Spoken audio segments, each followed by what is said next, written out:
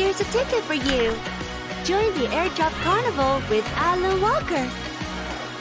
Grab the airdrop crate and head out together.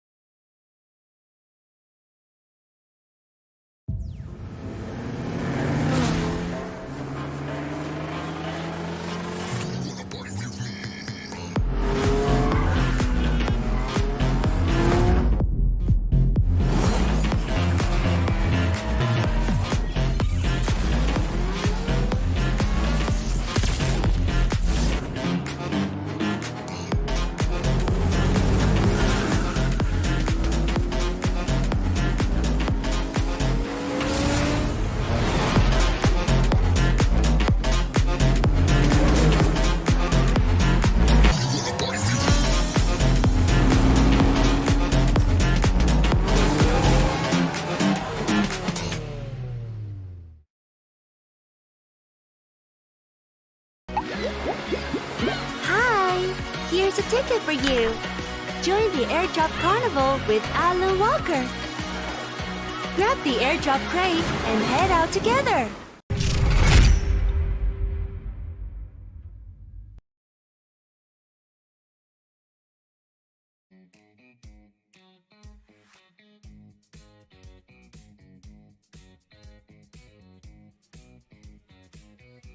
It's day 2 of week 3 and the days are ticking by as everyone is rushing to find their spots here in the top 16 of the PMSL SEA Fall 2023. I'm Tashbani. Alongside with me from DBD, I have Jimmy OP alongside MRPX Rocky. How are you both feeling today? Let's start off with Rocky. Ya, senang lah. Semangat banget lah. So he feeling a bit, I mean it's not a bit, but he's feeling energetic and yeah, he's feeling good. He's feeling really good. But what about you, Jimmy OP? Apakah perasaan anda pada hari ini? Hari kedua, lagi 3 hari akan datang ni? Bagi saya, perasaan saya semangat untuk mengejar poin untuk dapatkan ke grand final nanti. So Jimmy OP says that he is feeling great and he's feeling really good about chasing all those points to get into the grand finals. As you guys don't know, these two teams are currently trying to rush and get their positions here in the top 16, where they are currently in a very, very precarious position. Now, starting off with MRPX Rocky, currently in the league rankings, you guys are at number 14. How's your team's mood this week? Will you be feeling more stressed compared to the last 2 weeks, or do you think like you're super super confident you'll make it through. Jadi di minggu ini kalian berada di ST14. Apakah itu salah satu hal yang bisa bikin kalian agak tertekan? Ataupun ini bisa jadi kayak semangat buat kalian untuk perbaiki lebih baik lagi? Kalau misalnya yang ditanya ya mungkin kita nggak peduli sama week-week yang lalu. Mungkin di week ini kita super semangat banget, kita udah melupain dua week yang lalu. Ya mungkin yang kita inget-inget paling ya struggle di week pertama kan, kayak kita sampai proser di bawah banget. Ya gitu aja. So basically, he don't really care about the pressure that he had right now, and he also already forget about what happened in those 2 weeks that they have been through. So right now they trying their best to perform really well, and yeah, they're feeling super duper great so that they can perform better. I think some teams are more of a pressure cooker team, and MRPX seems to be one of them. So last week, your team actually performed much better than week number 1. Can you share with us what made you guys perform so much better? What did you fix? What did you learn from week 1? Jadi kalian itu perform lebih bagus lah dari week 1.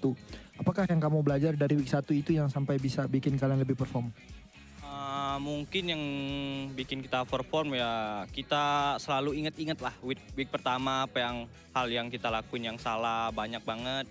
Kita inget-inget, terus kita juga hilangin pressure kita karena di week pertama itu kita ngerasa kita sekalinya bikin blunder, terus kita kesuges, kita bikin blunder terus dan terjadi. So basically, they keep remind themselves about what are the mistake that they made on week 1, and yeah, it's because of the pressure that they had on that particular week that make them actually, it's just like suges is English is something like it's not a deja vu, but more towards like a bad thing for them, so that they repeat the mistake. Again, yeah. I think I get it because as Albert Einstein said, doing the same thing over and over again is insanity. So you have to learn from your mistakes. Now, in your opinion, do you think that grouping affects your daily performance? If yes, can you share with us what you think about this week's grouping for your team? Jadi apakah kalian ngerasa performa kalian itu jelek ataupun ya terganggu sedikit gara-gara grouping? Kalau iya, bisa nggak cerita pendapat kamu tentang grouping ini? Grouping pada minggu ini. Kalau masalah penentuan grup sih mungkin nggak ada ngaruhnya ya. Ya paling kita kayaknya nggak ada ngaruh sama sekali sih grup. Ya udah tinggal main, kita tinggal ngeliatin grup mana yang nggak main. Jadi ya udah main aja. Okay, so basically for the grouping stage, right? For the grouping seeding, it doesn't affect their performance. They don't care about which team doesn't play today, and they just gonna play whatever they need to. So yeah. Right, focusing on yourselves can be very important. But for now, do you have anything you want to say to your fans at home? Jadi ada apa-apa kata-kata yang kamu mau sampaikan kepada fans di luar sana? Buat fans Indonesia, terutama buat MORPH GPX, ya karena ini lagi ulang tahunnya Indonesia yang ke-78, Dirgahayu Indonesia. Dan jangan lupa support kita, MORPH GPX dan tim Indonesia yang lain. Kita banyakin aja kalian hujat-hujatin kita. Kita semangat kalau kalian hujat-hujat kita. Jangan kalian puji-puji. Okay, so basically to the fans out there, and especially today is Independence Day for Indonesia. Happy Independence Day from me, Jangs, to Indonesia. And yes, for the fans out there, keep bashing them, so that bash is actually things that they took as a spirit. So yeah, they want more. They want more of the bashing. They take it with a grain of salt and they prove other people wrong. So for now, let's talk a little bit with DBD. We have Jimmy OP here from Malaysia. As we all know, this will be the final week for all the teams to grab the chance to make it into the top 16. And last week, your team did so much better than week number 1, which gave you 12 league points. Can you share with us what's the changes between week 1 and week 2? So kalau kamu tahu, pada minggu ni adalah minggu yang terakhir kan untuk ke arah grand final sekarang top 16 sekarang ni. Dan tim korang actually perform lagi bagus pada minggu ni berbanding dengan minggu kedua banding dengan minggu pertama. Boleh tak korang share dengan Tasha apa perubahan yang korang lakukan antara minggu pertama dengan minggu kedua? Sebenarnya kita orang kekalkan kita orang punya strategi, and kita orang tak ada ubah apa-apa daripada MY and then masuk ke C, so kita orang tak ada ubah apa-apa. Cuma kita orang perlukan konsisten saja.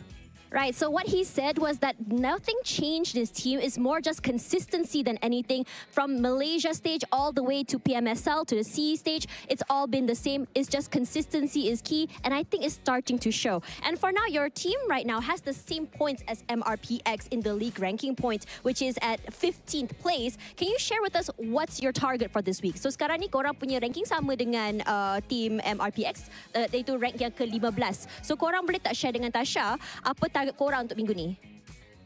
Target kita orang semestinya adalah di first page untuk kita orang kejar lagi point untuk bawa ke grand final.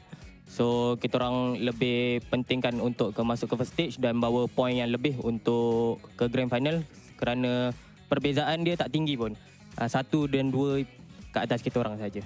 Right, so he says that MRPX only has a little bit of difference with his team, only 1 to 2 points. So what they want to do here right now is to chase in terms of points, to make sure they're on the first page, and to gain as many points as possible. All of the extra and bonuses will benefit them in the grand finals later. So your coach, Mos Goku, has always mentioned that mindset is the most important thing in making your team perform. Is there anything that your team has fixed over the last week to have a better performance for this week? So Mos Goku selalu cakap, yang mindset tu paling penting untuk perform. So ada tak perubahan mental apa-apa yang telah diubah pada minggu ni berbanding dengan minggu-minggu yang lalu? Mindset sangat penting kerana setiap fight kita orang perlukan setiap idea dan juga strategi untuk kita orang masuk ke next circle. So memang mindset adalah penting untuk kita orang. Right, tapi tak ada tak perubahan dari segi mindset ke maintain saja? Bagi kita orang maintain saja sebab kita orang maintain komando. Wow, so he says that they have a commando mentality where they don't have to change anything that much. Consistency is key from gameplay all the way to the mental, and I love hearing that from them. And last questions kepada fan-fan DBD yang di rumah, ada apa-apa nak katakan mereka? Do you have anything to say to your fans at home? Untuk fans Malaysia, untuk khasnya untuk DBD, keep support us and doakan kita orang untuk lepas ke grand final nanti. So he says that for the fans at home over in Malaysia, which is right here, he's hoping that they just keep supporting them and keep praying for them because they are so close getting into the grand finals. And for now, thank you so much for spending time with me on the stage before they go into the game. So let's see who will be making it to the top between these two teams. Gonna toss it over to the casters. Take it away.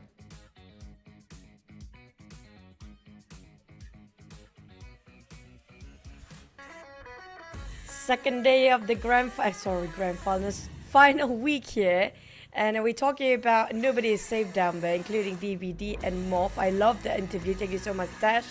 But speaking of which, we are the casters of the day. It's gonna be Chichi and Sekla as always. How are you feeling today, Cloud? I'm feeling happy today because happy Independence Day, Indonesia. Today is the day. So I saw a lot of postings from the players. They are really fired up today to do well in the name of Indonesia. And in general, the Indonesian teams have been doing really well. It's just that, okay, MORPH GPX, I think they will be fine. They're okay down there. They can do better, of course. But for Boom, they are still in pursuit for survival. They need to maintain the level of consistency. Started off well yesterday, but the second half, not so great. So the Indonesian spirit will be needed by them to perform today. Yeah, I have a feeling that the Indonesian teams will really push all out since today is their Independence Day. So their boost of morale will be over the top and definitely over the rooftop. And we're talking about yesterday's performance, today's performance, possibly will drag throughout the entire of the final week, where we're waiting for different teams coming out at top and number one. But so far, if you guys have been missing the past 2 weeks, at least you join us in the final week here. We're down to only 4 more days to go on the August of 17th right now, August of 17, where 20 teams will be fighting each other. We don't have Group A playing today.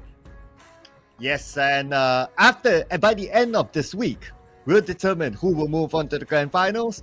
50% of the total league points collected will be the starting point in the grand finals later on. So even if the teams are up there, they will still want to hunt for more points to have a good start later on. Speaking of which, we mentioned about Group A not playing, which is going to be RRQ Team Secret, Infinity and PBE. But also note the fact that since we are down to the final week here, whoever is actually in a Group D, they only will play until this Saturday. So when it comes to our weekly ranking, we hope GE and Boom will actually make it top 2. I honestly feel that way. I honestly feel like I want them to be top 2 because they need those points. But when compared to teams that are actually on a 14-15 place, like we saw DBD and MORPH before this, the pre-show interview, they're not in the same zone either. Yeah, because they're just after Boom as well as GE in the weekly points as of the end of last week. Same goes for DVD as well. So they will want to try to be in the safer zone because right now we can see both GE and Boom aren't doing too bad.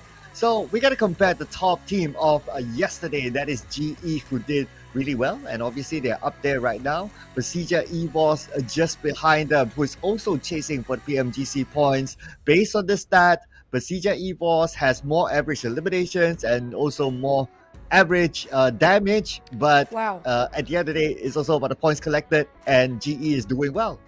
And speaking of GE doing well, Master Ishi definitely used a lot of nades compared to Mizu, which is none. That's surprising because usually we do have 1 or at least 2, right? But there's 0 on the top of the stat of Misery for now. But I don't blame him because a lot of times we're being eliminated quite early on, in some cases, yesterday's map for the entire day rotation. When it comes to between the performance of these two players, pretty much up to par, neck to neck. But for our top stand-up performers here, we do have BTR playing today, which is going to be introducing Group B again. BTR, DBD, Alter Ego, and FaZe. DBD and BTR both on the top to watch team this time. Yeah, DVD seems to love Sandhawk, so they're number 1 right now. Let's not forget about BN United and XERXIA, who is also playing today as well. So all 4 teams who love Sandhawk is in it today for game number 1, the only Sandhawk for the entire day. So just a little bit of recap of whatever happened yesterday. So we got the highlight teams at GE, PERSIJA, EVOS, as well as Boom. And we all know by now that Boom is fighting for their lives alongside GE. And both teams happen to generally perform quite well. I remember this map where GE actually a bridge cam or gatekeep towards that bridge for a long time. And that was actually the start of their remarkable run after that. They have been consistently getting themselves at the top 5 almost every single map. But unfortunately, they have to maintain that for the entire week because that's what they need right now for GE and Boom. And they realize, I do feel relieved the fact that GE and Boom realize how much at stake for them, how much is at risk coming up for the grand finals for them. So they really push it up really well, extremely perform when it comes to day number 1 in the final week here. Yeah, and what really worked out for GE yesterday is that they start to change their play style. They play in the middle of the circle, which is the current meta. And Boom, when they did well, they do that. But the second half, that wasn't so great. It's either like, okay, there were a lot of factors, right? But they end up playing from the side of the circle, trying to get it, and it was really hard for them. So they ended up with like, what, 12th place and 15th place, especially inside the Miramar games, which weren't great for them. Although their overall points collected isn't too bad, 50 points collected yesterday. PERSIJA EVOS did generally well as well yesterday with the same strategy. This is the strategy deployed by most of the top teams. Play in the middle, defend your ground, and score the chicken dinner. Yeah, especially with BTR playing as well. PERSIJA, EVOS, and BTR do have the same mindset when it comes to playing at the center of the circle every single time. But today's match is starting off with Sound Triple Wrangle and ended up with double Miram of the day. But I do want to see Camp Boom. Yesterday, it was okay. I mean, it wasn't the cleanest performance come out from them. They did, and Yummy actually do mention about owning his own mistake because they're a bit sloppy in the very last minute. But something that's great coming up, which is going to be not really coming. It's already available for you guys. The exclusive PMSL South Asia skin, and this is the first ever. We cannot stress enough how limited amount of time you can actually have this. Yeah, and this is also here for a limited amount of time, the Dragon Ball Super collaboration with PUBG Mobile, which is the new game mode inside of the game right now. If you haven't tried it, where have you been, guys? And the Daddy Grooster, also something that you should keep your hands on because it's going to be interesting to see that hair flashing in the Battle Royale field. And everybody can spot you miles away, but you will pin them down the first because you got this fashionable skins with you. But speaking of today, right? I'm worried about a prediction, honestly. I thought you wanted to say something about it, so I'm like, oh, okay. I'll I'm just gonna stop it there. I'm gonna stop it there. It's just there. It's just there. It's just there. Okay, it's just there. It's just there for the sake of there. Unless there's one unless, right? Unless we get another day that we potentially can get 6 different flags in our top. We can. Oh, but we can't because PLAYBOOK Esports is not playing today, so too bad. But we can get a 5. Okay, fine. And thanks to RRQ yesterday. Yeah. I'm still holding a grudge against RRQ because they shut it down for us. And speaking of box, please give us a reason not to do this anymore. That one reason that we've been waiting for. We are craving, but they're definitely famished right now for this chicken, right? At least one. You cannot end this league without any chicken here. You need to score at least one. One time, just once. Yeah, just that one chicken dinner. Come on, just that one chicken dinner. But we have FaZe Clan on screen right now. So FaZe Clan quite in a dire position, I must say. And they're also one of those teams that if you want to qualify into the next round, you have to get the top spot this week and also hope for the other teams to not perform. It is a very difficult position for FaZe Clan at this point. For Vampire, obviously, they're cool. We got Mr. Handsome playing today, Stone. I would expect him to continue to play a lot, at least for this week. Next week will be a different story altogether. Yeah, Vampires don't have Newsy here today. But speaking of DBD, DBD is a team that is so hard to predict. I'm saying about when you expect them to get a chicken, that's why they did not perform. But when we don't actually focus too much on them, that's why they start to push the numbers up. Now, coming up from the side of Boom, on the other hand, can they maintain what they delivered yesterday? Because we do know the Indonesian teams happen to be having this sort of familiarity rotation between them. So they might actually clash against each other quite early on. If you notice, so many times happened that before this. Now, if we do have BTR playing it today, Boom should keep an eye out because they might actually be the target by the side of BTR. But on the side of FaZe, I don't know, man, Cloud. Will this be the first time ever Mela cannot get into South Asia Grand Final? It's almost 90% that they cannot go through because of the points collected. So, the only way again is like you get the really top and you have to hope that other teams don't perform. So the likeliness of that happen is very, very low actually. I wanted to elaborate a little bit more on the Indonesian teams clashing with each other, and you mentioned that. So the Indonesian teams, they got like 6 teams in the PMSL, so that's a lot. So if we look at like today, for example, the only Indonesian team that's not playing is RRQ, meaning that out of 16 teams, you got 5 Indonesian teams. So even from that kind of map, it's high possibility enough that they will meet up with each other. We're gonna have to wait and see because Sunway is a super small map. It's really heavily circle dependent as well. And so far, the circle when it comes to the final week has not been kind. I don't know who pissed off the god of circle, but definitely it has been bizarrely difficult for the past few days, especially when it comes to the final week here. But we don't want to waste any more time. Enough chitty chatty down here because we're heading to our first map of the day, which gonna be Sunhawk. Put your gears up.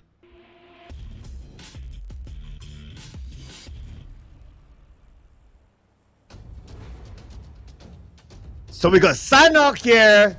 The top 4 teams that love Sunhawk is playing today inside of this game. Flight path, here we go. So without PBE playing today, Sahmi will not see a challenge. MORPH GPX is going to go back to Sabi unchallenged with the unpresent of a PBE today.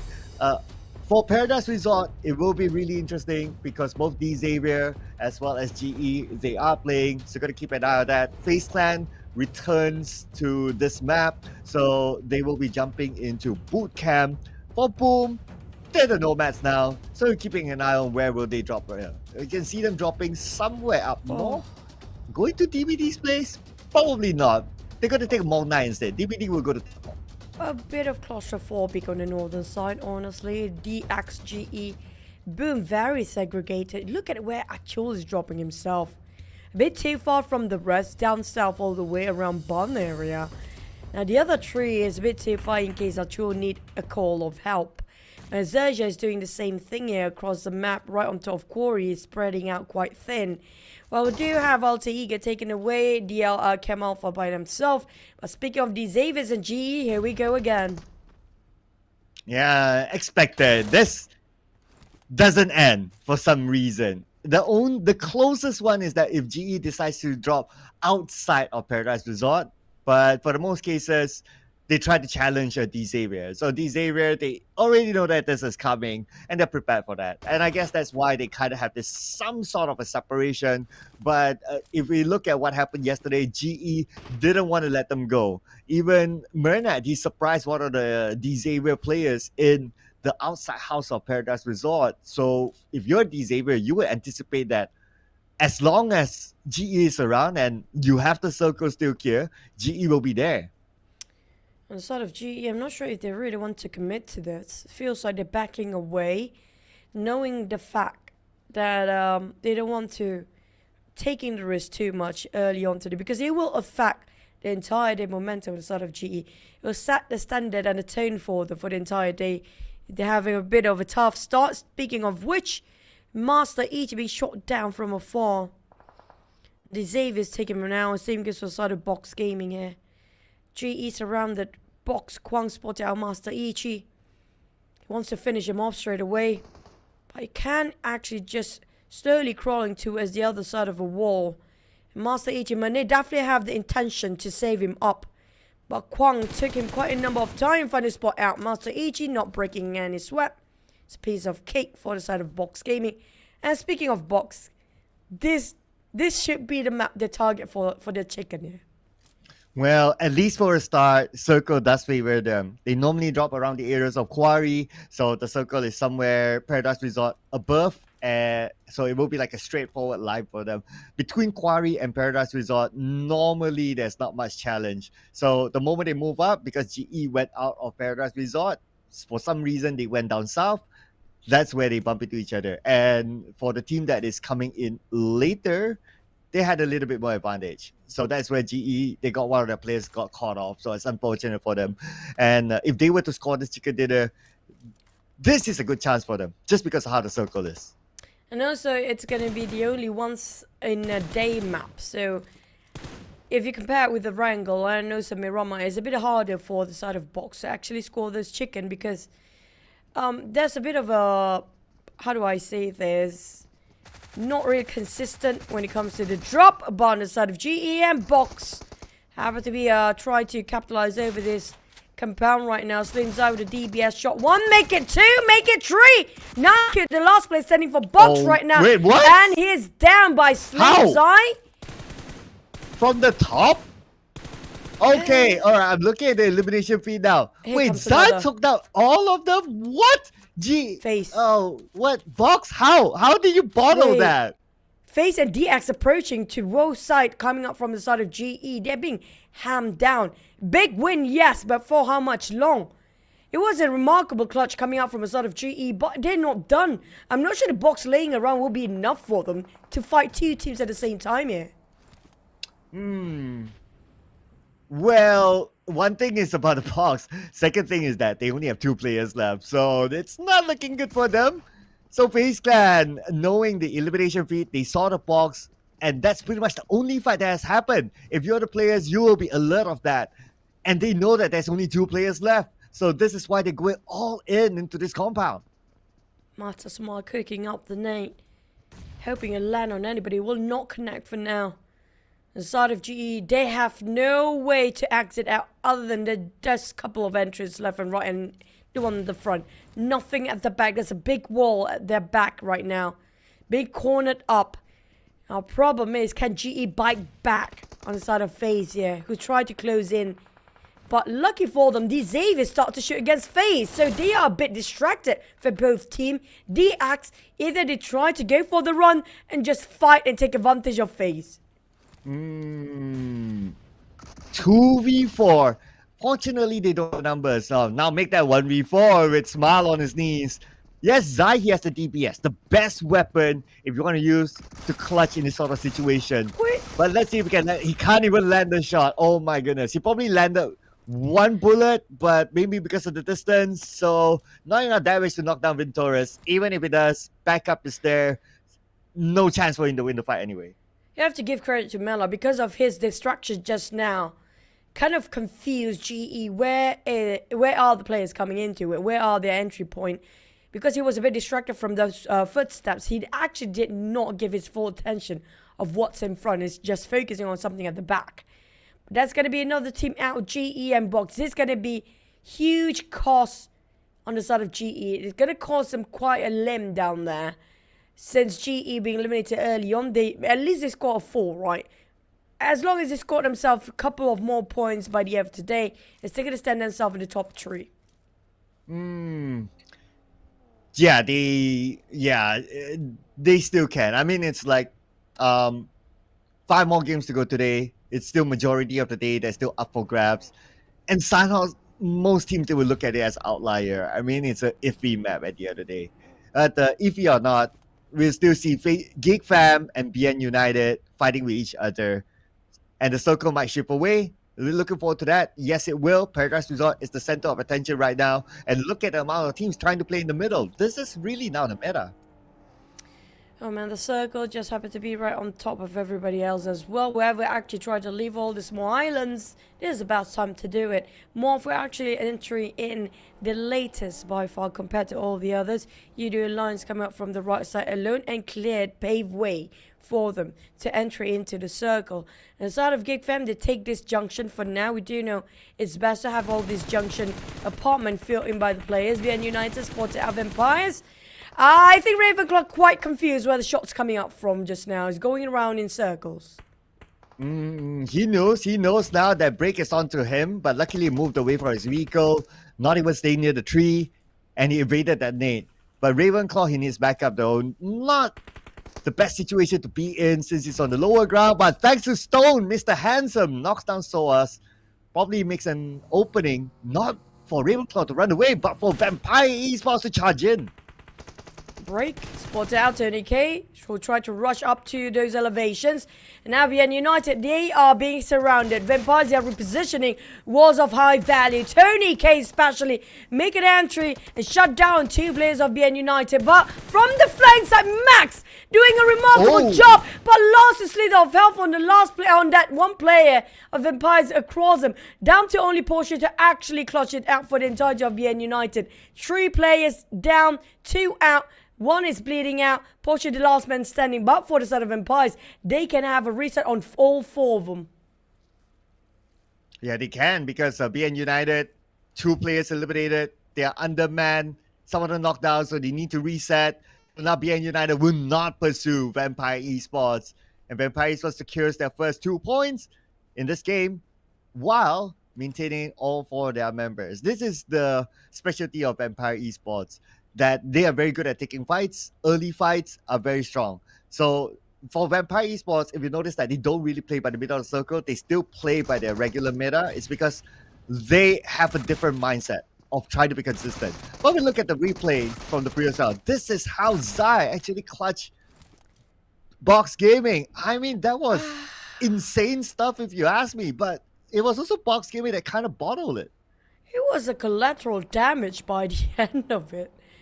It was, something about DBS that mind-blowing every single time. And that's why everybody tried to ram him back the airdrop, because DBS is just insanely good right now. DBD spotted out possibly Boom across the entire hill. Just opposite to them. D-Axis breathing just knacks them as well. So DBD, if they kind of attracting 2 teams at one time, they'll be having some troubles down there. Probably going to get stuck. That happened to GE before. BTR taking those high grounds at work, but we do know they love to play in the center of the circle. Now keep an eye out to PERSIJA, EVOS and BTR because they're always in the center. Yeah, it's going to be their regular meta to the end. Let's see how will this meta be broken. That's what I want to see later on. How is it going to be counted? Circle-wise, okay, very likely the middle part will get the circle. Yes, Paradise Resort, you still got it. That's the advantage of playing in the middle with this kind of ping-pongy circle. But good for the teams on the south side because the circle went down. MORPH GPX that came in a little bit later after coming from Sahmi. because it's a little bit far. So they'll be happy with this kind of circle. Surprisingly, they were on top of ruins last time we saw them, and then they're cutting across Painan and Quarry from Lakawi up there. That's going to be a super long journey for the side of MORPH. I just hope they have a full squad down there since they'll be entering all the way from the blue zone. Alter Ego on the other hand, there's nobody nearby. I think they're pretty okay. On the side of MORPH, they're playing alongside with the blue zone. It's still going to be stage 3. It's going to be hurting them quite a bit. Boom spot out DBD. Razy start fire on the side of Echo. And then that's going to be difficult to track down on them.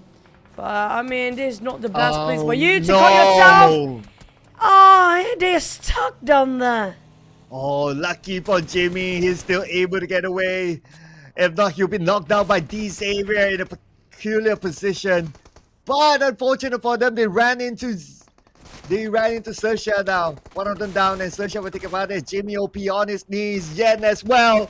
DBD, only one player left on the other side. Izane, always the last man for DBD, but this time against the entire XERXIA squad. We've seen some miracle runs in Sunhawk before, but this one seems like he got himself some fighting spirit inside of DBD. XERXIA will be hold their ground for a bit delayed of the inevitable coming up from the side of DBD down there. The entire team of XERXIA just surrounding him left, right, center. It's just a matter of time. So far, we haven't seen so much happening on the side of Paradise Resort, surprisingly, even though so many teams happen to be passing by Paradise Resort for quite some time now. Yeah, I guess we still have somewhat circle inside Paradise Resort, so you can still kind of hold that. But the moment you come out there, it's like, oh, so many teams there, including now Boom or Rosemary. Okay, Yummy and Rosemary. Okay, this is going to be interesting, though. Two of the top fraggers from Indonesia, and Yummy surprises Rosemary with, well, the DBS. It is the best weapon when it comes to Sunhawk. It's a very, a lot of CQC fight in here due to how small the map is. Fnatic might spot it out. Yummy May, who's running across. A bit separated for the side of Boom here, playing a 1-2-1 formation. But Alter Ego is even wider spread coming up from their side. Splitting himself into 1-1. MORPH just arrived, but they're being pinned down. Gatekeeper in the hands of Yoodo Alliance. I think Luke giving a bit of a pressure. And some warning shots to the side of MORPH and trying to challenge them. Tom, on the other hand, a bit interested with the fight of Yoodo Alliance and MORPH. He's staying back for quite a bit. And XERXIA got himself right in the center of everybody else, where it's going to be the outskirts junction of Paradise Resort. Coming out of Paradise Resort will be really interesting. Look at that. We got like 4 teams there. And we have visual now. D Xavier, one of them. PERSIJA EVOS creeping behind. So this is going to be interesting. PERSIJA EVOS fighting through D Xavier. I don't know about that, but what would their option be? Even if they want to rotate like down south, number 1 from our vision, we get to see another team there. Number 2, because D Xavier has the rooftop, they still be able to somewhat shoot PERSIJA EVOS. So they are caught in a situation whereby they probably need to take the fight. So the entire Vampire is clustered up on top of each other and slowly got sprayed in a straight line of sight by RNJ possibly before, or somebody else entirely. PERSIJA EVOS taken down on FaZe. They're trying to get those elevations to work, but it's just being stopped and denied entirely for the advancement. But hands of PERSIJA EVOS. Misery lost his life again quite early on. 7-9 taking on MORPH Boo Boo, who seems like MORPH couldn't even get into the safe zone. The moment they leave the blue zone, that's done. But FaZe, on the other hand, not enough land to run on Mormon, finally knocked down by Red FaZe. Okay, Onzens, is he able to pick up by Red FaZe? Knocked back by someone else. Probably got some help, but for MORPH GPX, no one to help them. 7-9 will eliminate MORPH GPX. One side clear. We're back on the PERSIJA EVOS. We're going to talk about the difficulty of getting into the circle. Taking a fight is a must for PERSIJA EVOS. PERSIJA EVOS have to get in there. BTR having the same sort of situation, just like how PERSIJA is right now, but they're going against each other's, at each other's throat right at the very moment. As Lynx finish on one of BTR player, the rest of them try to slowly hike up, but the problem is none of this team will actually be safe. Even though they got those elevation at work, it's going to be somebody else trying to gatekeep them at bay. Lynx have to move forward. It's going to be stage 4. This is going to be tremendously painful by now for the blue zone. On to the side of FaZe, it feels like a lot of FaZe Clan players slowly being chipped off one by one out of off angle, and they have no clue where the shot's coming out from. Well, one of them is definitely from Paradise Resort because Disabled came out, and now BTR had to come in as well. So BTR landed a couple of shots, but they focused on getting into the circle instead, which is okay. So they have the circle advantage, and they can try to gatekeep FaZe Clan from coming in. Now it's Xavier's turn to overcome this challenge because look at the minimap. It looks like the circle went away from them. Speaking of circle, nobody can predict circle these days, but Chua! Spray on to a sort of FaZe is trying to hike up. Try to actually stop him from slowly reaching up on the side of Onsen, left, right, and the back line as well. Janforce shooting him from the rear end. Chua just gonna hike and just go down. That just leaves Onsen's pretty much in vain down there. Nothing else, and that's gonna be the last play, if I'm not mistaken, coming up from the side of FaZe. And Janforce, the rest of BTR will try to take him down at the same time. This is going to be a clear view and clear line of shot. But Janforce, a bit too reckless, trying to overpig himself. Sam9 as he start to fight against BN United. But GEEK fam, damn rude, finally is back here with his first few knockdowns. Well, got a knock, but have yet to secure an elimination point. But as long as they still survive with the full squad, FaZe Clan can't say the same for them. They are out at number 10, 3 elimination points. Now, GEEK fam driving straight into Vampire Esports, but it's going to be us knocking down Andre. Damrude had to jump out. Ravenclaw shot from the other side, but it's going to be Snipes, the one that's still alive for GEEK fam. Vampire Esports still alright as of now. For the side of Vampires, Ravenclaw! I was standing still. It was a free aim target for the teams out there. Alter Ego also being eliminated out of equation now. Is leaving out to the side of Xavier. Chuan knocked down. I think it's going to be by the Blue Zone and the help of Alter Ego at the same time. There's no way for them to actually save him since the Blue Zone starts to shrink in. So he will be the sacrificial lamb on the side of Xavier.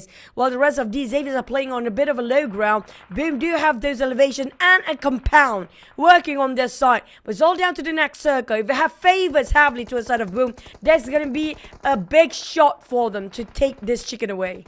Okay, 5 seconds and we'll see where the circle goes. We're talking about stage 5 to stage 6. And teams are dropping out like flies now. Looks like it's going to be a hard and fast round. And we have Boom Esports with the circle, with a compound now. Looking good this round for Boom to overtake GE overall by GEEK fam. Out at number 6 without a single elimination point. Vampire Esports do not have Tony K. But Boom with a prime position. Look at this. How is Xavier going to come in? Feels impossible for now. Unless they start to creep in with a lot of abundant of smoke have to be used on there. The side of Yoodo Alliance still have a full squad as well. They have been keeping quiet for the longest time. Vampires left with Ravenclaw and Fluke. And I'm not sure who is the third player coming outside of Vampires that's left. The others have all full squad other than DX and Vampires left of the trio. Sharper and XERXIA have been running and gunning people down. They got quite a number of eliminations by now. But here comes Vampires. Challenging Yoodo Alliance, but he got naded down by a Ripper Boy instead. The Blue Zone is saying hi to both teams at the very moment. Oh, Ripple Boy needs to get away, but he got 4 first aids. He just needs the space to use them. Vampire Esports take advantage. Stone get a knockdown, but he's been counterfired upon. Yoodo Alliance still Adelu to get away if that long range from Adelu takes out Vampire Esports, eliminating them at number 5. And Yoodo Alliance still survives. It's down to DX. How to get in there as Boom gatekeeping them. Just slowly being chipped down bit by bit for the HP. Xavier's in trouble and the Blue Zone is burning behind the back. XERXIA taking advantage to the side of Yoodo Alliance. Seems like they're winning big on that side, but Iftar is fighting back. But the side of the Persijan is cornered down to the wall. He needs to climb up. There's no other way around it. He's playing a healing game. I'm not sure if it worked. He got 18 mat kits, 18 first aid in the hands of Persijan right now. Oh, look at the circle. Boom still has that advantage. Xavier pretty much nowhere to go. They're still caught on the outside. Boom, all eyes onto them. This is going to be the toughest situation for Xavier. We can't even see that Persijan is not even moving. He's just buying time with the healing. But we know with this current meta, the healing game will not work without sign-off. So it's very likely that he'll give himself to the blue. He got, I think, around left with 15 packs of that first aid.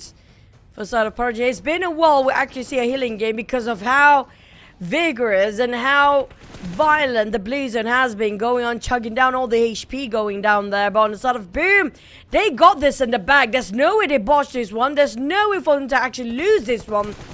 And they have a full squad and a component shot down on these Xaviers. Lamborghini still crawling, hoping for help, while Purging just playing the healing game, biding his time. It's down to Yoodo Alliance and XERXIA, who goes down first before DX finally have to bow out. And never mind, there's no way for him to actually survive with the 18 mat kit packs just now.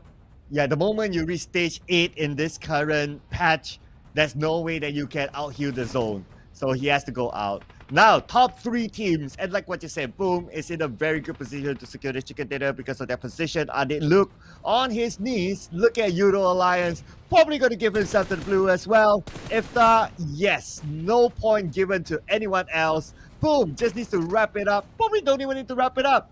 Megamind might also sacrifice himself to the blue, but Boom will not want to let go of that point. They could use every single point that they got it. No point wasted. Boom Esports starts off with a boom. Feels like the final week of Boom really booming, coming out from their side with this chicken of the day to start off and setting a tone for the entire day on the side of Boom. Well deserving for that chicken dinner, and it was a clean one coming up from the side of Boom. They're more disciplined than they were yesterday. Definitely have more clean and execution this time as well. Can see how well their communication with such a very disciplined movement and motion coming up from the side of Boom this time. As always, it's going to be Yummy May come up from the side of Boom as the MVP with 534 damage, 2 eliminations. Last time we saw Boom, they got quite still high kill volumes down there. Yeah, I think they got a decent number overall. Just need to get a confirmation later. But one of the 2 eliminations happened to be Rosemary. Caught him by surprise with a DBS. And yeah, I mean, I would always see like these 2 players in the Indonesian region. If compared 1v1, it's almost like the El Clasico between the both of them. But let's check out the teams to watch overall. So because Boom, they played more of a defensive game, they didn't really need to use any smokes because they are the one defending with the high ground, a lot of territorial advantage to Boom. On the other teams, we got XERXIA and Yoodo Alliance. They survived long enough. These Xavier, because of that circle, and that circle sort of favored the fortress, which is Paradise Resort. They managed to block a couple of teams from coming in, so they picked up a good amount of elimination points as well. That's kind of true. A sort of GE and Box. I mean, like Box just... This was just collateral damage from the spread of the shotgun, by the way, by Slim Zai. And that was a middle ground, not even a CQC to start with. It's just how deadly DBS is these days. But other than that, XERXIA, you have to give a lot of credit to this team. They lasted long enough to stand until the top 5, but they've been running and gunning since the start. Yeah, because XERXIA, not one of the teams to really play by the middle of the circle. So they would be playing a little bit by the side, not like side like Vampire, but side enough to try to find elimination points. At the end of the day, it is still Boom that plays the strategy that is working right now in the middle, defend that area, collect eliminations from there. 17 total points for them. Yoodo Alliance not too bad as well, coming in from Camp Charlie. So they managed to collect elimination points along the way too, 14 points, some of them from Vampire Esports. But on the other end, we got today's debutant, DVD, playing the first round, but no points secured by them. I think it's going to be Tash cursing on the side of MORPH and DVD since 2 teams being interviewed early on. Both scored 0 today. It's not on us, okay? Boom plays himself at number 1 with GE 1 point shy away, very small margin between these teams. But here comes PERSIJA EVOS. They've been pushed down to the 3rd place. Saying this for GEEK fam because Boom came up from number 5 up to number 1 in an instant here. But coming out from Group B, we're just starting off today, I think they have an okay start. It's just 1 game for now. Yeah, it's just 1 game. So Sanhao is always this outlier map. But we're jumping into a more balanced map after this. The Erangel map. top Erangel performers, we still have Vampire Esports up there. They really love Erangel. Other than that, Sem9 is there as well. They didn't do too great yesterday. And we have D-Xavier and RRQ that's not playing today. So if you just join us, ladies and gentlemen, and you skip sign up for some reason, don't skip it next time. Sign up will be fast. Boom Esports, the first chicken dinner, raising the Indonesian flag as part of their Independence Day. Yeah, that's kind of true. I'm not surprised if today we ended up with the entirety of Indonesian flag flying here, especially when Group B is playing, because we do know they will get more aggressive. But coming out from the cave you guys are, in case you guys don't know, we do have the exclusive PMSL skin, the first time ever PMSL exclusive skin, and it's only during this season. Don't tell us that you didn't hear this out, because we reminded you every single day. Yeah, just like how we remind you every single day on the first X-Suit with exclusive glide effect for a very limited time up until the 5th of October only. So get your X-Suit right now. And speaking of another limited car cosmetics, it's going to be up to the 13th of September. We do have Aston Martin exclusive color schemes. So if you guys happen to have this, don't forget to tag us. I do know there's more options than just this two. Speaking of which, when it comes to the first map just now, I mean, that's Sunhawk, right? Sunhawk is something like sort of a warming up game for most of us, since we're playing it only once per day. But speaking of the next Erangel map here, we haven't seen a lot of BTR. We haven't seen a lot of Group B being aggressive yet. Now is the time. Because if you play by the middle, the idea is not to be over-aggressive. If you play by the middle, the idea is that you be aggressive to get the middle. But once you're done, the idea is just to hold and to defend from there and wait for teams to come to you, and you collect elimination points for that. That's why you don't see as much action from those teams playing the middle, unless the ending. Then you will see a lot more, obviously, because they want to wrap up the game. But the team that still needs to wrap up their chicken dinner, shall we not? I shall not mention. It's here. I think they're starving to death right now. They've been eating fish for the past 2 weeks for the side of Box Gaming. They definitely miss the taste of chicken, right? I mean, everybody loves some fried chicken, at least fried chicken. But if you want to do some fried chicken, you have to get a chicken first. So in the case of Box Gaming, they really just need to score one. And we're not that demanding anymore. We're not hoping for a bombastic sort of a game here. We just want them to score. Even if they didn't secure any elimination, that's fine. But it feels pretty devastated to know that you are the only team that didn't score anything when it comes to the chicken numbers behind the score by the end of the day. Yeah, I mean, they've been vegetarians for the past 2+ weeks now, unfortunately. If only they can, like, you know, there's this flour version of a chicken that you can have if you're vegetarian.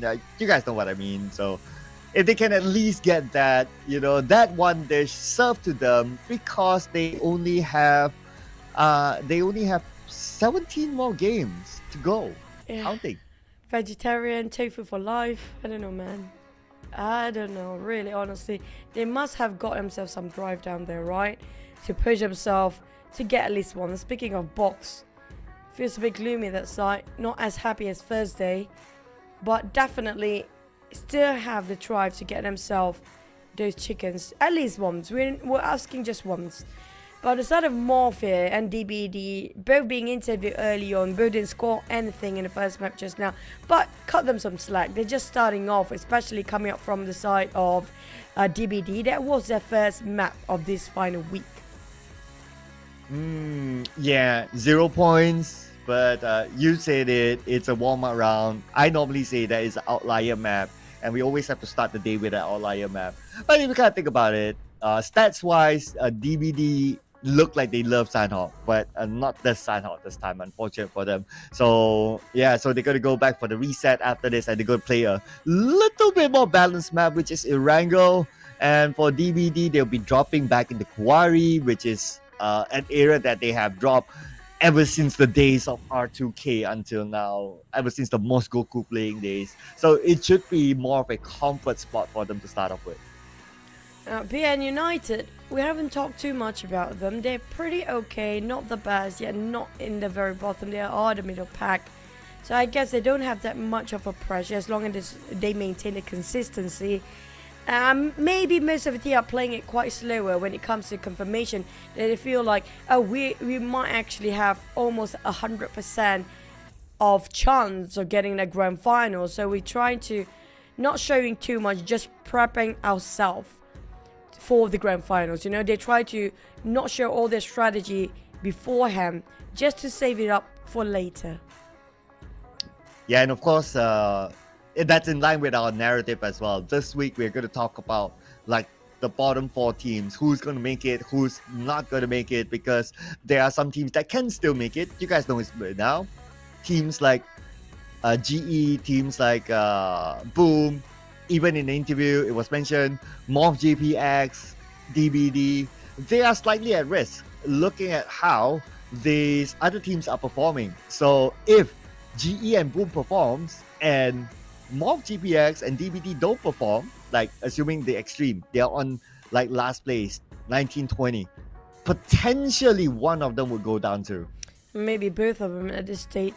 Because right now, even GE and Boom both are really striving for their life and just strive it up to get the numbers up. Now, we talked about FaZe, Box Gaming and Team Secret since they ended up in week 1 and 2, both weeks having single digit here.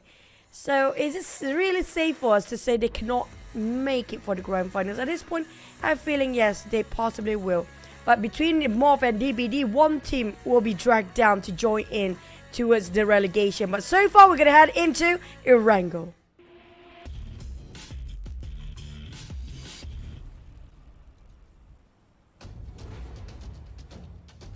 So we are starting Erangel for day number 2. Here we go. Welcome, week 2 teams to day number 2's Erangel. Flight path going to be pretty okay. Let's start off from areas of Milta up onto Zaki. Might be a little bit far to go to Ferry Pier Primos, but it should be okay. They can still grab a vehicle and go there. They can glide down to Ferry Pier even. I think that's going to be fine for them. In general, it's going to be okay. For Boom, since we have BTR today, they're definitely not going to drop in Milta. So here comes back to the question of where is Boom going to drop the nomad of the PMSL now? I mean, whatever works for them. I think they're possibly going to play around with the circle, and even the flight path happened to be generous this time, but the circle has been just super extreme these days.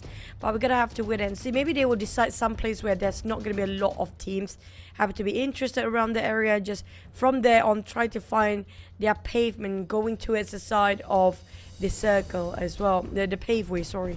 And back towards the side of GEEK, surprisingly, damn a bit separated from the rest of them, taking SMB, maybe because yesterday has been a lot of SMB circles, so hence they're dropping Damroot right on top of SMB as the first place, just to gather themselves some intel. But this problem is circle this time up north on Yasnaya Poliana. Oh, Boom has XERXIA to deal with inside the school. This because of the absence of RRQ, so XERXIA decided to drop here as well. And now Boom, Razy on his knees, Yummy in trouble, 3v1, Yummy. He has a shotgun. He got one, but oh man, that reload happened to be at the wrong timing and he got countered immediately. Boom, only 2 players left. We got Pombit together with Achul. Now Pombit with a DBS, counter fire upon with another DBS from RNJ. Now only Achul to hold on for positioning points. And he just got a vehicle, so he's not going to go anywhere near school now. Boom couldn't shake it off the chicken dinner curse, I assume. Down to only a Achul. This is going to be tough. Starting off not even 2 minutes into the game. Already down to only one last player here. A big win on the side of XERXIA. XERXIA, I have a feeling they're back on their week 1 performance here. Starting off yesterday, down to the second day here. Definitely show how aggressive they can get. They're just devoted for eliminations when it comes to the final week here. Yeah, and I want to elaborate a little bit more on the Boom drop. They're nomads. RRQ not playing. Drop into school. Fine. Cool. So happened that the circle is in that area as well. They would have loved this drop with this circle. Like the randomness of everything, like the stars just aligned. Except for the only one star, which happened to be XERXIA's team logo. It looks like a star as well. That star did not align that XERXIA dropped. And they happened to drop like 3 players in the school apartment. I guess it's because also they anticipated when they saw the parachute when they were gliding. They're like, okay, let's get together. Let's win the 1v1. Let's win the 3v1 or 3v2 fights before we continue on looting. And that is a smart move from XERXIA to kind of anticipate that. Got the right weapon at the same time, so that's star alive for them. And that's where Boom suffered from the early clash. It's kind of true. Cesar, if you're not playing, definitely want to go for school. But you do know when you're playing at the center down there, it's going to be super crowded and rowdy even in the first stage of the map itself. So, I mean, too bad for Boom then. Hopefully they will try to do something else for the next round. At least we still have 2 more maps of a wrangle for them to rectify their mistakes down there. Knowing the fact, if they try to drop on top of school again, it's going to be XERXIA waiting at the other end. But BTR though, they have been rotating quite early. We do know they love to play in the center. Same goes for PERSIJA EVOS. So I can assume that both teams start to move in motion right now to be in the center of a circle. And it's going to be a sniper and a high chance. PERSIJA EVOS, they have the compound as their initial drop spot early on. They have the most knowledge. Every nook and cranny there is when it comes to Yasnaya Poliana. We've seen it before. They're defending Yasnaya Poliana by themselves for the longest time. And they might actually will do it again. Yeah, I do agree. I do expect them to stay at Yasnaya maybe for the first few stages. Of course, provided that they still got the circle, they'll be happy there. At most, if they do move out, it will be on the high ground house on the left side of the open area of Yasnaya. That's where they got a second place finish until MORPH GPX scored the chicken dinner against them. So that is one of their comfort zones and one of the good positions to be in with this kind of circle, because that area you are able to hold on to the north side choke point in which they will expect a MORPH GPX to maybe pass by there. Unless the circle shift over to Stalber, then MORPH definitely celebrated. It would be the one that's going to choke the hell out of PERSIJA EVOS later. Gonna have to wait and see for the circle to shift or not to shift. Because yeah, it seems like very small side or small portion of Stalber happen to be inside of a circle, but there's still a shot at it. There's still a chance of the circle just heavily will go up north all the way. Gotta have to wait and see for that for the side of a tool. Boom. I mean, you have to play very slow, extremely quiet at this point, just to make sure he will not be spotted by any teams happen to be passing by. These Xaviers, they do take, as per usual, around Pochinki. It's going to be the furthest, one of the furthest away other than being United and damn rude of GEEK fam have to be in SMB down there. But these Xaviers, if they opt out to go on the northern side of a trail to go into the center, they might actually bump into more than just one team, because we do know FaZe and Vampires might actually go up north as well. Honestly, about the damn root thing, I'm not too worried about him because the Infinity is not playing. So inside military base, there's that area, there's nobody, no other team except for BN United on Novo. And his objective was just to drop, get a vehicle, and go back onto Primos/Ferry Pier, their regular drop spot. So it's quite clear for him to cut through there. Then they will continue on looting and then they'll come back in. But looking at the timing of how GEEK fam played it and how Damroot played it as well, obviously he's the IGL and most of the decisions in game would be from the IGL. GEEK fam seems to continue to play their own play style, which is to come in a little bit later, fight from the outside, and try to gain elimination points from there. So with the current meta, they might not see many early fights, but if the circle goes away because of their late incoming, that's where they will really need to find a way how to solve the circle issue. So far, coming out to the side of Yasnaya, nobody actually tried to gatekeep FaZe from entering in. So they have a very clear path just going into the center of a circle here. Passing across Rosehawk and up to Yasnaya Poliana right now. Taking their own sweet time to loot up, and quite a number of compounds still not being looted by a lot of teams down there. Sorry. You mentioned about GEEK fam early on. I'm not sure if Damroot already joined in with the rest of the unit to start to migrate himself towards the center, because we don't see Damroot is quite in advance already. He's taking the front line. Now that's a fast rotation coming from Demru. I assume the moment he landed himself in SMB, he got that vehicle, he goes straight to reunite with the rest of the roster and now start to move. The moment we do know stage 2 will hit. Now that's a very fast decision making coming up from the side of GEEK fam. We do know when it comes to any sort of a circle in a wrangle right now, you need an early entry. If you're late into it, you'll be gatekept and choked to death. Yeah, that's how the meta has shifted, right? Gatekeeping is one thing, the circle to manage is another thing. So the circle is really punishing nowadays. So that is actually the main objective. Gatekeeping will be probably the second objective for majority of these teams. That's why you can see like it's more centered for these teams in terms of parking themselves. Even for Boom, despite Acho being the single last player, look at his movement. He's trying to get as middle as possible into the circle because he wants to hold on for positioning points, obviously. And it looks like he's trying to find a place that is less popular to try to hold his spot. And from here onwards, it's more of like praying that another team doesn't come. I don't know about least popular places because happen to be two teams at the same place where Boom's standing right now. I told GE and I think D Xavier's coming out on the other end. This is not great for the side of Boom. Oh boy, Small definitely knows and they heard those buggy and they can see the buggy park outside. But do they want to take the risk to push in? Because on the other end, D Xavier's just waiting for GE to start to move first and leave those high elevations. Once they leave those high elevations, GE lost the advantage in case D Xavier's start to rush in. Now D Xavier's, they don't want to rush in. They know for a fact they are on the low ground as well. So they know there's GE on top of them. Might as well just go for the, staring contest on that side. Yeah, which is why like information gathering is very important, right? Like PUBG Mobile is a 360 game. It's not only like you just look at the front and you know your enemy is there. So you need to have the information of like, okay, before I rush in, I need to know that it's clear, not to be third party in. So GE did the right decision. They probably scouted D Xavier on the southern side. So that's why they're like, oh, despite they see only one player, boom. Is it going to be worth it? Maybe not, because you don't want to be third party later on and just lose everything and only gain like 1 point maybe. So not a risk that they're willing to take. And plus they have the high ground, so they're okay.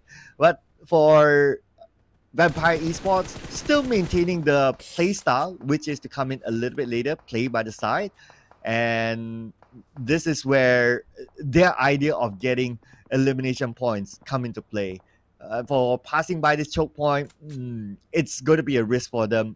I expect them to move onto the right instead, passing through Yasnaya, because to pass by MORPH GPX, who has a good area, it's a disadvantage for them. For Tony K, you have to cut across there. DBD on the next start in motion. Just passing through all the teams have to be busy themselves. But PERSIJA EVOS, right? FaZe as per usual. No covers, doesn't care. It's still going to go for the sprays anyhow.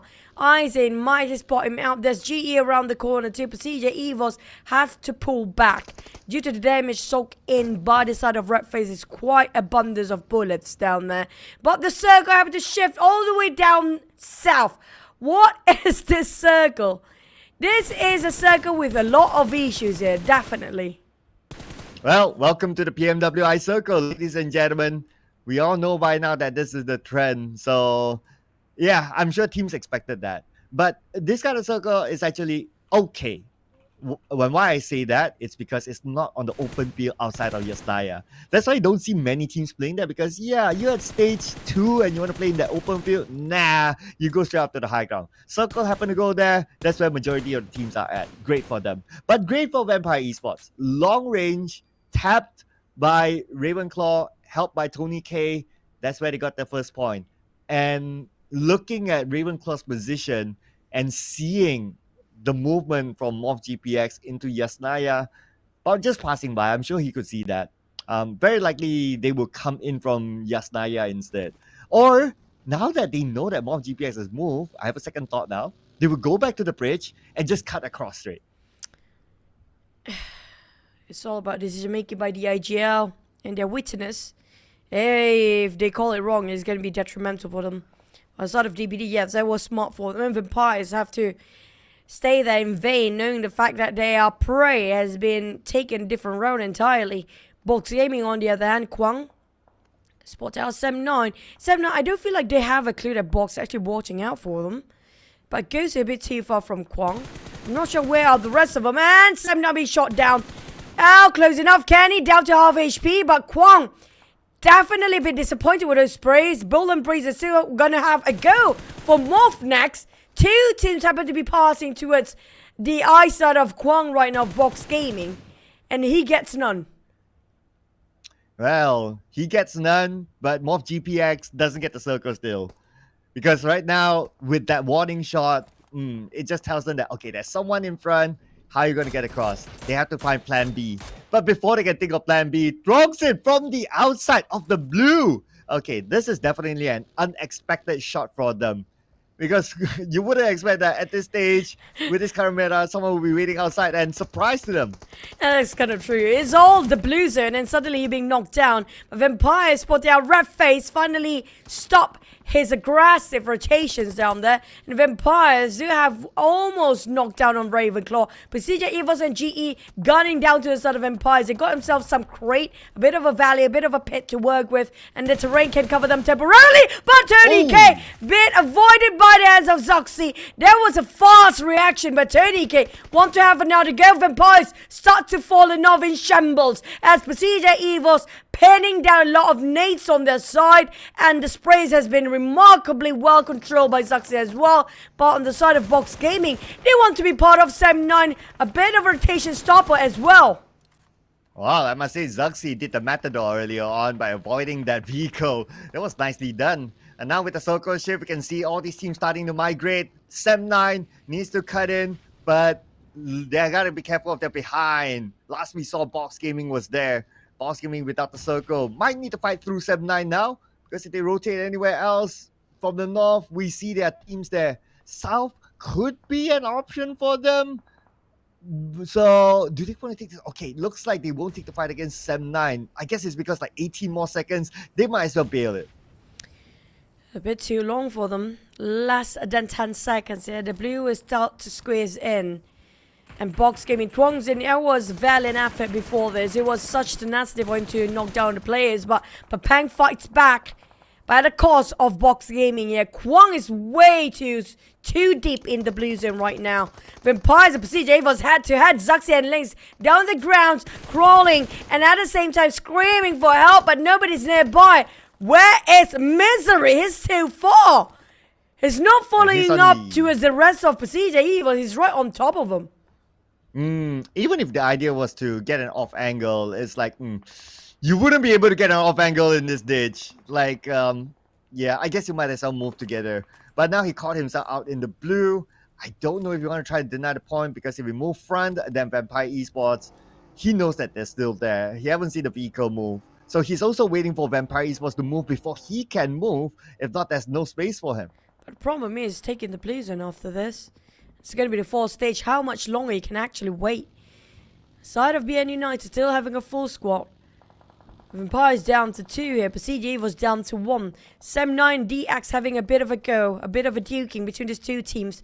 But BN United will medal in between. Vampires just arrived as well. We have 4 teams around the same corner as BN United. Vampires. Sam9 Tommy spot out off angle entirely. Break. What an amazing, gorgeous spray that is. Not even whiffing it out. Can he get another one? Oh, here we go. Nade from Break. Onto Mikael. Mikael got to be careful. Nade will be tossed out by Break now. It should land onto Mikael. And yes, it will. Break breaks the spear on Mikael. He'll definitely be able to secure the point. We can see the rest of BN United moving into the circle. And I also noticed that Achu got eliminated. So looks like the chicken dinner curse is still happening. And there's an opportunity, even though it's a curse, it's going to be a blessing for GE. But they need to score, but Depp! Oh, Max, you just have to stop Sam9 from pushing. And that was remarkably well done side of Max. He got himself 2 eliminations, 5 for the hands of BN United right now. They got 5 eliminations. And across the board, they are dominating. Alter Ego, Rosemary, spot out DBD, Izane, far across that hill. But Echo be tapped out with a mini 14. Rosemary with 8 times scope in his hands. Try to stop DBD from actually pushing and advancing forward. But Rosemary, he needs to move as well. I'm not sure about his decision making right now, because the moment both team leaves, they will have to bomb into GeekFam later on. Oh yeah, and GeekFam has a circle, so great for them. Looks like they play a little bit different this time. They try to get as middle as possible into the circle. Aldo coming in later. And advantage for them, since some of the teams, they drop somewhere the middle school onwards, so they have more space to play with. But for GE, now this is their time to be in action against the Xavier. On the right, they pretty much have to clear one corner before coming in, because stage 5 circle, I mean, without even knowing or having the map view as a player, you will know that you have to clear your flanks now. Stage 5, this is where everything gets tight.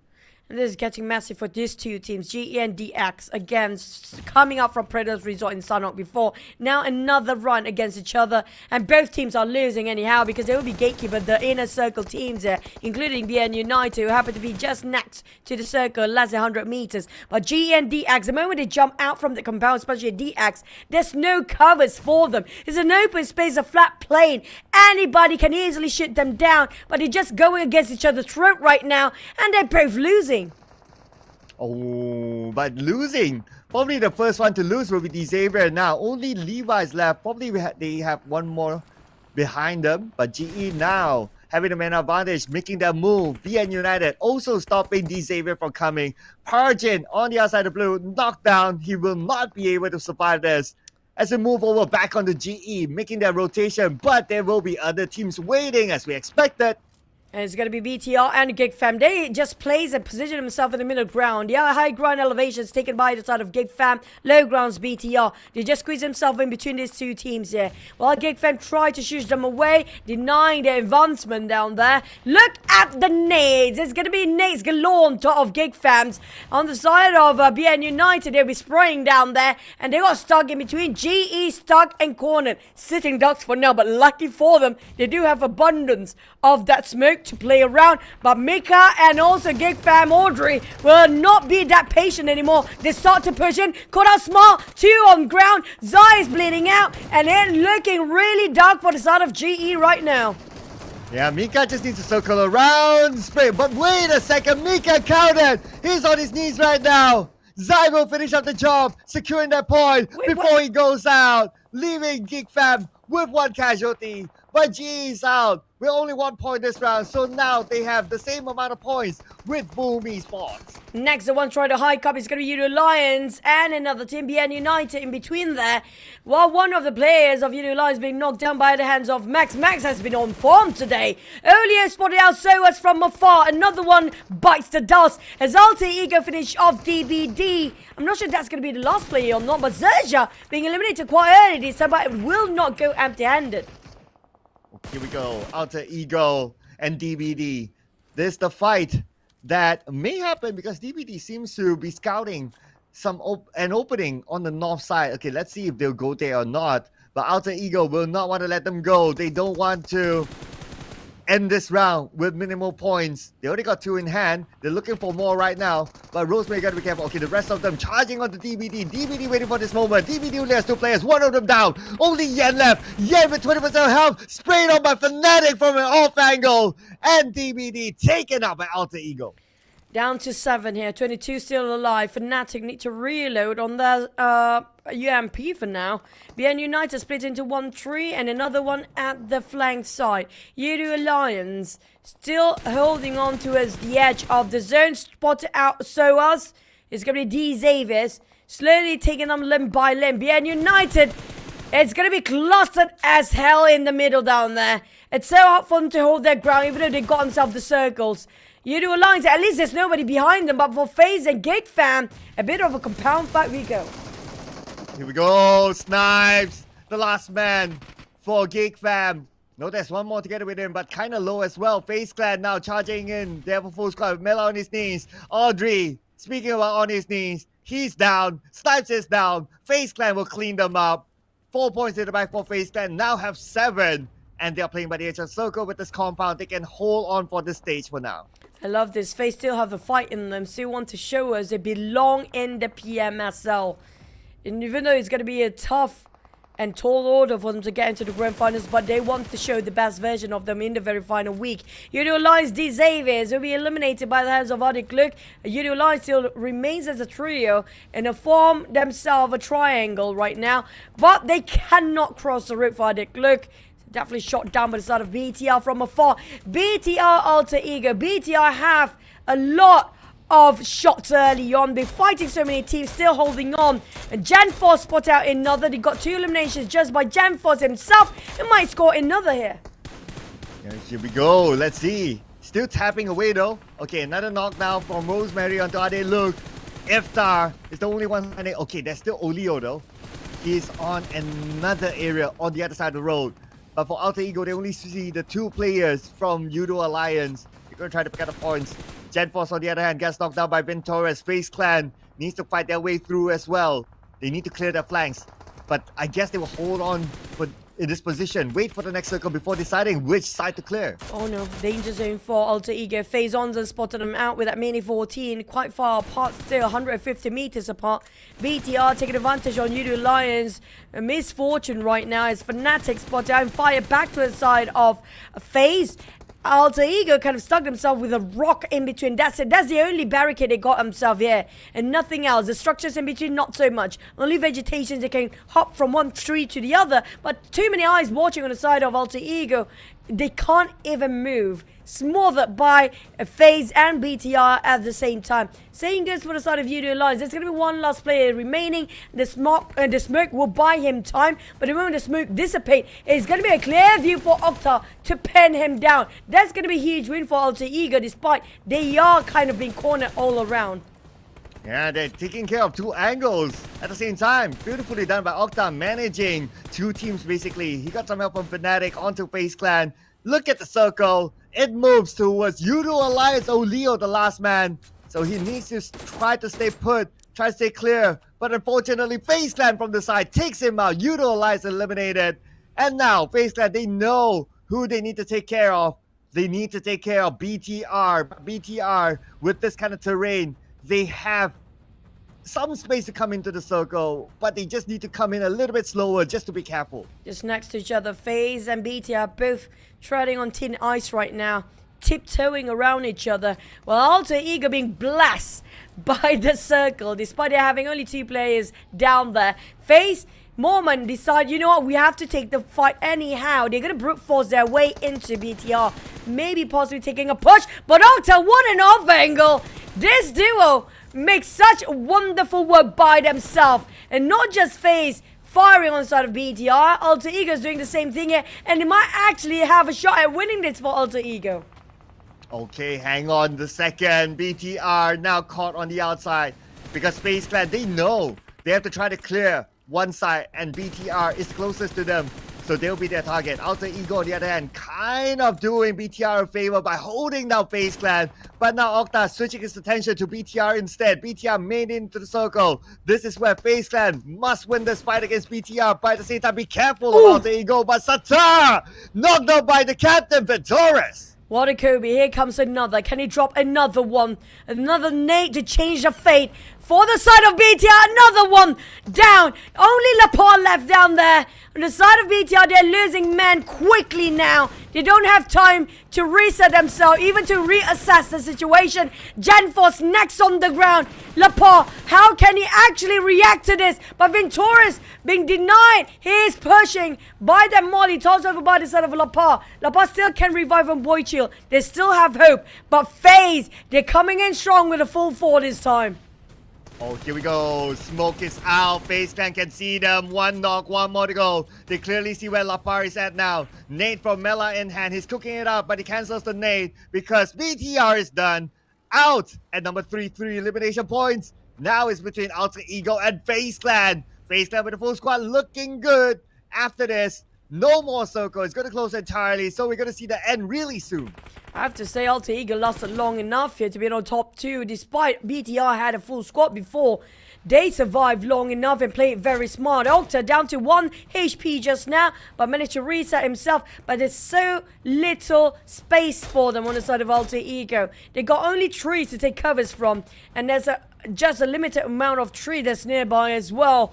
Side of Fnatic tried to hop towards the other side of a tree, but Ventores realized without Ventores is going to be easier for the side of Alter Ego, but Ventores opened up the off angle, spot out Mela. Fnatic a fast response on that, down to 3. Okay, here we go. 3v2. But no clear shot on the Fnatic though, thanks to the trees.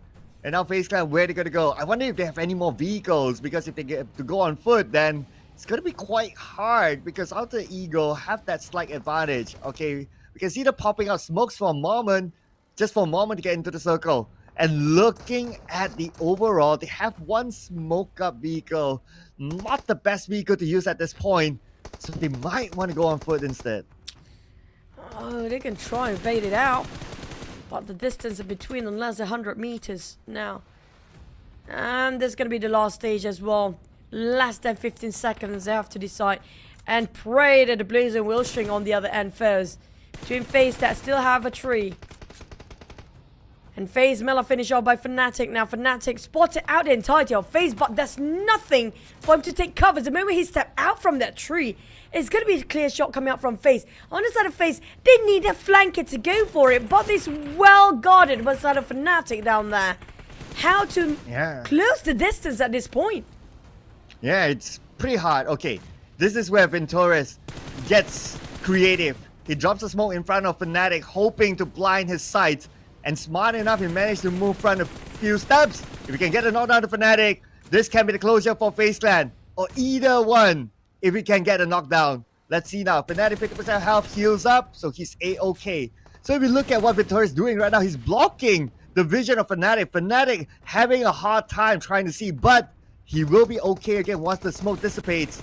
But by then, FaZe Clan might be in front of their face. But on the side of Alter Ego, they don't have any other option. They just push forward here. Feels like FaZe do have more space than the side of Alter Ego. They do have some slight elevations. And Ventores did such a smart move. Try to obliterate their visual entirely by Ventores, giving such a support fire. Great one. But Octa managed to knock another one down. Down to 2v1 there. Octa at 20% HP. Octa. Got in another. Can they clutch this one? This is going to be a miracle run for Octa. They botch it. FaZe, they in trouble.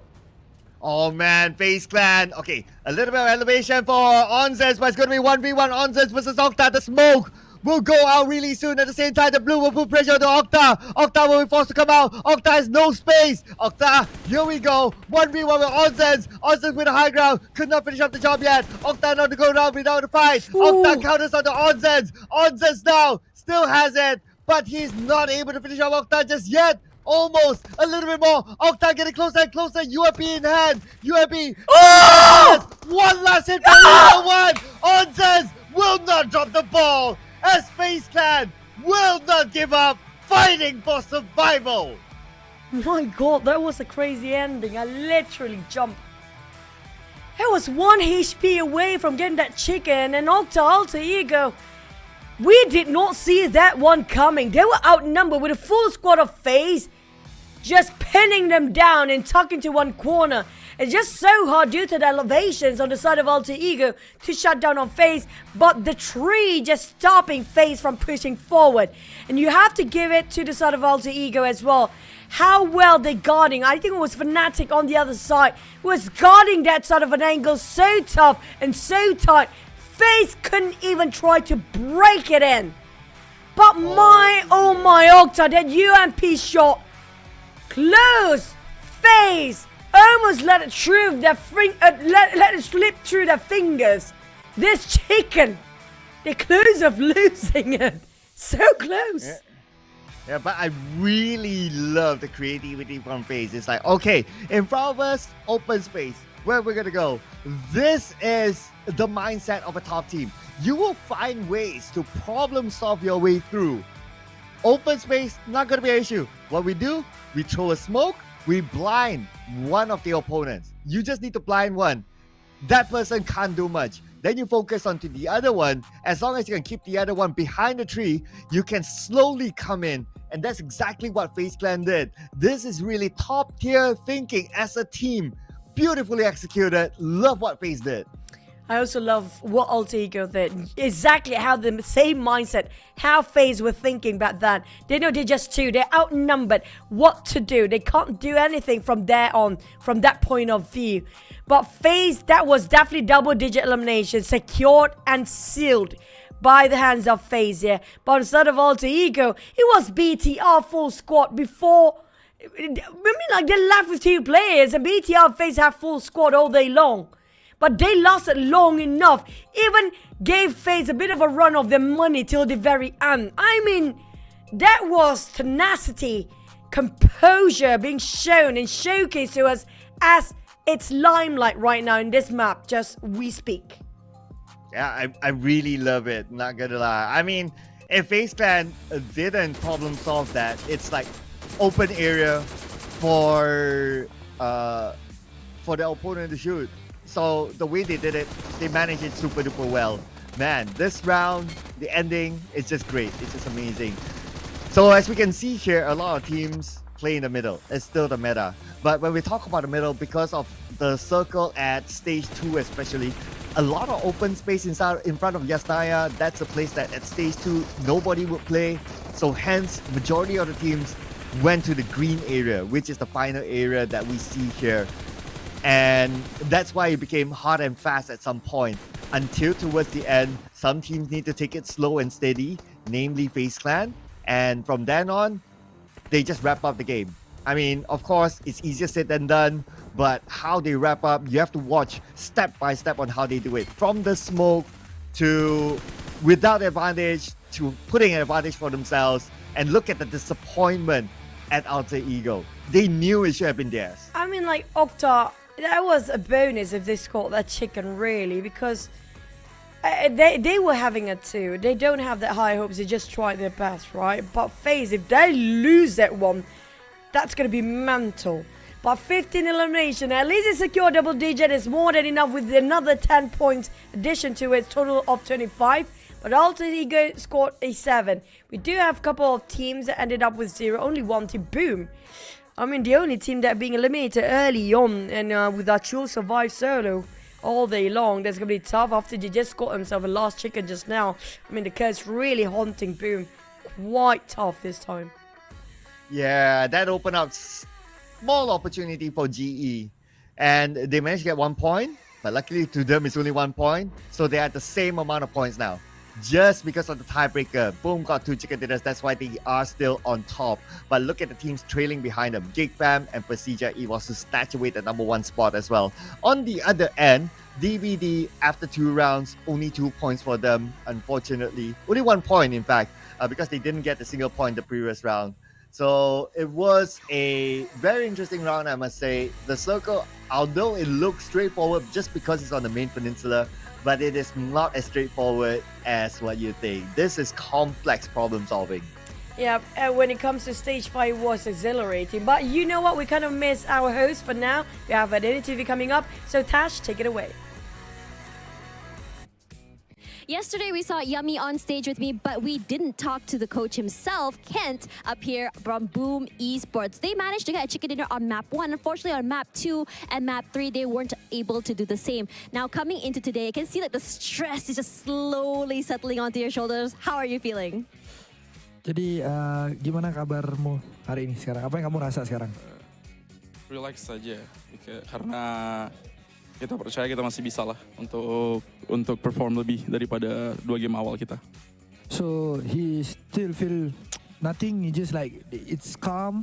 Like as far as I know that he's calm person. So yes, he just gonna make sure that the boys gonna perform for the next for the remaining games. I mean, if you guys could see the behind the scenes, hopefully they do put it up. He looks really scary when he's on the coach desk. So I would love to see that behind the scenes. But coming back into you being relaxed, I mean, this isn't your first time that Boom Esports, manages to just make it at the very end of week 3. I mean, we saw that happen at PMSL SEA Spring last as well. And I think for you guys, I mean, is this like a trend for you? Is it planned, or is this like something that you guys really need to make yourselves perform? The pressure, I mean. Oke, jadi kalau dari season lalu kita bisa lihat yang Boom itu sering ada di situasi-situasi seperti ini. Apakah itu seperti kayak tren di Boom Esports ataupun itu cuman ya faktor-faktor pressure? Ini suatu hal yang harus kita figure out bareng-bareng sebagai tim juga ya. Jadi kita juga masih mencoba untuk menganalisa, apalagi udah 2 kali. Itu mungkin bisa jadi kegagalan saya juga sebagai pelatih. Kenapa saya tidak bisa memberikan solution terhadap permasalahan ini. Jadi ya mudah-mudahan in the future kita bisa lebih baik lagi. So what Ken trying to say is, this is the thing that the teams need to figure out. Is because of it's been 2 times they come into PMSL and still the same problem. And yeah, perhaps Ken also did say that it might be his fault is because of he couldn't provide the good solution or the best solution for the teams. So yeah, he hopes that in the future they can settle this problem. Man, I'm not gonna lie, I teared up a little bit because it's very rare for a coach to take accountability. So I love to hear that, which is always showing that, but you know, when it comes to Boom, they're very dynamic and also in terms of how they play and how they learn. And speaking of that as well, you guys always have a very energetic briefing during pre-match. I hear you guys screaming "Hungry Beast" all the time. So is that the culture of your team to boost the team's positivity, or is it just like in your genetics to be positive? Okay, jadi setiap game itu kita bisa lihat yang Boom Esports itu briefingnya emang sangat-sangat intens dan kalian sering ya shout kalian punya chant dan sebagainya. Apakah itu salah satu tradisi di Boom ataupun emang dari bawaan diri masing-masing itu udah seperti itu? Oke, buat kita sendiri hal tersebut merupakan culture dari kita ya, meskipun kita ada di atas ataupun di bawah. Meskipun itu bukan hari yang bagus buat kita, kita harus chin up dan tetap punya energi yang positif. Karena kalau kita misalnya pikir positif, hasilnya juga positif. Okay, so that one is culture in Boom Esports is because of Ken believe that before the game start, no matter they perform really well or they perform bad, still they need to chin up and whatever. It's similar to what Goku said. Mental is the most important thing, and yes, whatever they think, if they think positively, the outcome will be positive as well. That's right. Manifestation works, and it's definitely showing in Boom Esports because they seem to be taking the lead here when it comes to taking that 16th place. Now, you guys managed to get the chicken dinner, knocked out early by XERXIA in Game 2. Is there an unavoidable incident, or is it because of high pressure? I mean, like the kind of like the hero mentality coming in from the team who wants to make something happen to go forward. Oke, jadi di game pertama kalian berjaya mendapatkan WWCD dan di game kedua kalian ditusunin lah oleh XERXIA. Apakah itu perkara yang tidak bisa tidak bisa dilari lah? Dan adakah itu mungkin pressure ataupun ada satu player yang blunder? Okay, so it's back to me again. It's hal yang harusnya udah saya siapkan, cuman mungkin kita dari coaching staff ada miss sedikit. Jadi ya, I take the accountability. Okay, so jadi sorry, Ken is actually taking the accountability is because of he think that maybe for the coaching staff didn't provide really well for the teams and didn't prepare the teams well, so that's what happened eventually. Speaking of that, though, I mean, when you talk about like not providing for the team here, what is it that's not enough from team? Is it their, I would say, communication, or is it their gameplay? Like, what do you think is the missing link? Okay, jadi menurut kamu sendiri, seperti yang kamu mention tadi, apa yang kurang dari coaching staff yang tidak disampaikan kepada player? Okay, jadi sebenarnya di game tadi kita punya banyak possibility untuk main dari mana aja. Cuman balik lagi sebagai pelatih kita harus ambil keputusan yang berat. Jadi kita ambil chance itu.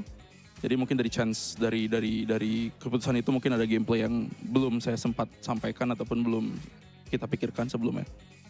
Okay, so as a coach, they need to provide the players like a lot of stuff, a lot of gameplay, but yet they might have a miss kind of thing, so that that's what happened to the game itself lah. Right, so basically it's just not enough preparation at this point. Regardless, you know, coming into question number 4, in order to overcome GE, I mean, you guys are tied on 13 points together and maintain 16th place. What is it that you think your team needs to do to overcome that? Oke, jadi poin kalian gimana caranya kamu bisa memastikan yang Boom ini bakal lolos ke grand final dan tidak dibalap oleh GE? Just percaya sama diri kita sendiri, percaya kalau misalnya kita tuh lebih daripada ini, percaya kalau misalnya potensial kita itu jauh di atas ini, percaya kalau misalnya diri kita tuh nggak pantas ada di bawah, dan kami akan membuktikan at the end of the day kita bakal qualify and hopefully qualify for PMGC also. Okay, so what Ken's trying to say is belief. There's a lot of belief in there. And yes, they're gonna believe that they're gonna make it to the grand final, and of course, as for the PMGC as well. So they're gonna prove to everyone that they can do it. That's right. The Indonesians and the fans are waiting for Boom Esports up there. Will they be able to make it is the question. Regardless, thank you so much for spending time here and good luck later. There still are 3 games to go here. Let's see if Boom Esports can deliver the 3 chicken dinners that I ordered earlier. Gonna toss it over to casters. See you guys later.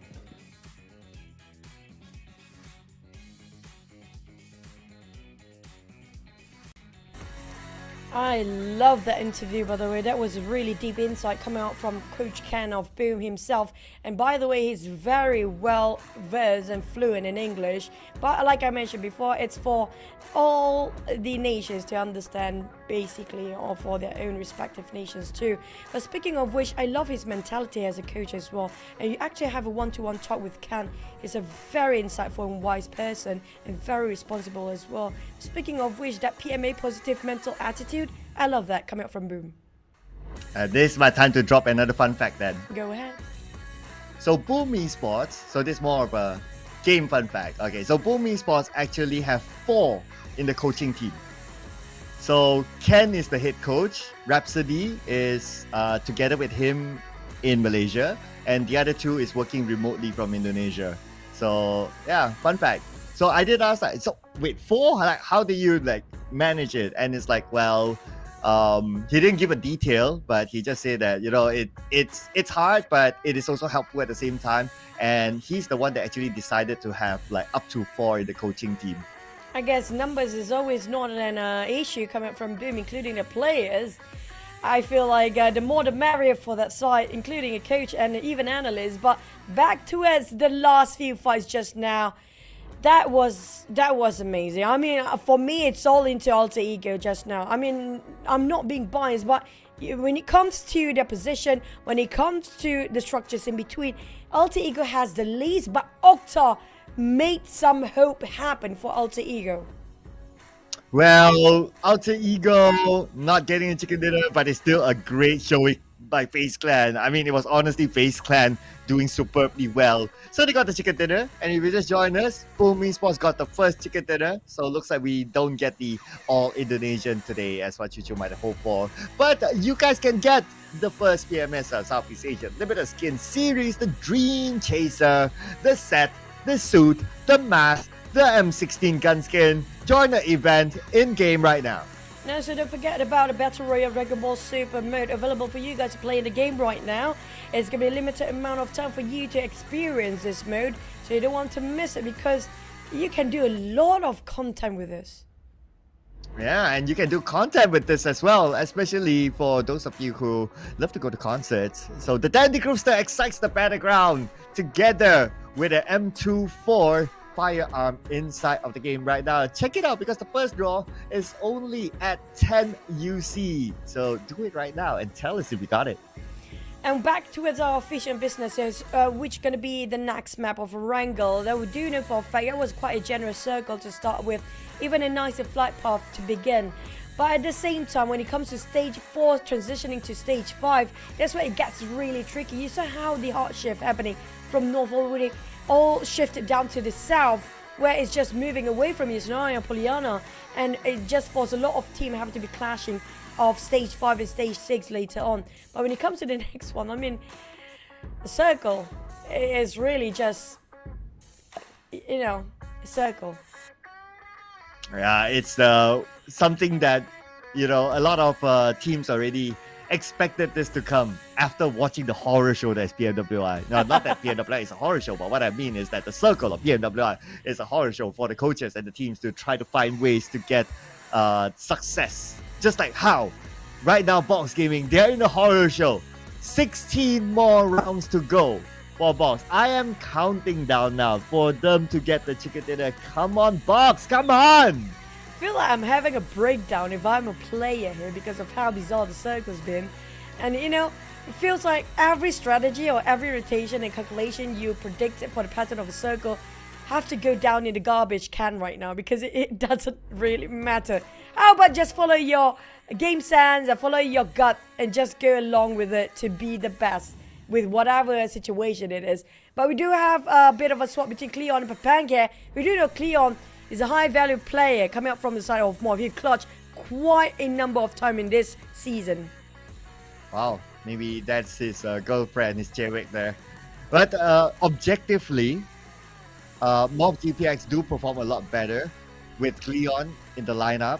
And this lineup basically, without Papang in the lineup, objectively speaking. I mean, there is, and I did mention this before, there is some discussion even from Indonesia side, like the analysts there, the content creators, they would talk about like the best lineup for MORPH GPX at this point, because obviously you cannot get any other player at this moment, is to play this lineup. And true enough, I'm sure if we run the stats would favor this lineup as compared to Pepeng playing. So objectively, I would say that this lineup is good for them, and I do expect them to do better this time around. I agree. I do love this lineup over the other. Same goes for the Son of Empires. I feel like this lineup is more solid because I mean, like, I wouldn't mind if they swap in and out for Straps with a Newsy or whatever, but I have a feeling that Stone pretty much the pillar for the team. If they is not really too flashy, he's not under the spotlight all the time, so is Tony K, but actually his supports playing such a big role and such an impact at factoring into Vampire's playstyle that nobody actually noticed and not even giving enough credit to it. But for the others, I mean, like Box is hitting a wall right now. It's not just they didn't score any chicken. Last week, at least they're quite consistent, getting themselves in top 5 almost every single map in the very last minute. That's why they're being left out and left behind here. But at the same time, now they didn't score any chicken and now barely survived to the top 3 till the end. And they even one of the teams being eliminated way early on just now. Yeah, I mean it was a tough one, right? And like what we discussed earlier on, out of the circle looked like middle, but it is actually really hard based on the circumstances that outside of Yasnaya, open space, nobody wants to play there, and so on. So it gets jam-packed, and it's a challenge for these teams. But again, if you want to be the best, you got to beat the rest. You have to find a way to somehow overcome all these challenges. So yeah, it's just like how FaZe Clan did. I mean, I'm coming back to the FaZe Clan thing because to me, that was really smart as a team on how they overcome the challenge. And if the teams can find a way, just like how FaZe Clan did, then success can be theirs. Let's see if a team like Boom, GE can continue on the success for survival.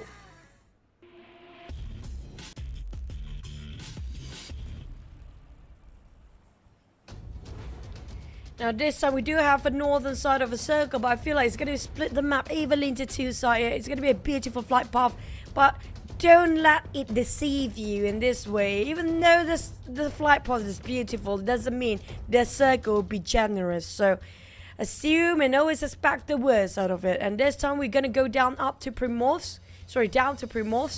But when it comes to the drop spot, since we do have a bit of a northern circle, northern flight path and more towards the right side, Vampires decide to drop right on top of Kamishki instead of the usual spot, which is going to be the North Joggle Pool. Because PB is not playing, so they switched their drop spot. I guess, okay, I don't know. This is just my theory, right? Why they want to drop faster is because they want to loot faster, so they move into the circle faster. Maybe they want to switch up playing into the middle. I don't know. Keep an eye on that. But Vampire's philosophy has always been playing by the side, try to take fights from the outside to come in. But if they want to change something, well, why not? Because they're already through into the grand finals. So if they want to experiment a little bit here and there, I mean, there's space for them to do that. The bigger question is where Boom is. Okay, Boom, leaving school. Not going to take the fight with XERXIA again since they lost that fight. They're going to Gatkar instead because Team Secret ain't playing. But nobody, not even BN United, is at Novo, and the circle could be there. And the worst part is going to be GE first contact mate. MORPH Rocket finished off Smile possibly with that Micro Uzi. It's been a while we've seen Micro Uzi players. I wish we can bring them back in the tournament. I kind of miss the long range Micro Uzi going on, but that's going to be a piece of cake for Rocket to finish off a Smile of GE, and Smile starting off with a trio. A bit handicapped, but they will make it work with what they have. On the side of Boom though, Boom Pombit with nothing, no vehicle, naked and afraid, knowing there's somebody behind them. It's going to be FaZe chasing him. Lucky they didn't spot him out. Unless if they make a big U-turn, then Pombit, good luck. Yeah, looks like he's kind of lucky there though. Somehow FaZe Clan did not see him or somehow decide not to pursue onto him. So that's fine. Okay, he gets a second chance now. And of course for Boom, they'll be happy that GE, one of them got eliminated early. Because now it's the fight for the bottom. Boom and GE. But if you think about it, if these two teams really end up by the end of the week, number one, number two, irregardless of whichever team, and DBD is still down there, then DBD might be the one to be eliminated. And that's what we've been talking for yesterday's topic, and this might be the case here. But at least DBD today is just their first day. They have more extra days later until the end of the week. But I also will be worried for the side of MORPH, because MORPH, they're not safe either, because they are just above DBD with the same amount of point when it comes to the bonus standings right now. So these two teams, they cannot afford to have any room of error. No mistakes can be made. No experimental moment as we speak. They need to make everything to absolute perfection for every single play. Cannot afford to waste any more maps down there, especially for the side of possibly DBD. We already have day here. We're down to the third map of the day. Now coming up to the circle, we do know SMB is so vacant. There's nobody in there. Whoever gets there in first is going to be getting the most advantage out of this circle. Yeah, tell that to BTR. They're already there. So now they'll be playing the gatekeeping role after scouting out that BN United is not there. So, yeah, big chance for BTR now to score big. But coming back to the point of MORPH GPX, I do agree with that. Honestly, I was kind of surprised yesterday. I didn't really say it because I really wanted to see what came up. When they are in the fight for survival, especially after looking at the performance of Boom and GE. For them to feel Pepeng was a risk that they took. And the risk paid off 20-ish points, but in order for them to really get to safety, they have to garner more points. Because like what you said as well, DBD has a day in hand and anything can happen with that extra day in hand. So it's not the right time for them to take risks. Instead, they should go for what is tried and tested. And that would bring them better success. Now, I did mention this before. I feel like Group B, as we speak for the entire week, or all 3 weeks in total, have the most advantage when it comes to trying to secure their overall standing points till the very last day here, because they are the teams that have an off quite earlier than the rest. They can actually scout and revise rotations of all the other teams out there when it comes to the final week especially, and get to play and change their fate till the very last day as well. There's going to be FaZe, Alter Ego, BTR, and DBD. Now, speaking of FaZe, right, this has been absolutely different FaZe compared to the past 2 weeks. I don't know what happened the first 2 weeks of FaZe. This is what we've been waiting for. Look at, today is their first day playing. They scored themselves quite a huge amount of volume of points down there. Why didn't they pull this out early on? Well, Little Birdie says that Vintorius isn't feeling himself as the IGL. So that's why they couldn't make the right decisions before this. On top of that, they had the Mela issue, not being able to play week 1. So there were a few things stacked up. So that kind of affected their performance. Glad to see FaZe Clan doing well, especially for the previous round. And I would say that however that was executed, it was also because of how the IGL made the call to do certain things in game. In fact, the blind smoke on one corner was by Vintorius. So if he can continue on to keep his mental strength fresh, strong, good, well, FaZe Clan will be able... Okay, I don't know if we'll be able to see them in the grand finals. It's a very tall order because they need to get like number 1 and hope the other teams don't do well. But at least they play for pride. Honestly, I really want to see them if they can actually execute that to get number 1 by end of this week. Just to see, can they finally squeeze in and just come back all the way from the very bottom within just 1 week of time. And if they manage to get into the grand final with a total amount of around, how much? It's going to be around 26 points. If they manage to secure that 20 points this week. Now that's going to be really baffling for all the teams down there that have been pushed down by FaZe Clan the very last minute. And FaZe to get in there with 1 week with this performance, if they can pull that off, that's going to be the greatest scam of all time for the past few weeks. Oh, it's probably the greatest scam for the past few years, if you ask me, if that really happens. The chance is really, really low. If somehow somehow they can pull out the greatest scam. It could potentially be the greatest scam ever, even. And it's not only their personal chance and their personal points, but it's also how the other teams are doing, like Boom and GE, how they're doing right now. So I don't know, man. I mean, Deep down, I feel I'm like still not optimistic about it, but the biggest scam ever, if it happens, you'll be witnessing one of the greatest moments of PUBG Mobile. I agree. I mean, I deep down, I really want to root them to see if they can actually do that. Like getting themselves at #1 and just changed the table completely at 180 degrees for the side of FaZe. Can they pull that off? Now, they take a bit of a late rotation, speaking of FaZe, going around Gauka Mountain. Same goes for the side of MORPH coming up from north. They are a bit later, and BN United opt out for the boat ride. And we do have a right side of sort of SMB circle. Whoever take Nuvo is going to be a huge advantage for them. Well, Farm, the House of Yoodo Alliance, infiltrated by PERSIJA EVOS. They don't know Ade Luke is there, so they're still circling around just to be sure. You can see Iftar, I believe he's in the water. But for BTR, now fighting against Alter Ego inside of Novo, so it's going to be the two Indonesians. One more to go for BTR. GenForce on the other side, and Okta is circling around. He knows exactly where GenForce is at, and he's going to come in together with his teammates. Now, Fanatic joined as well, but that one nade will not save GenForce. BTR out. Okta did it again. A lot of game by Okta today. Is such on peak performance right now. Today is his day. Instead of BTR surprisingly being eliminated heads on.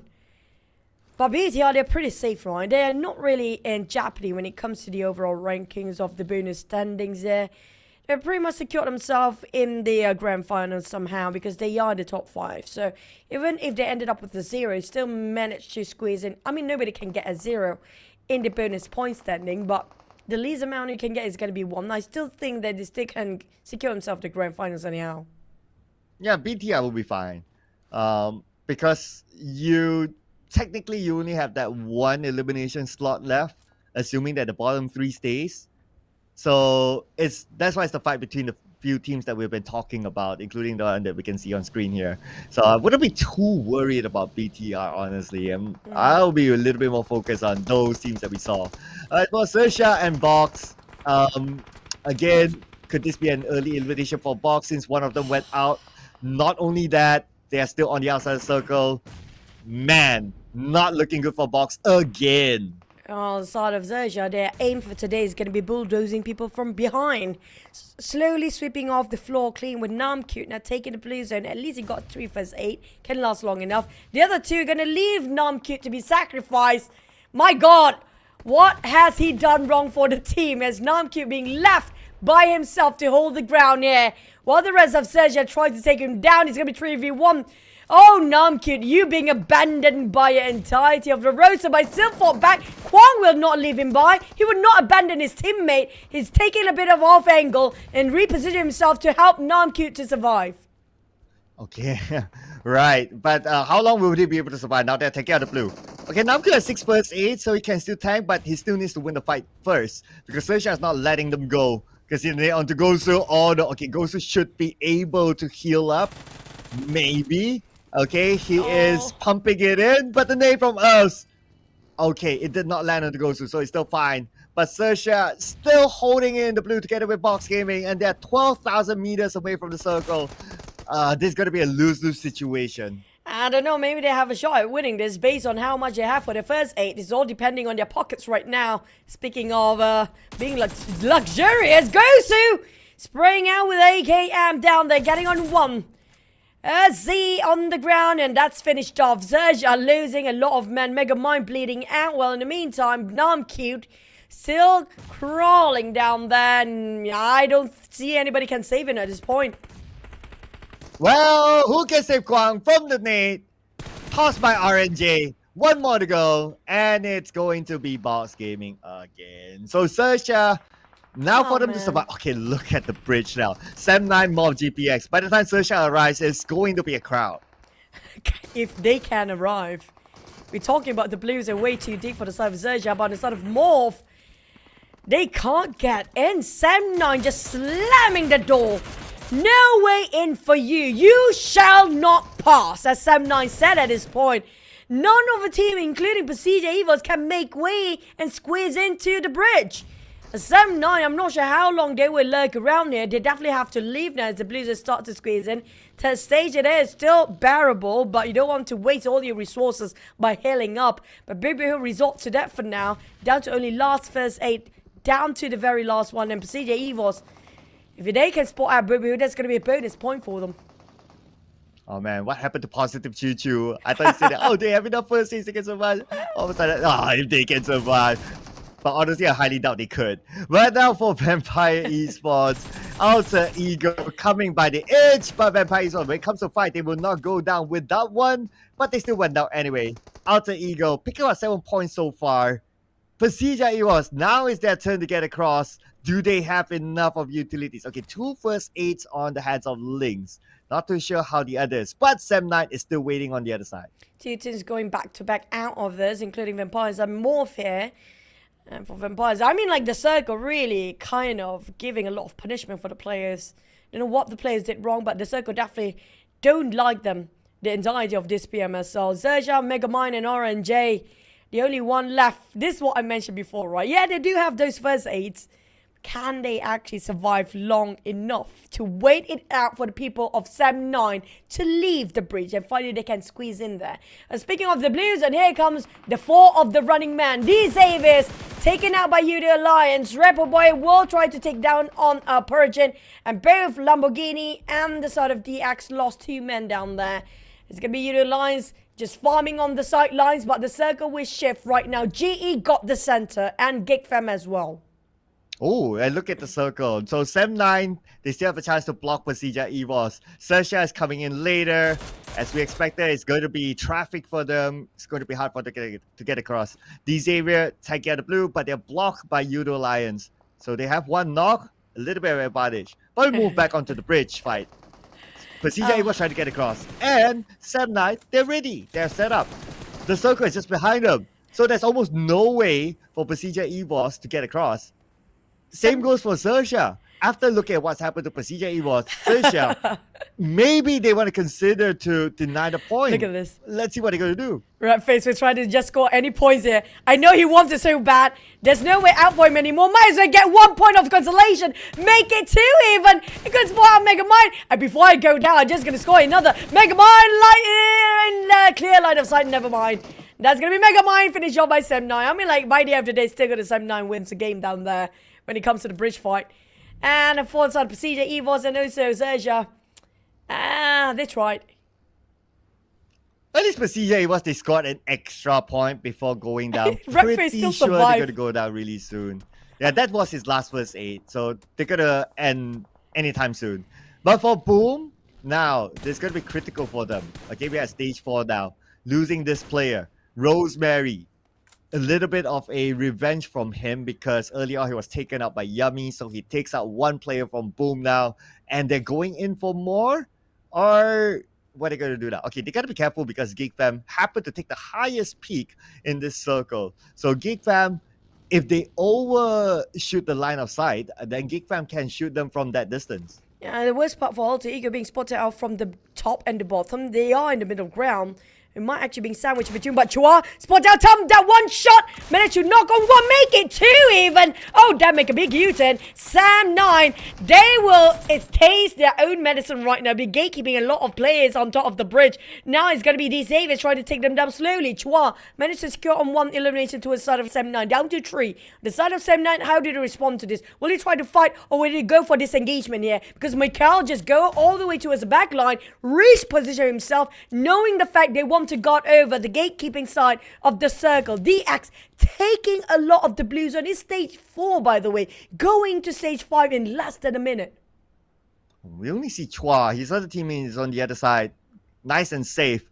Chua, now he's caught out. And Sam9 looking at the trend, like how they deal with PERSIJA, how they deal with XERXIA, they are now going to do the same with the Chua. So Chua has a very low chance of surviving this. But speaking about surviving, PERSIJA EVOS, looks like they survived. Okay, looks like, I think they looted and then they found enough first aids.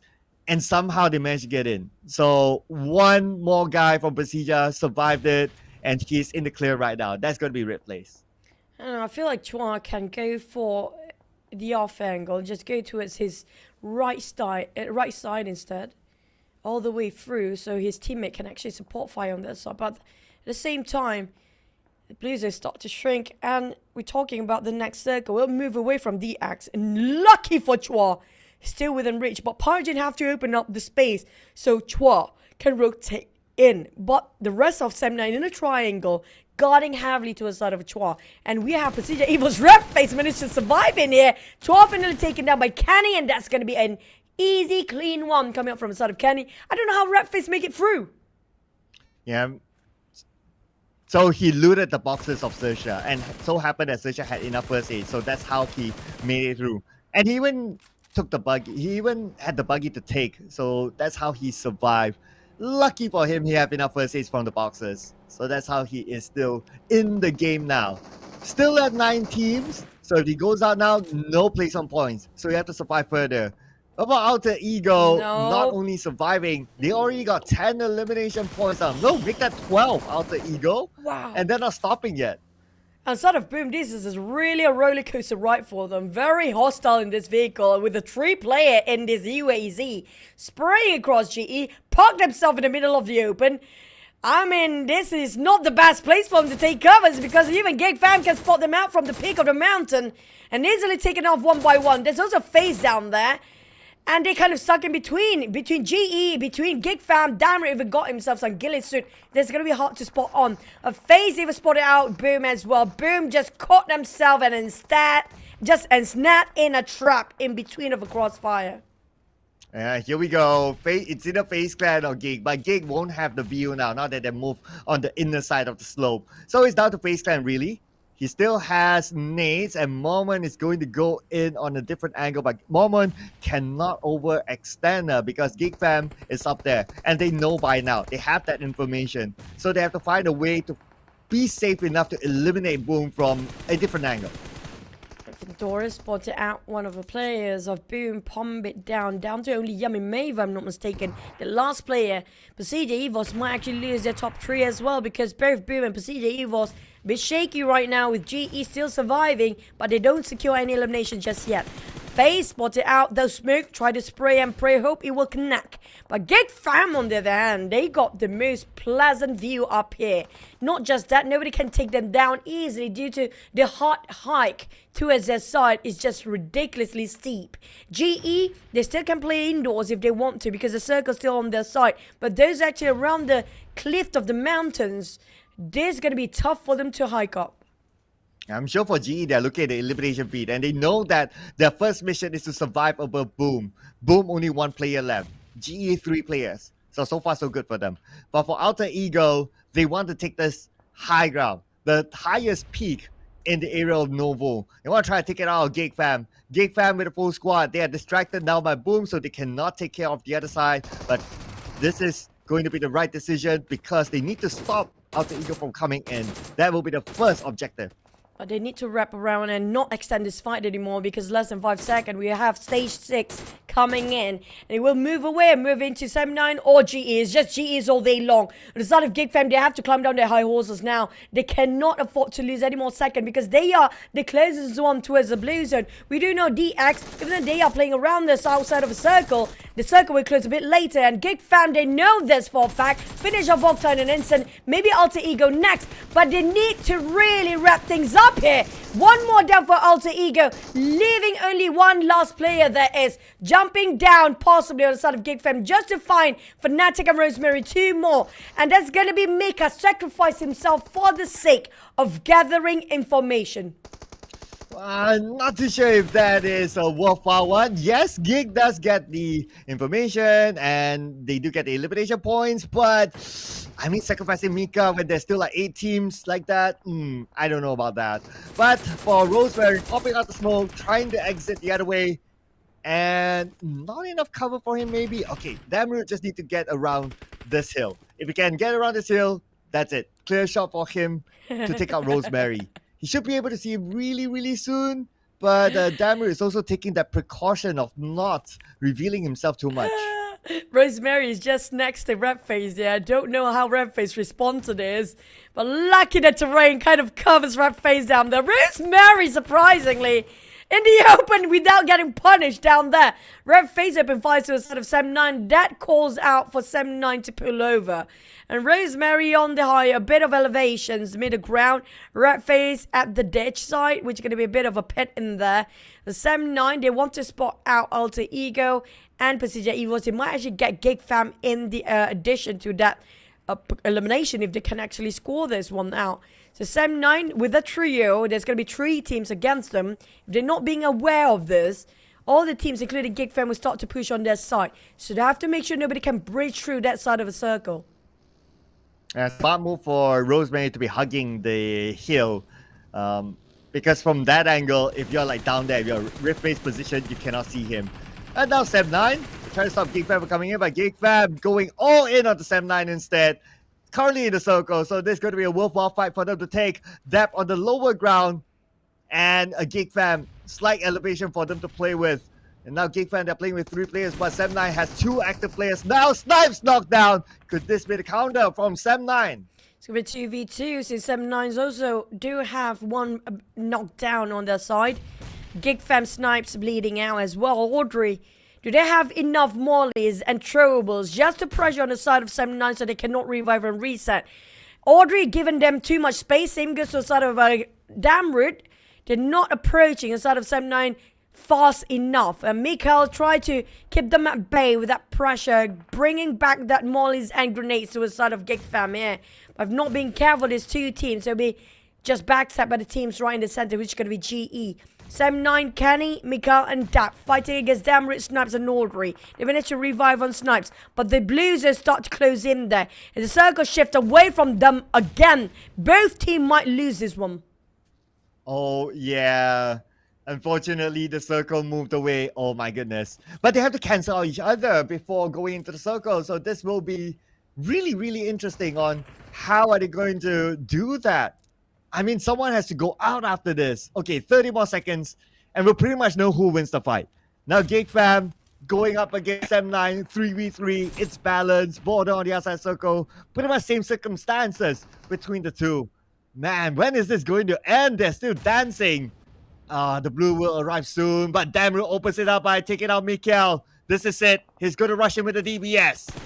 Damroot, randomly spray. Have to wrap it around now because we don't have time. 3 more seconds to go. The Blues start to hit.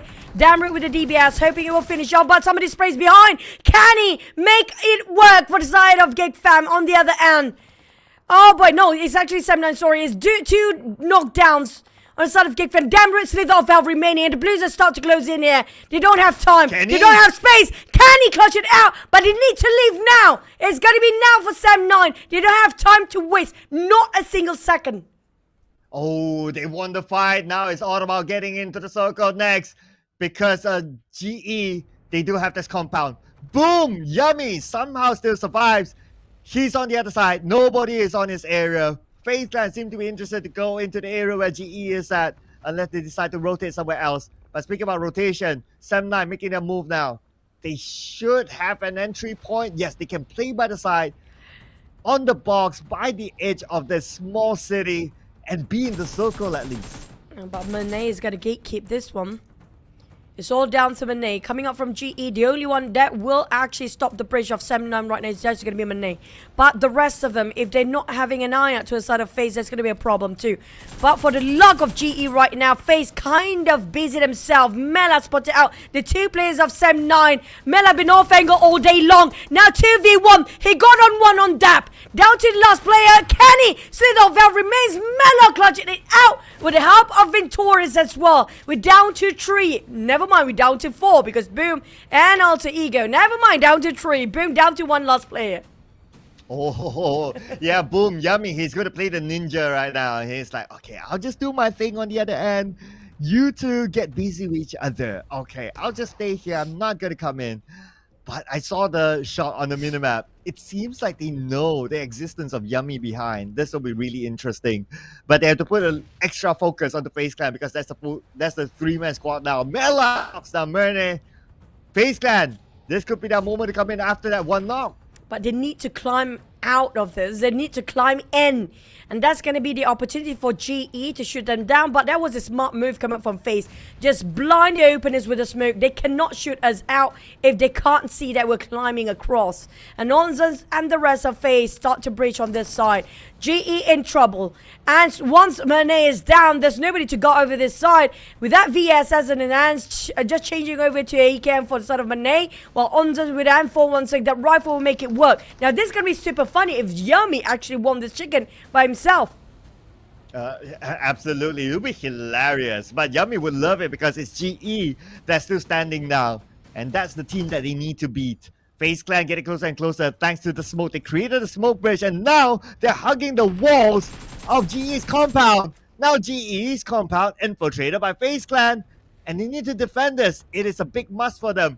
But we're at stage 8 now, moving to stage 9. Stage 9 will close entirely. But the first one to move is probably going to be Yummy. But the big fight is in this house. I feel like Yummy is definitely in his own world down there. It's like, I'm just doing my thing down here. Nobody cares about me. But he's being fine. He's doing great down there. But at the same time, it's the last stage. Anyhow, we're down to 5 more seconds. And the team will have to brute force their way in for FaZe and GE at the same time. Zod of Boom, I'm not sure how he can survive this last circle. There's no more circle to live with. It's just going to be blues on all day long. But Yummy, at least nobody can hear his footsteps because they're quite far apart. Different compound entirely. Different building entirely. But if they're not being careful for the side of FaZe, they might actually being stabbed by the back by the side of Yummy May. Now that's going to be pretty ridiculous ending if FaZe make that happen. Just let Boom to backstab them all day long. Yeah, and he has the MJ3 though. The weapon with a very low recoil. So it is a good weapon that you can only get from the airdrop.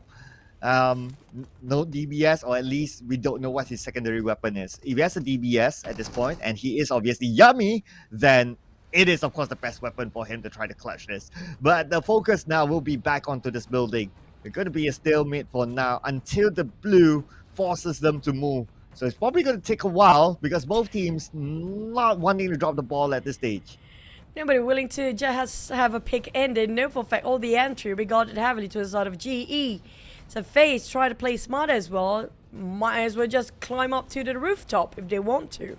Because there's a multi-level building anyhow. So but I feel like we're watching it like in Parla sort of circle where we have multi-level of terrain down there. You know, everybody wants to be stacking up on top of each other. It's all down to the timing game here. It's going to be the staring contest. Who don't blink will win this one. Is it going to be Boom or FaZe or even GE? Everybody have a fair shot in this. But Yummy May spotted one on ones, and here comes the brute force way out of their way and force a fight towards the side of FaZe. Well, Yummy revealed his existence to FaZe Clan. Now they're putting focus onto him instead. And Mernat will be the one to steal the point away. Thank you so much, he says.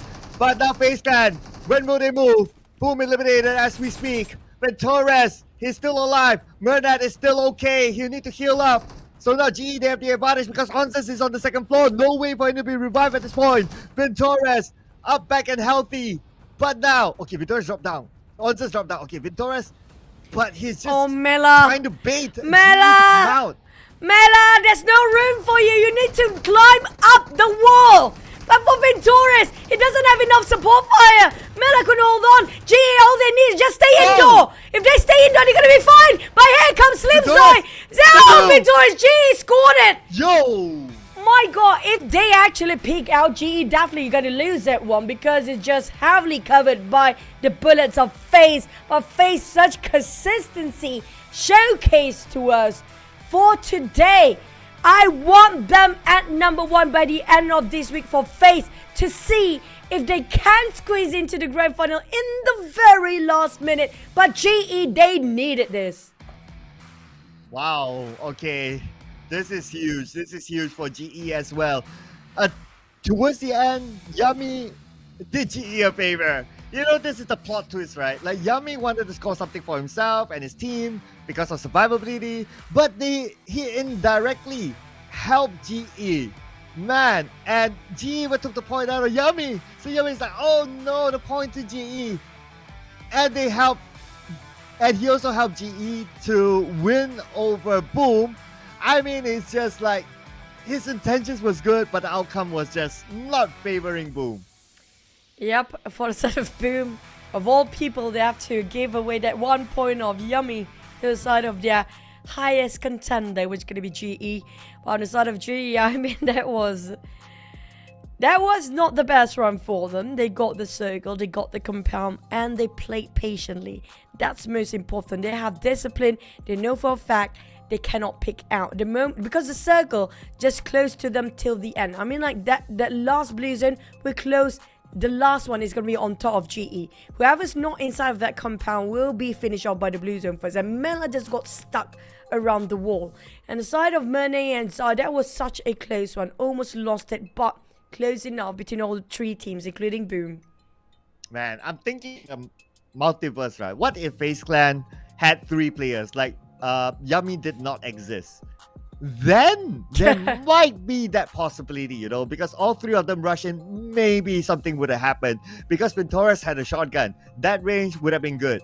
So even if he trades himself as the man to stand in front, his teammates can follow up from there. But because they don't have enough manpower, they were on a deficit, then, well, GE, they obviously have that advantage to wrap things up. And plus they're in the building, they just need to take care of the door, and all that comes together. So stars align for GE really to get this chicken dinner. And so I do want to know how much 7-9 secures for the eliminations. They've been gatekeeping the bridge for the longest time. I think there's around 3 or 4 teams they managed to knock down on, but I'm not sure about their managed to translate secure as a point of elimination or not. Same goes for the side of GEEK Fam. Unfortunately for GEEK Fam, the circle just moved away from them. They do have those elevations, the pick of a mountain just now, but it didn't actually fare them well. But Zai, lucky didn't follow pursuit with the rest of GE to pick out. If he did, then that's going to be FaZe's chicken. Oh yeah, I mean, you can see the frustration in Venturas. It's like, if only Yummy wasn't there. But the first place team, the most point team, is not GE. It's Alter Ego, because they got 13 eliminations this round. So it brings them a total point of 17. GE will take 12 points this time. Same goes for 7-9 with the 9 elimination points that they got. But for Boom, 8 points. Okay, not that far. So now that difference is 4 points between GE and Boom. Looking at the other end, Vampire Esports, mid to the base circle, very difficult for them since they dropped in Kameshki. So they had to come in later. And yeah, we all know what happened after that. Choke points and so on. And looking at the overall weekly ranking so far, minor changes, but impactful. GE now number 1. So we get to see a lot of interchangeable on the first page, especially up to maybe even for the 4th place, where GE, Boom and GEEK, good luck just swapping places up there. But should we start to worry about DBD now, since they got average of 1 point each map? But today is their first day. Is that something that's okay for them at this state? Because we're talking about GE and Boom pushing the numbers really high up there. Yeah, it's not okay. GE and Boom, if they go number 1, number 2, and DBD goes number 20, DBD is the one that's going to be out. And that is the possible plot twist. The possible plot twist is that both Boom and GE will survive. So they also hope, to a certain extent, both of them hoping for DBD to not do well, and then they don't need to worry about each other. I mean, call whatever praise you want right now. All the whatever praise it can do for the side of DBD, they need to make it work, because if not, I mean, it's gonna be a very bitter taste, very bitter aftertaste in the mouth that been dragged down all the way to its relegations in the very last minute. Now imagine if FaZe actually make through to the grand finals. Here's going to be the 2 unfortunate teams joining in Box and Team Secret down there. Maybe MORPH, because they're the next one after that. But anyway, we're going to talk about this later on, because this is the most dramatic week of all. I need to take a breather right now, ladies and gentlemen. I'm sure you guys need to as well. We'll see you guys after this market break, alright? Battle Royale Dragon Ball Super is now available in PUBG Mobile. In this mode, players will experience a whole new kind of combat. Players can play as several Dragon Ball characters, compete in intense battles to see who will be the final victor. If you're trying to win, try going to an energy zone and see what random buff you get. If you get a health recovery buff, then it's a good idea to stick around and fight. Even without any recovery items, you'll be able to maintain a decent amount of health. During a match, players can also use attacks while battling with others. These attacks require ki. Players can collect ki from the map. They can also choose to replenish ki by charging it up themselves. Players also need to be on the lookout for upgrade materials. These are used to level up attacks. Attacks have a total of 5 levels. Level 1 to 2 only require basic upgrade materials to level up. Level 3 and above require advanced upgrade materials. The higher an attack's level, the more damage it will deal. There's also various support items that can be found in the map. For example, the Buku Capsule and Smoke Capsule. After using a Buku Capsule, you'll be able to fly a certain distance. It's really useful for initiating battles or running away. But be careful when you run into Piccolo. He has an attack that can snipe you from far away, as well as a dash that can quickly close the distance. Smoke Capsules release ball-shaped smoke, which can obscure enemy vision. This smoke screen can help you retreat or relocate. Don't forget about accessories. Accessories can also make your attacks stronger. More advanced accessories provide better buffs. If you play as Vegeta or Ultimate Gohan, who can already attack pretty quickly, you can enhance it with an accessory for an even greater advantage. If you want to increase your chance of survival, look no further than the armor item. Armor provides extra health, which gives you an edge in combat. It has a total of 4 levels, and the higher the level, the more extra health it provides. Be sure to pick it up when you come across it. So, do you understand the gameplay and items a little better now? Let's play Battle Royale Dragon Ball Super together.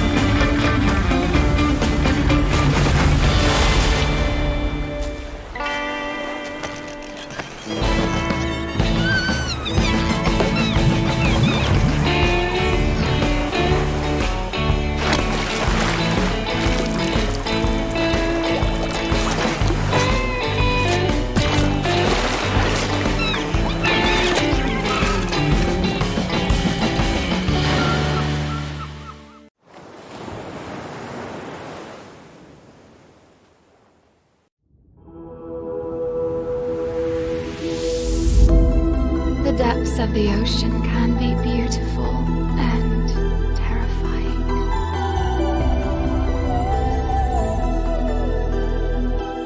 We all have a dark side that's always a part of us. but we can control it.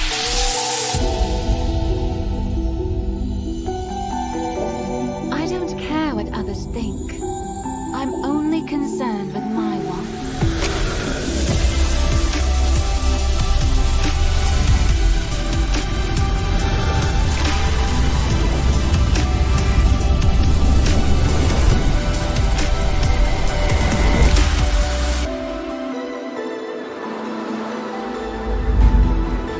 The weak are always eliminated.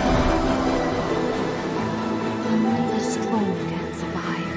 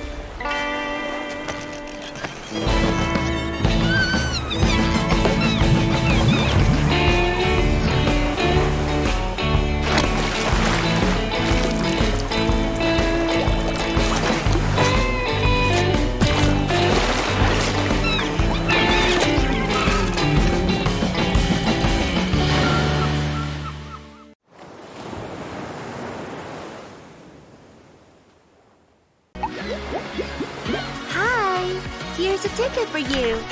Join the airdrop carnival with Alan Walker. Grab the airdrop crate and head out together.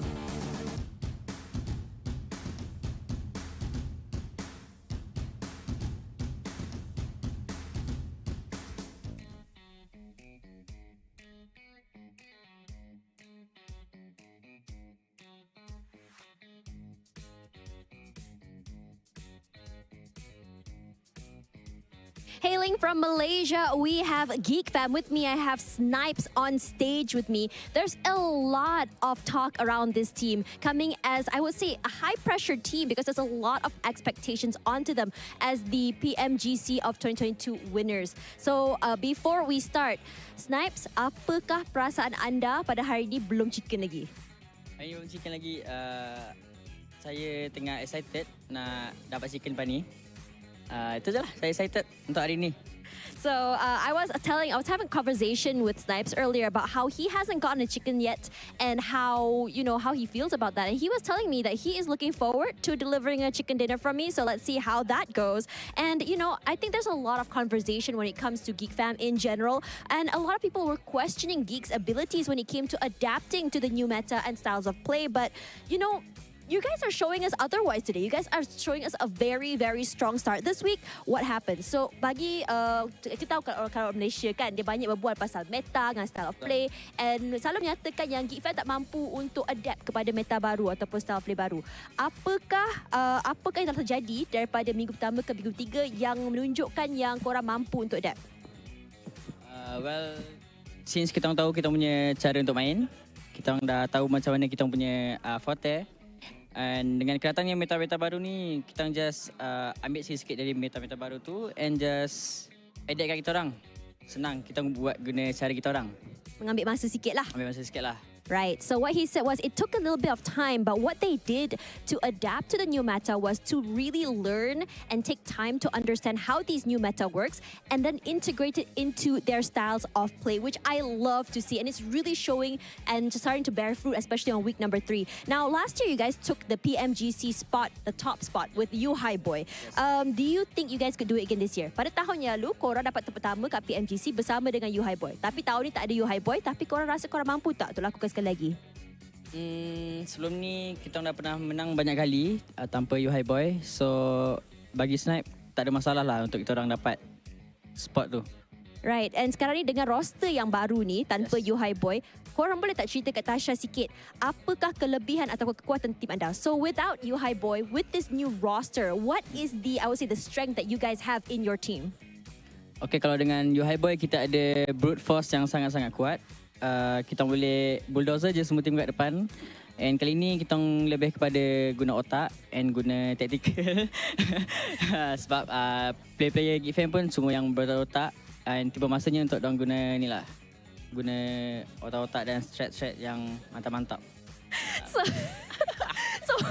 I'm so sorry. So what he said was that with You High Boy, brute force is the name of the game. Aggression, rather, is what we saw last year. But without You High Boy, they're starting to use their brains a lot more, starting to think a little bit more with their brains and starting to adapt new styles of play and strategies, which is why I kind of cracked up because it sounded like they were just brooding force last year because it totally wasn't the case. Now, coming back to my first question, is there anything you want to say to the people who doubted you? Kembali kepada soalan pertama Tasha, nak kata apa tak kepada semua orang yang berkata-kata tentang Geek Fam tidak mampu untuk adapt kepada style play dan meta baru? Untuk kita orang, korang cakap je apa korang nak cakap. And sebabnya kita orang tahu apa yang kita orang buat and kita orang sedar apa yang kita orang buat. Kita orang pun nak belajar juga, kita orang pun nak ambil experience ni juga dekat PMSL. And tengok Geek Fam pada week 3 ni guys. Lagi ganas. So what he said was that, just keep watching us. We are a team that's eager to learn, that takes time to learn. We want to take all the new experiences in with us. So keep watching us, especially this upcoming week, because we are going to become even more ferocious. Final question for you. Soalan terakhir, ada apa-apa nak dikatakan kepada fans Snipes di rumah di Malaysia ni?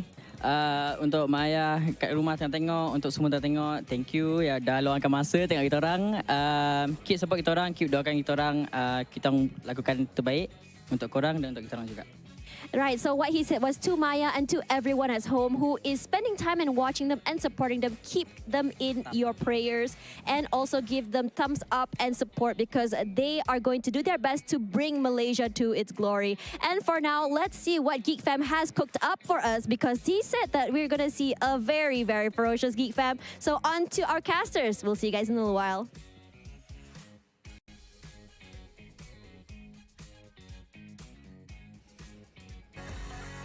We're back here for the half of the day. And speaking of which, that was an interesting interview coming up from GEEK Fan. We don't see the best of them just yet.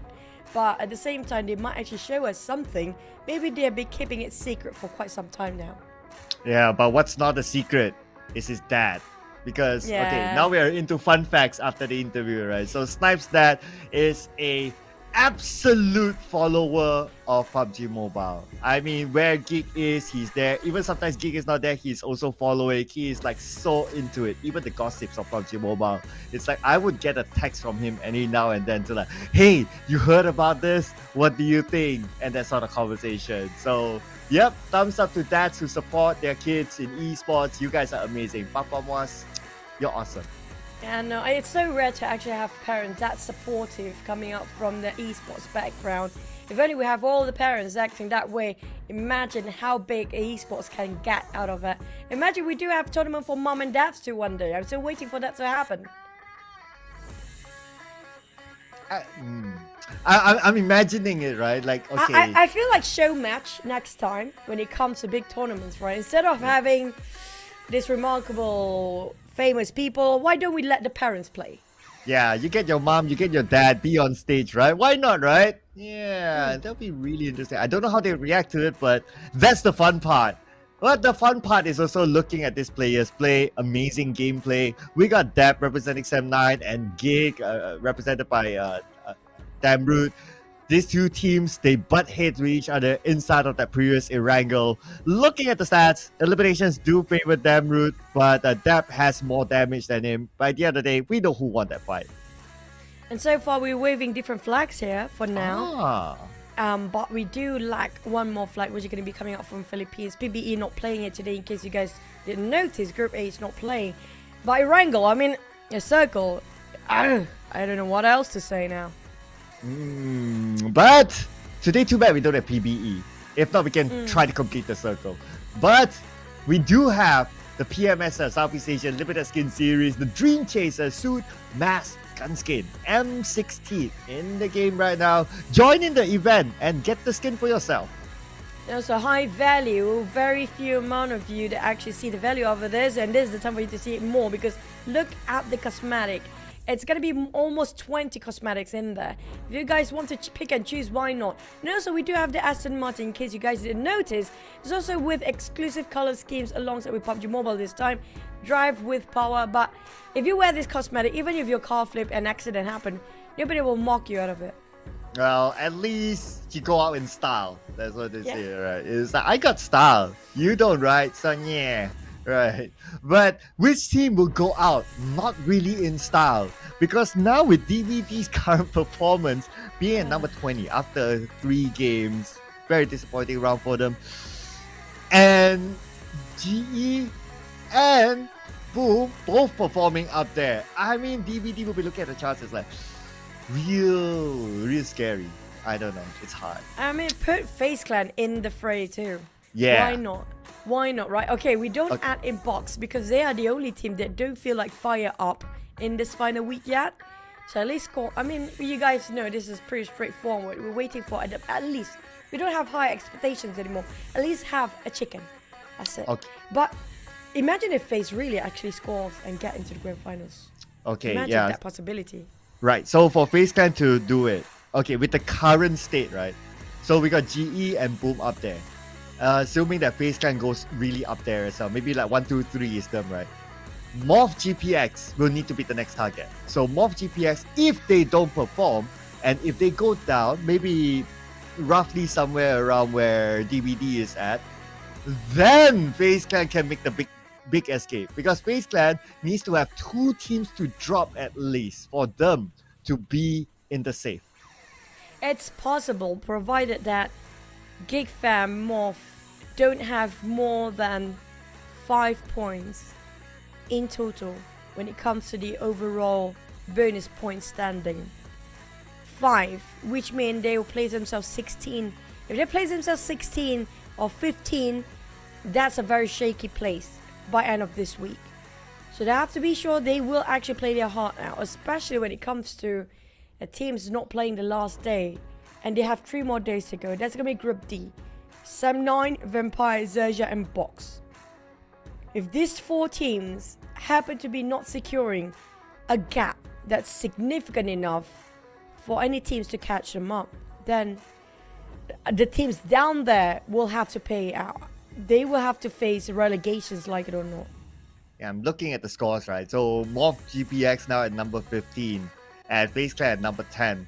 And today is their first day. Let's not forget about that. So they have extra games in hand in total.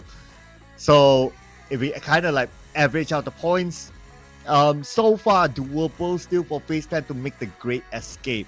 But they also need to hope that MORPH GPX don't perform.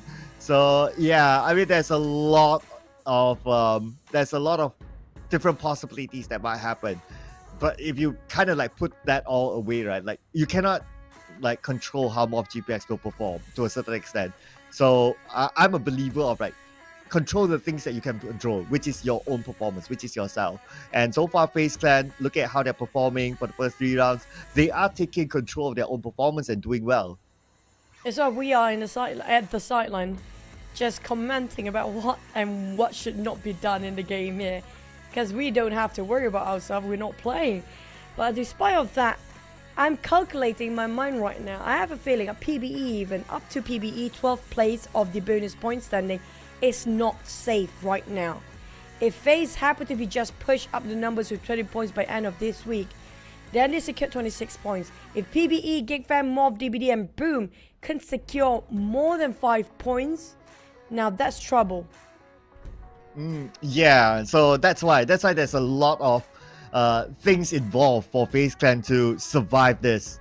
It's not only their own performance, but it's also the performances of others. But if my personal philosophy is that focus on yourself rather than other people, then all they need to do is just focus on themselves first and worry about anything else later, because you can't control what happens to the other teams. But they're going to start it off again after this. It's going to be huge. It's going to be big. It's going to be dramatic as we head on to our second half for the day. Here we go.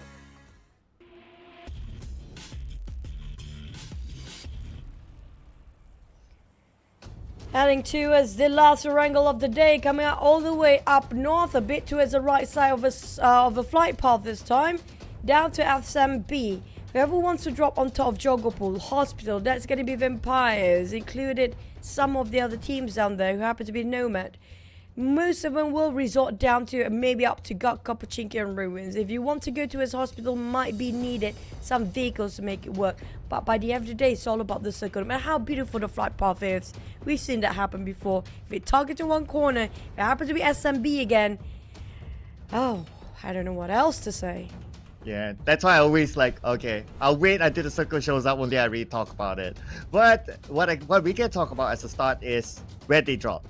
Vampire Esports still sticking to Kameshki, similar flight path like before. So they're going with a similar plan, not going to North Jogopul again. For Boom, because they're Nomads, so this time, not Gatka. We've seen it in school, we've seen it in Gatka. This time, they drop they're going towards the right. BTR is there. Milta Power, normally you have XERXIA. Oh, yeah, because XERXIA is taking school, so Milta Power is empty. So Boom will take Milta Power instead. But happens to be a quite generous circle this time, a bit too early for us to say it till the very last minute. Speaking of the circle, we're contradicting to as a flight path, which are going to end up on the left side instead of the right, just like how the flight path were.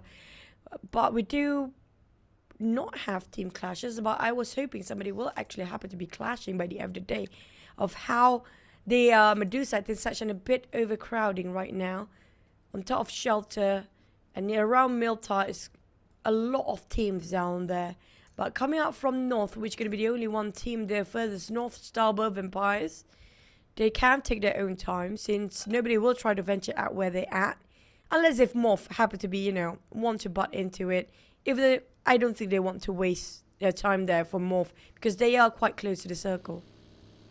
MORPH GPX. Are they going to play in the middle? But then they might. Because if we kind of look at like the overall, right? And if they were to study as well, like the previous round, they might have an idea of like, okay, Vampire will be behind us. So in front of us will be pretty clear. So you won't have that middle point clash between Vampire from North Yokopool to meet them at the bridge, something like that. So for MORPH GPX, normally in Severny, they should have a clear access from the North Bridge into Gatka. And if they can access that clearly, I think it will work well if they can go up to the Gatka Mountain, since it's also somewhere in the middle of the circle. Now, speaking of Gatka Mountain, there's going to be a high chance of a circle ended up there. We've seen that before. It's quite a rare occasion, but it might be chances of that this time. But speaking of the other teams, now we do have a very skewed towards the right side of a flight path, right? That means all the teams are moving to the same direction towards the left. So I assume it's going to be when it comes to the fourth stage, we might actually do have major clashes happen. I feel like I'm a weather person predicting what's going to happen next. Like how the weather is going to happen tomorrow. But right now, one of the top spot that will have a lot of skirmishes, it's going to be possibly Rosshawk. Yeah, I mean, that's our job, right? We have to come out with potential outcomes of the game, especially at this stage, very early where everyone's looting. And as, you know what, as just we were talking about Papa Moas earlier on, he just texted me. But it's not texting me about us talking about him. He's showing me that, he got the new version of the Geek Fam jersey. He just says caption, ready for grand finals. Hey, hey. Yeah, that's Papa Moas for you, ladies and gentlemen. Papa Moas, buckle up your seat. We don't know what's going to happen, who's going to get into the grand finals right now. Up to the 11th and 12th place of the bonus point ranking. It's not safe at the current moment. But there's two teams definitely cannot do much more than what can they deliver by the end of this week to just get themselves not be relegated. That's going to be Team Secret and Box Gaming. Team Secret's not playing here today, but I definitely anxious about DBD right now. Yes, it is their first day here when it comes to the final week. We still can give them a bit of benefit of doubt, but if tomorrow they have the same performance, I'd say they have to start to worry. Really worry. Then we'll come back to the story of like Southeast Asia stage. Is it the kryptonite for DBD again if they don't make it? Because this is their best performance outside of Malaysia so far in any of the major tournaments. Even if we look back at the history of the last chance qualifiers when we had that for PMPLC back in the day, even if we look back at last season's PMSL, this is their best chance because they performed well in week 1, week 2, not so, and now week 3, at least for the first 3 games, worrying, so to speak. And they are currently at 3 points. 3 more games to go. I don't want to jinx it, but if this continues, if they get like 0 all the way, they will break Team Secret's record of the lowest point collected in a single day. The record that nobody wants to have. And if that continues to happen like tomorrow onwards, like what you say, it's going to be very worrying for DBD. And then it will still be the story of the Southeast Asia kryptonite for them. Now, DBD actually performed pretty well last week, but not so great when it comes to week 1. Pretty much in the same boat as MORPH GPX.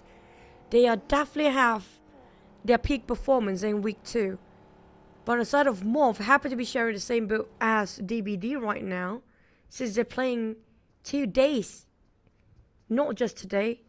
Yesterday they played as well. They got pushed down. And FaZe, on the other hand, started only playing today, but managed to squeeze in the top 10. And keep going for more. We can see how aggressive they can get here. And this feels like the old version of FaZe back in the days there. But at the same time, I'm extremely curious to know if FaZe push up to number 1, what will happen down there? If FaZe, Boom, and GE happen all shoot up to the top 3 by end of this week, what's going to happen next? Then the next potential to drop is DBD and MORPH GPX. Because then the next in line after that to be in the bottom 4. Well, Geek Fam, at least they are quite secure for this week. For now.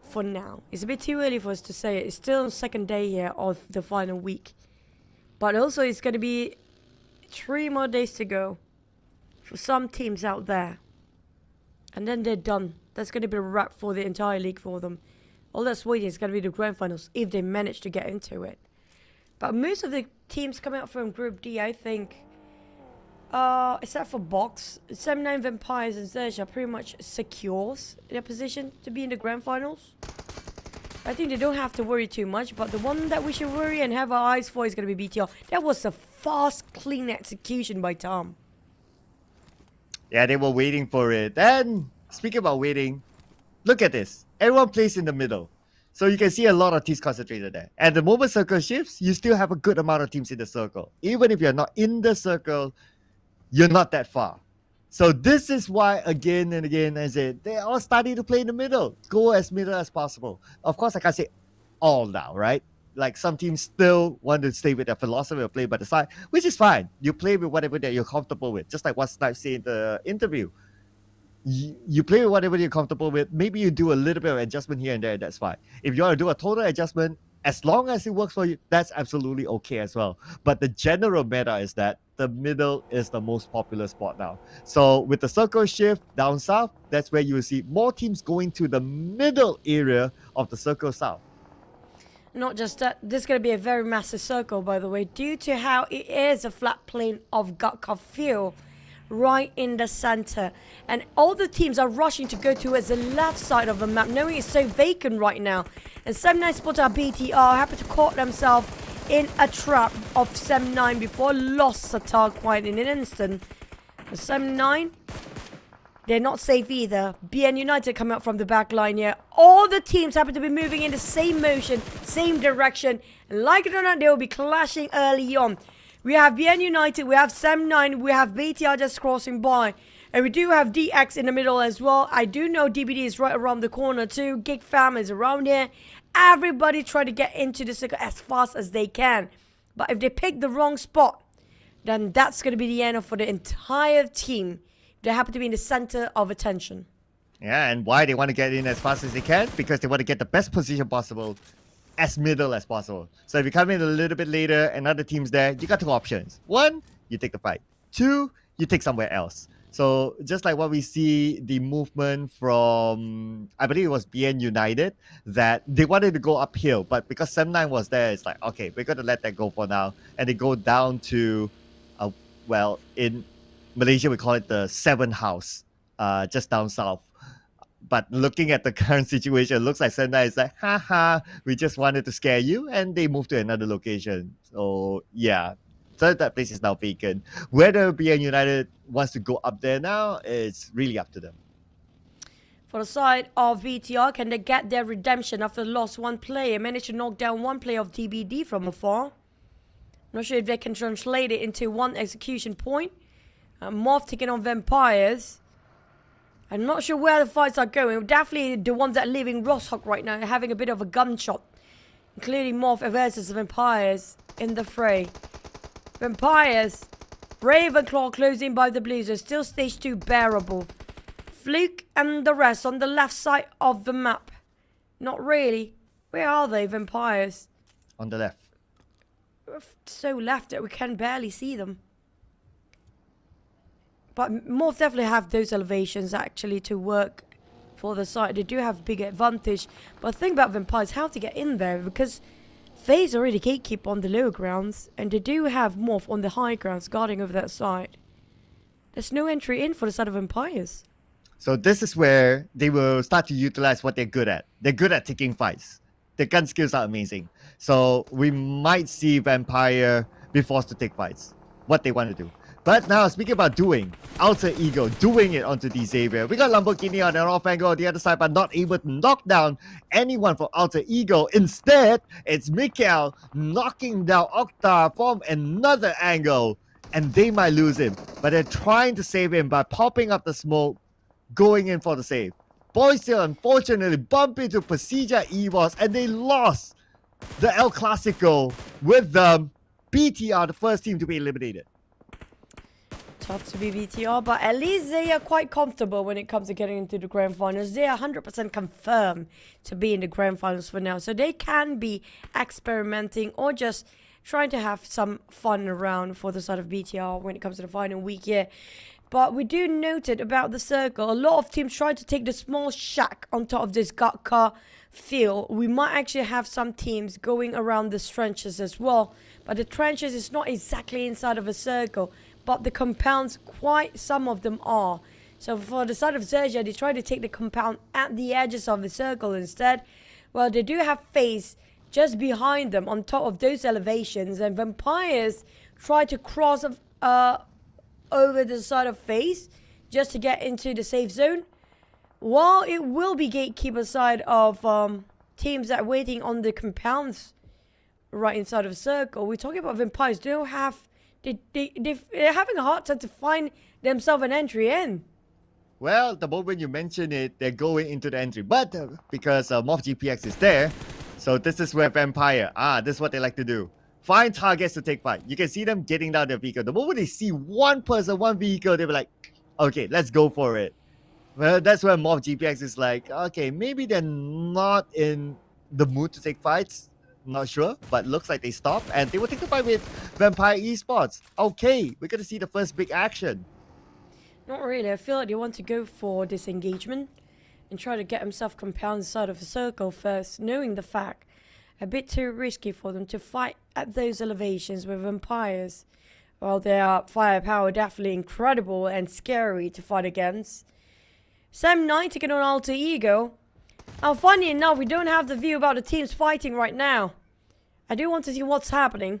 But GE definitely tried to fight in the blue zone, which we've seen this before. Definitely not ended up well for the teams, extending themselves just to fight in the blue zone. Yeah, and plus we're at stage 4 moving to stage 5, right? So it's definitely going to hurt. But GE should have an entry based on their based on the last visual that we have of them. BN United, Sam9. Okay, from the start, these two teams have been butting with each other. I believe now is the time for them to end it. One nade of Kobe coming up from Mikkel. That's going to be the order to a side of BN United. Here comes another. Pombit taking on Vampires. Tony K, a couple of knockdowns by now. 2 times in a row. Managed to get a reset, but can he survive this one? BN United finish off. Max, they reply with a respawn. Now, Porsche in trouble. But they do have the warehouse, but already occupied by somebody else. Possibly later if they're late. But at the same time, the moment they leave this compound, this vicinity, against Sam9, where Break will be left behind because it's a bit too far, they'll be actually gatekept by the side of GEEK Fan. But Porsche, yep, the moment we mentioned about them, it's going to be them having some explosion of those vehicles the moment they're trying to leave. Sam9 trying to just secure this elimination by themselves instead of giving away to us the gatekeepers in a circle. Yeah, BN United try not to put themselves at a terrain disadvantage. That's why they moved to the left. But yeah, one of them went down. I mean, probably is like the best option that they have. Because if they kept playing at like the lower ground versus Sam9, they know that, okay, this is not a fight that we can win. So might as well try to do something else and try to survive. And indeed, they still survive at least till now, despite losing one player. But speaking about losing players, we might see one of these teams losing a player between GE and Yoodo Alliance. I do want to see what's happening in center of the circle right now because it seems a bit rowdy with the kill feed. Back to the side of GE, they are guarding over a bit of a slopes of a hill. Quite hard for them to visualize what's on top from this angle, from this POV. But GE, if they just overextend themselves, overstay here, that's going to be rough for them to get into the circle. DBD waiting at the other end. Box fire on Yoodo Alliance. Yoodo Alliance just cutting across out of nowhere, ramping into this compound and secured this building for themselves. Well, GE around the corner too. So they're definitely not going to stay on the outside circle. They found an entry. But they cannot go into this compound because we got Yoodo Alliance and DVD there. So GE is going to hold their ground for now. But look at the spread from Yoodo Alliance. 2 of them inside the compound. The other 2 is at that high ground. Not too sure about the visual from that.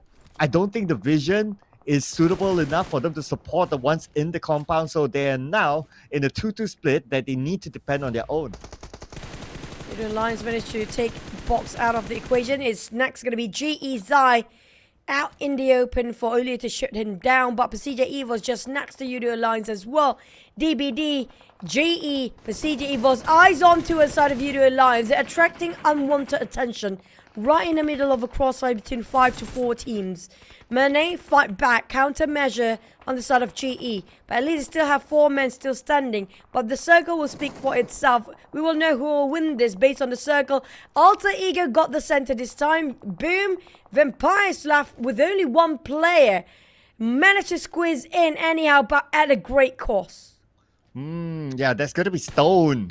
Interesting. Okay, so at least he got the circle. Let's see how long he can last there, because the migration from teams on the left might go to his area. But the bigger question right now, since it's the drama of the bottom, GE on the outside the circle, caught out by DBD, the number 1 and the number 20 team now. Doesn't matter where the standings, doesn't matter what's the present for both of them. There's something that can change their future here.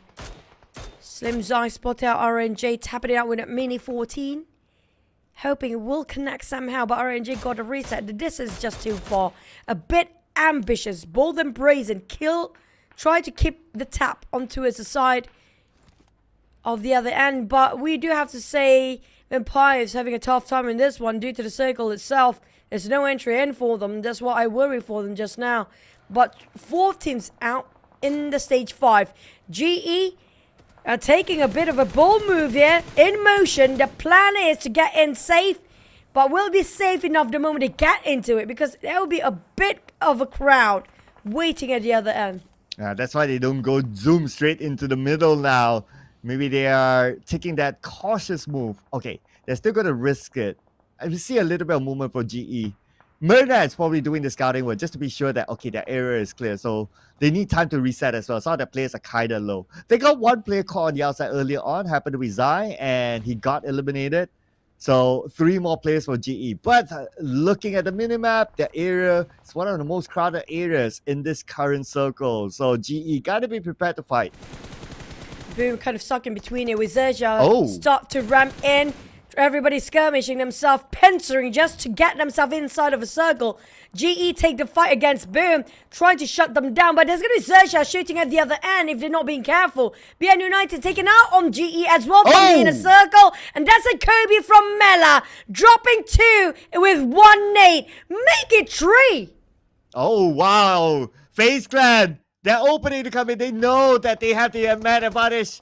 Boom only left with Yummy. Yummy healing up with a medkit. Can he make it in time? He should be able to. But then again, it's 1 against the world. Oh, FaZe Clan found him out. Yummy taken out of the equation. Only 2 points for Boom. GE so far they got 1 point. They can extend their lead against Boom. Outstanding nade by the side of Mela just now. Open up so much possibility for FaZe to get into the circle and just keep on shooting. XERXIA in trouble now. They are being hammed down. Sandwich, whatever you want to call it, pinch in between FaZe and DBD. Both shooting on the side of Sharper and RNJ. Because of the smokes, giving away the position here. Both teams, DBD and FaZe, want to take XERXIA down. The problem is how XERXIA can last long enough, because the moment the smoke dissipates, it's going to be a clear view for the side of DBD and FaZe to shoot it down. But the circle happens to be shrinking. It's not too far off from FaZe, XERXIA and DBD. Oh, circle shift up north. We got BN United break in the middle. 2 members of MORPH GPX in the circle as well. So looking at the teams that is available left, I would say the focal point now, MORPH GPX and DBD. How well can they do? We're putting focus on to XERXIA. One of the knockdown is going to come from Lamborghini. No, it's going to come from Yen from DBD. The knock on the Shopper, but not securing the elimination point just yet. Okay, nade from Yen. He kind of knows that someone's down there, but he doesn't have a good vision onto RNJ yet.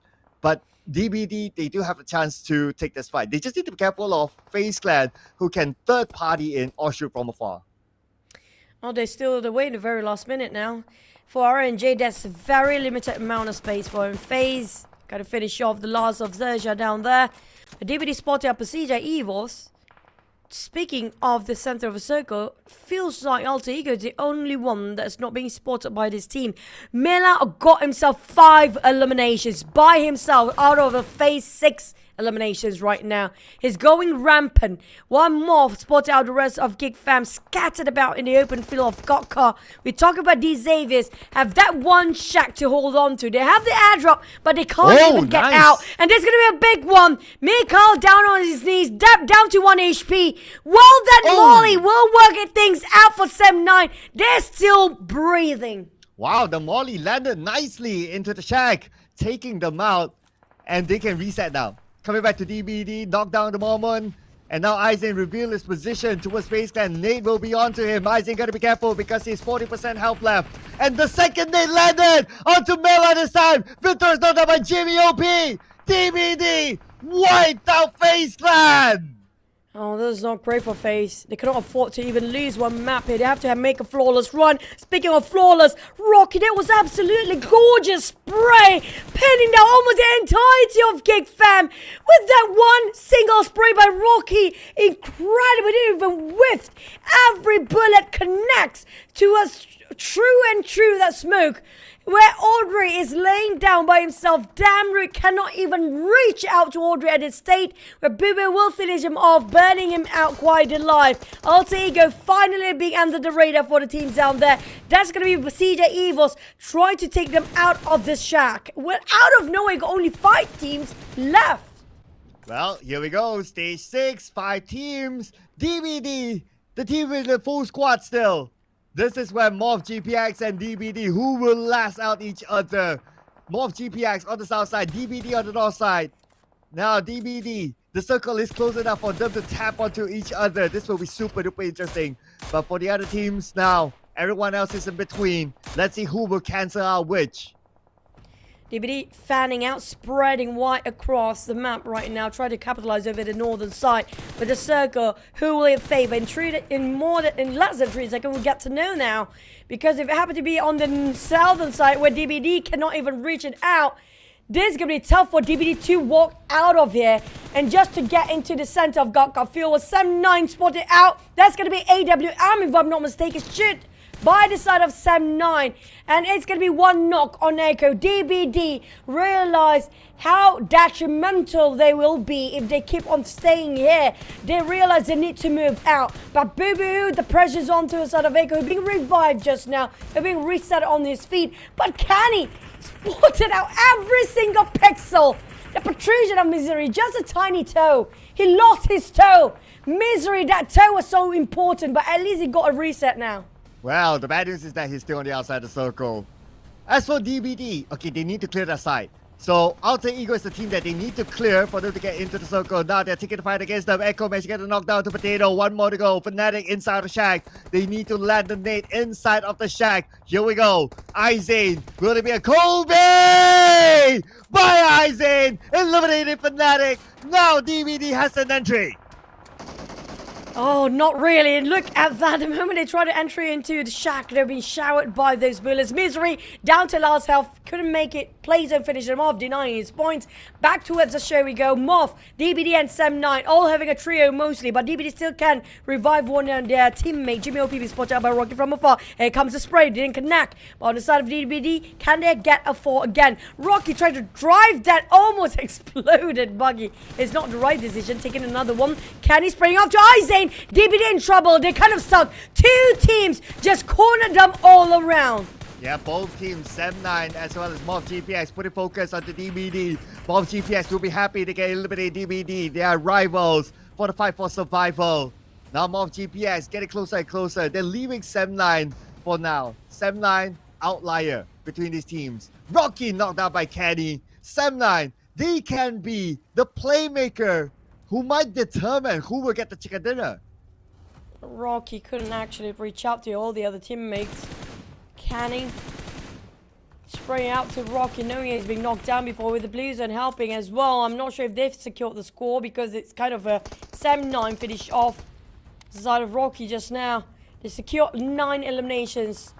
For the side of Sem9, they have to just hold on, but they need to push up as well.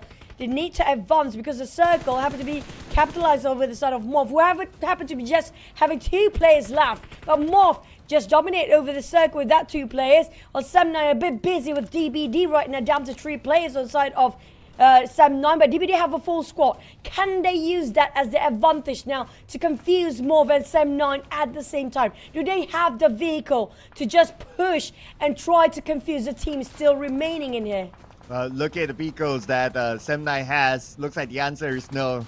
They are on their feet now to get into the circle. They don't have it. The circle will start to close. DBD on the other hand, no vehicles as well. And they are semi on the outside. Kenny knocks down Aizen. Jimmy tries to counter back on the Sam9. Now MORPH GPX will be the spectator instead. MORPH Boo-Boo taking advantage and steals away. DBD, those kills taken over by the side of MORPH in the very last minute. We're down to only 2 teams there. Definitely it's going to be MORPH and the side of Sam9. DBD no way out of this at all. Leaving only 1 player there is. Can he squeeze in? He touched the rim of a circle, but the circle not going to last long. Jimmy OP, that percentage of health, that's going to be a long shot. He got a first 8, reset himself. Dap with 1 player, DBD 1 player, MORPH down to 2. MORPH had no squad, full squad just now, remaining as a 2, still survived this long. Here we go. So, put the pressure to Jimmy OP. He'll show himself. He knocks down QEON. Beautifully done by Jimmy OP. Can he be the one to clutch up off GPX? But he has 2 more teams to deal with. Okay, 1 by 1 they say, but it's going to be the zone that takes out QEON instead. Dap gets into the zone. Now, they're putting focus on the Jimmy OP. Jimmy OP actually has 2 players looking at him. This is going to be Boo-Boo-Hoo's game. Nobody noticed him now. He got himself a shack. He's definitely not really been closing but the blue finish off Jimmy OP. He got 3 out of this. Last top 3 fights happening right now. Down to the classic mano to mano between Dap and also Boo-Boo-Hoo. Randomly spray for the side of Boo-Boo. Try to fish out Dap to show himself out. But Dap, he's playing it smart. He tossed over this nade. If it lands, it's going to be the end. And it's going to be a Kobe if that happens to be in the right perfect angle. Close enough. Not quite yet. A bit short with those nades just now, but Boo-Boo got all the time he needs to reset and replenish his resources. He got himself a lot of nades in that box, by the way. 6 in his hand with 1 molly. One side of Dap running dry with his resources, hoping it will connect somehow. But Boo-Boo and also Dap, it's going to be the nade war. Oh, here we go. Boo-Boo-Hoo, another angle. They're standing up right now. Boo-Boo-Hoo 1v1 with Dap. Dap goes in. Dap in a shotgun play. And Dap will win it for Sam9. It's been a while since they last got the chicken dinner. And it came at the right timing for Sam9. That was incredibly rough to watch for the side of Sam9. They didn't actually rotate the furthest into the circle. They're definitely already inside of the circle the moment they drop themselves on top of farm and shelter. But on the side of MORPH, coming up all the way for Severny and lost that long as duo till the end of it. Sam9 had a 4, but the side of MORPH give them a bit of a run on the money. Sam9 and DBD just now, what a heated up, exhilarating even for their fights. But the damage don't lie with those numbers. 6 elimination, 1,222 damage by Kenny alone. This player is just high value plays out of Kenny this time. Absolutely. PMPL Malaysia MVP Kenny coming in with an MVP performance for Sam9, and another round that they got a lot of elimination points. Previously, no chicken dinner, but still got the elimination points in. This time, elimination points in as well with the chicken dinner. It's a lot of points for Sam9. Beautifully done by them. Let's make the calculations. It is 11 elimination points in total for Sam9. Everybody pulled their own weight here, except for Tom. I mean, like, he's been eliminated way early. They're working as a trio, if I'm not mistaken, around 10 minutes into the game they lost Tom. Or maybe even sooner than that.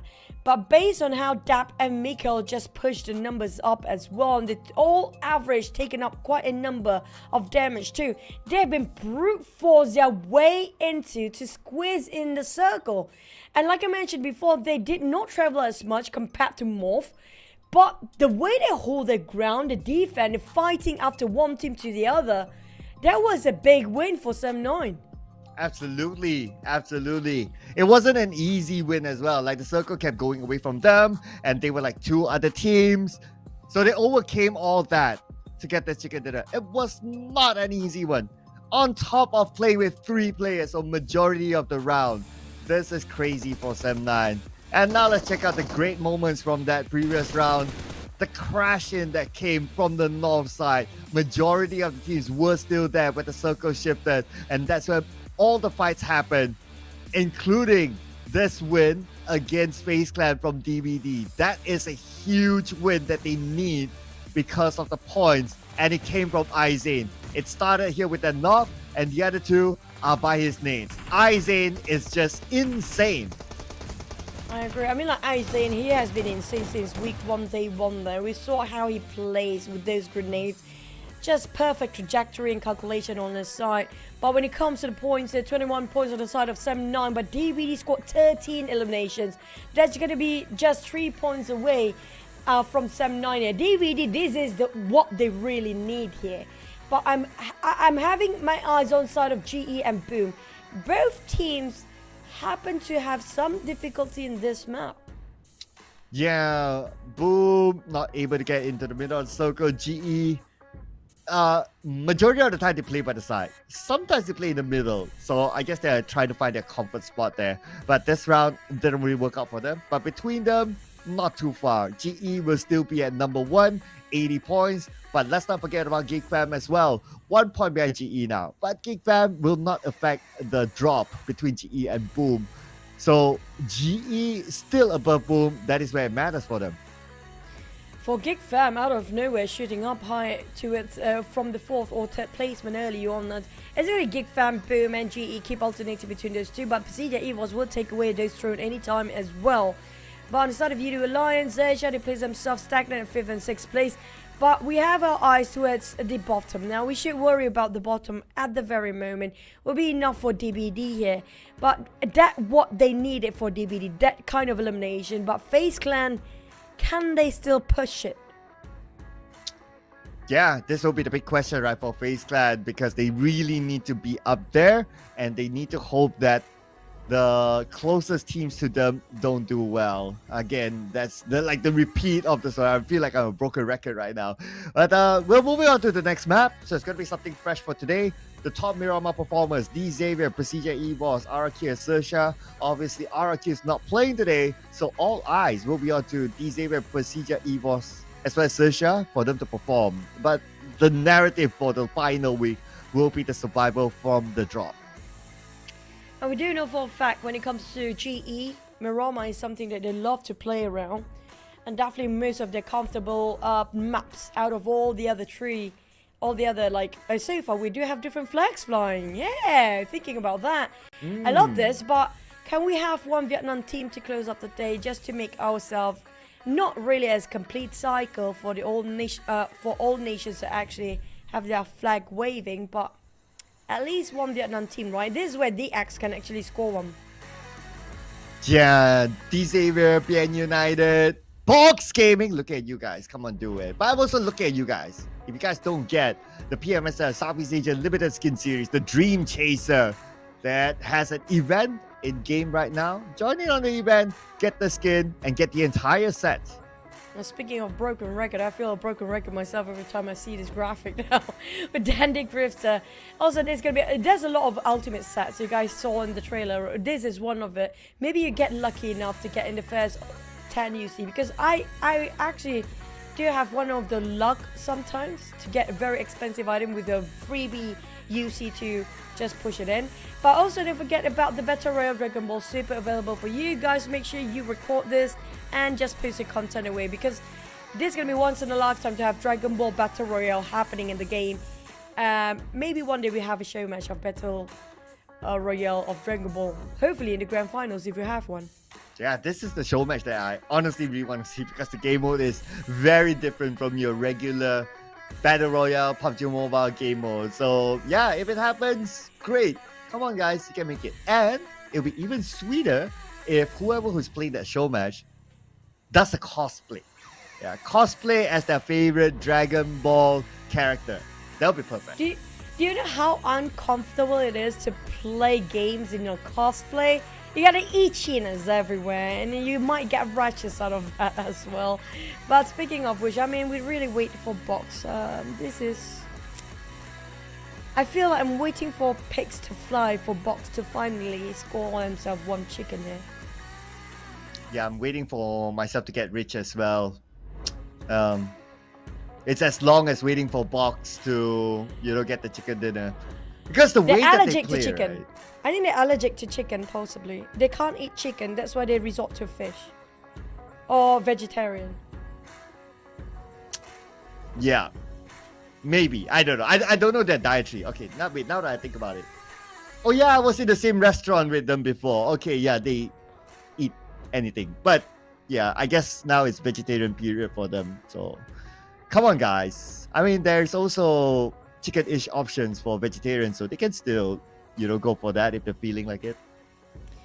Seriously, Box, like one of the most renowned team back in the days. Like that was 2 years ago, if I'm not mistaken. One of the best teams, even back in 2 years' time. 2 years ago. That was 2 years, not that far. I mean, 2 years is a long time, but still, if you want to say it's because it's SLD lineup, that kind of fair. But I don't know. It's supposed to be better than the previous one. But at the same time, I don't know what is happening on the side of Box. It feels like they're not motivated to play at all. Well, to answer your question, it's the SLD lineup, correct? But it's SLD without Paragin. So even even the fans or even like the Vietnamese community, they even think that they failed to replace Paragin after he joined the Xavier. So that is a big loophole for them right now. And I think, fair enough comment. Because before that, SLD, great. But the moment the switch happened, there was no tournament that they did well. We're talking about PMWI. We're even talking about like Ruthless Esports, the preseason tournament. Nothing went well for them ever since this whole change happened. That's gonna make sense. Probably kind of true. But we do have the swap as per usual when it comes to Marama. Yuhai is playing, swapping in and out with Lapa. Also, we have Keenan as well in the lineup of BTR right now. We're gonna have to wait and see. We do know Keenan always plays either Sunhawk or Marama of the day, but on the side of FaZe, there's still some light by the end of the tunnel. There's a slight chance. The probability of them to get into the final might be very small. There's still a shot at it. But they cannot afford to make any mistake. Every single map is so important. It's like a lifeline for them right now. And they need to hope for two other teams to take the drop. So I think I kind of feel it when DVD got the chicken dinner on their behalf. It's like they must cringe like, oh man, DVD got the chicken dinner. Ooh. Because DVD will be one of those teams who could potentially replace them at the bottom. Same goes for MORPH GPX. So happened both teams number 1, number 2. So for FaZe Clan, they really need them to underperform for them to have a good chance onto the next stage. But what is most important is that to focus on themselves. I'm a firm believer of focus on yourself, not on the others, or not on anyone else. And as long as they can keep that in mind, they focus on themselves, continue to do well, and let everything else take its place, because you never know. So you never know as well who will get the next chicken dinner inside of this Mirama game. Let's go.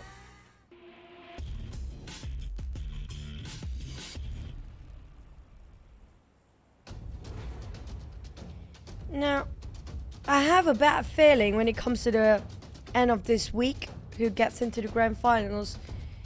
There's a high chance we have a lot of ties down there as well. If that's the case, then it's down to as a chicken, placement points, then only eliminations. Just hope it's not going to be more than 2 teams that happen to be a tie. If it happened to be a 3-way tie, that's going to be more painful to watch. Wow. 3-way tie, and then you bring it down to the tiebreaker. That will be insane though. I don't think we've seen anything like that ever. It will be really dramatic, and I still think that whether it's a tie or not, I still think that the bottom will be a dramatic end. Maybe even like a surprise. Because right now, if you look at the bonus point standing, between 16-7 is the tie, 13 for both. MORPH and DBD, 18 for both. PBE and GEEK 19 for both. That's 6 teams having the same amount of scores right now. Okay. That's a lot. That's a lot. So there's a high chance that some teams will have a tie by the end of the day, and the circle just happened to drop right on top of a flight path too. And we've seen this before. If it happened to be going down south, man, that's going to be a big mess. Okay, I'm doing the logic math, right? Like the logic math is that if you got all those teams with the same amount of points, and you got this one last week, the tie is a very if you say two-way tie, maybe three-way tie, slight possibility, because like you won't get like the same points from a week. So you get different points in a week, and everyone else has the same, and the current weekly points that they already collected is like the same. You will have a differentiator. But that's the thing, is because it's different every single week, so the add up numbers might actually end up the same for some teams. Because it depends on how they perform now. Well, let's focus on the now then. It's something that we cannot predict anyhow, the future. Something might happen along the way in the middle of a week. We have no clue what's going to happen tomorrow even. Not even the next couple of games there. Which we do have the remainder of 2 more Mirama maps. But for Misery, I mean, multiple times on the side of PERSIJA EVOS, I don't know what's going on here, but Misery always the first one to be knocked down and barely scores any. I'm not sure if he's being put up the role as a scouter for now, or he's being the bait entirely all the time. But speaking of Misery, he actually will have a bit of deja vu. He happened to be knocked down again. For Kenny, okay. Looks like he's okay for now. So I guess it's just one of those starting, like kind of poking, and then they just go their way, just like what we saw with Yoodo Alliance. Hopefully that's the case here. Because I do want to see Misery for once manage to open fire instead of being hunted down by all the teams multiple times. He's been eliminated early this time for today, specifically today. Just hope it's not exhaustion kick in. Now speaking of exhaustion, right, I don't know how Team Secret is doing playing with the same players for the past few weeks here. Maybe that's why they did not make it up there. That's one of the main reasons, I guess. Well, if I want, so I did this analysis, right? So you guys can follow me on social media, self-promoting. If you think about it, majority of the games as of now, PBE has been playing with the same lineup, so it didn't really matter for them. And DBD as well, majority of the games they've been playing with the same lineup, and obviously they're on top of Team Secret. So if you kind of put that into perspective, right? Like, how is that an excuse? Yes, I understand exhaustion is real, correct. But if you're in this situation where you can't change anything, then you have to deal with it. And DBD, although they have the option to swap in Ziggs, Mosgoku is a registered player, he can be swapped there as well, but they choose not to, and they dealt with it, and they're doing obviously better than Team Secret. And I guess another excuse going to be put up by the side of Team Secret is going to be they don't have analyst and coach in that sense. They are the only one without any extra third person observing to just give them extra input by the end of every day. That kind of exactly reflecting right now. But speaking of which, we do not know if some of the teams don't have their coaches, but most of them do. So I guess that's going to be a bit of a pat in the back for all the coaches out there, and never underestimate the value of a coach in a team. Definitely have huge value that we cannot see because they are not the player, but they're definitely the mastermind behind the teams. Yeah, that one I agree. If in education terms, you call it independent variable.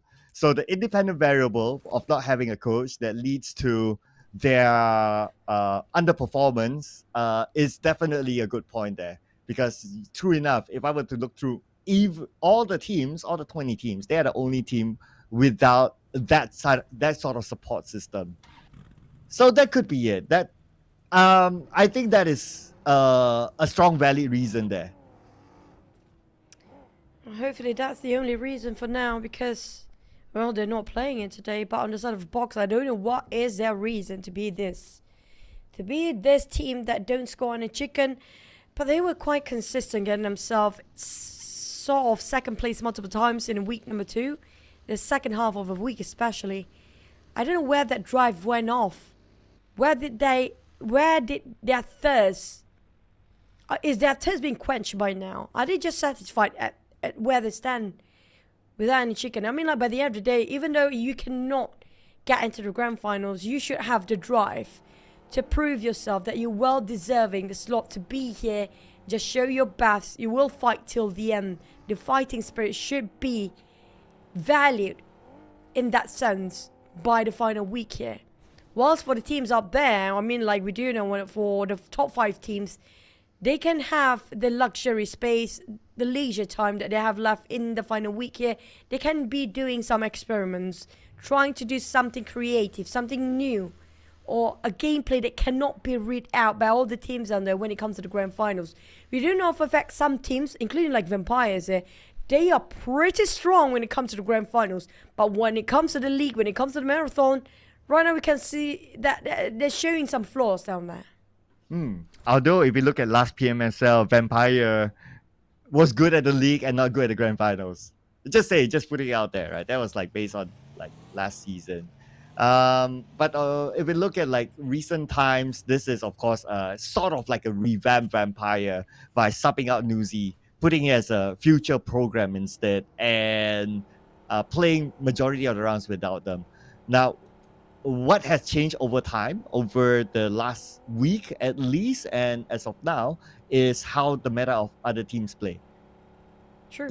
Playing in the middle. So this is where I also discuss in my content, #follow me, that why Vampire is not performing as well as last week. Because all these teams started playing in the middle. Vampire is still sticking to their philosophy of play by the side. Look at this. They are still outside La Bendita. So if you play by the side, and majority of the teams play in the middle, you would have lesser targets to take out. And that is why we don't see them taking that many early fights, and that's why we don't see them getting as many elimination points. But I beg to differ in that sense, though, because you know for a fact, yes, I think they're kind of obvious right now that a lot of teams are playing in the center of the zone. But if everybody having the same mindset, why not just play at the side? Since everybody just trying to ferociously get themselves in the center, then you can take advantage from the side, and you can actually be the third party coming in all around. But speaking of all around here, surrounded all around, it's going to be Oleo. Alter Ego is there, but he still fight back. Fnatic knocked down first. That UMP will put that to work. There's a brilliant call coming from Yoodo Alliance, but it's actually a bigger trap set up by Yoodo Alliance down there. Alter Ego walked straight into it. Well, here we go. Yoodo Alliance. But since we have some time, Vampire Esports is still playing by the side, sticking to their philosophy. But for Alter Ego and Yoodo Alliance, they are coming in onto each other. And it looks like Yoodo Alliance have a big advantage now, surrounding with one knock onto Octa. Unless the DBS from Rosemary, he can pull off an insane one. But even he got knocked down. Potato in the same building. Yoodo Alliance have him surrounded. Not looking good for Alter Ego. Yoodo Alliance will be happy to win this. Straightforward elimination. And they take all 4 points without giving anything to Alter Ego. For sort of Alter Ego, I mean, like, they're pretty safe, I guess, right now when it comes to getting into the grand finals. But they scored none for this one. That's going to be hurting when it comes to getting up the numbers. And this is their first day playing still. Cannot afford to lose any more maps after this. One more map to go for them. They have to be prepared to at least get themselves in the 40s for the next map. But Box, DBD and BTR. BTR, surprisingly, down there at the very bottom across all the map. We did saw DBD barely scores any early on, but once they got themselves the chicken, it shoot up to 20s. Another one is going to be Vampires. Vampires, they definitely have a bit of a struggle when it comes to today.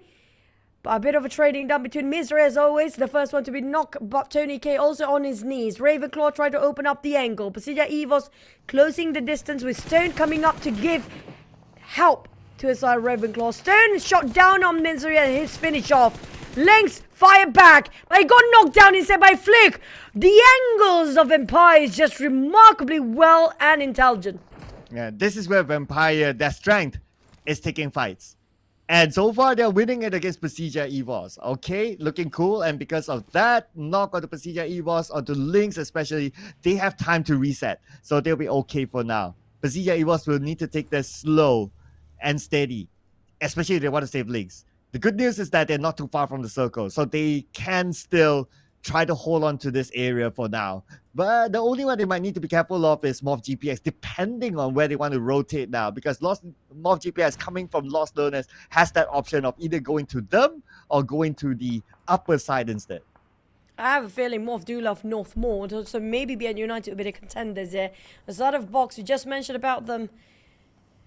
Well, they stay vegan or finally start to try to find some chicken out there. Feels like they prefer to stay vegan for now because left with only 2 players.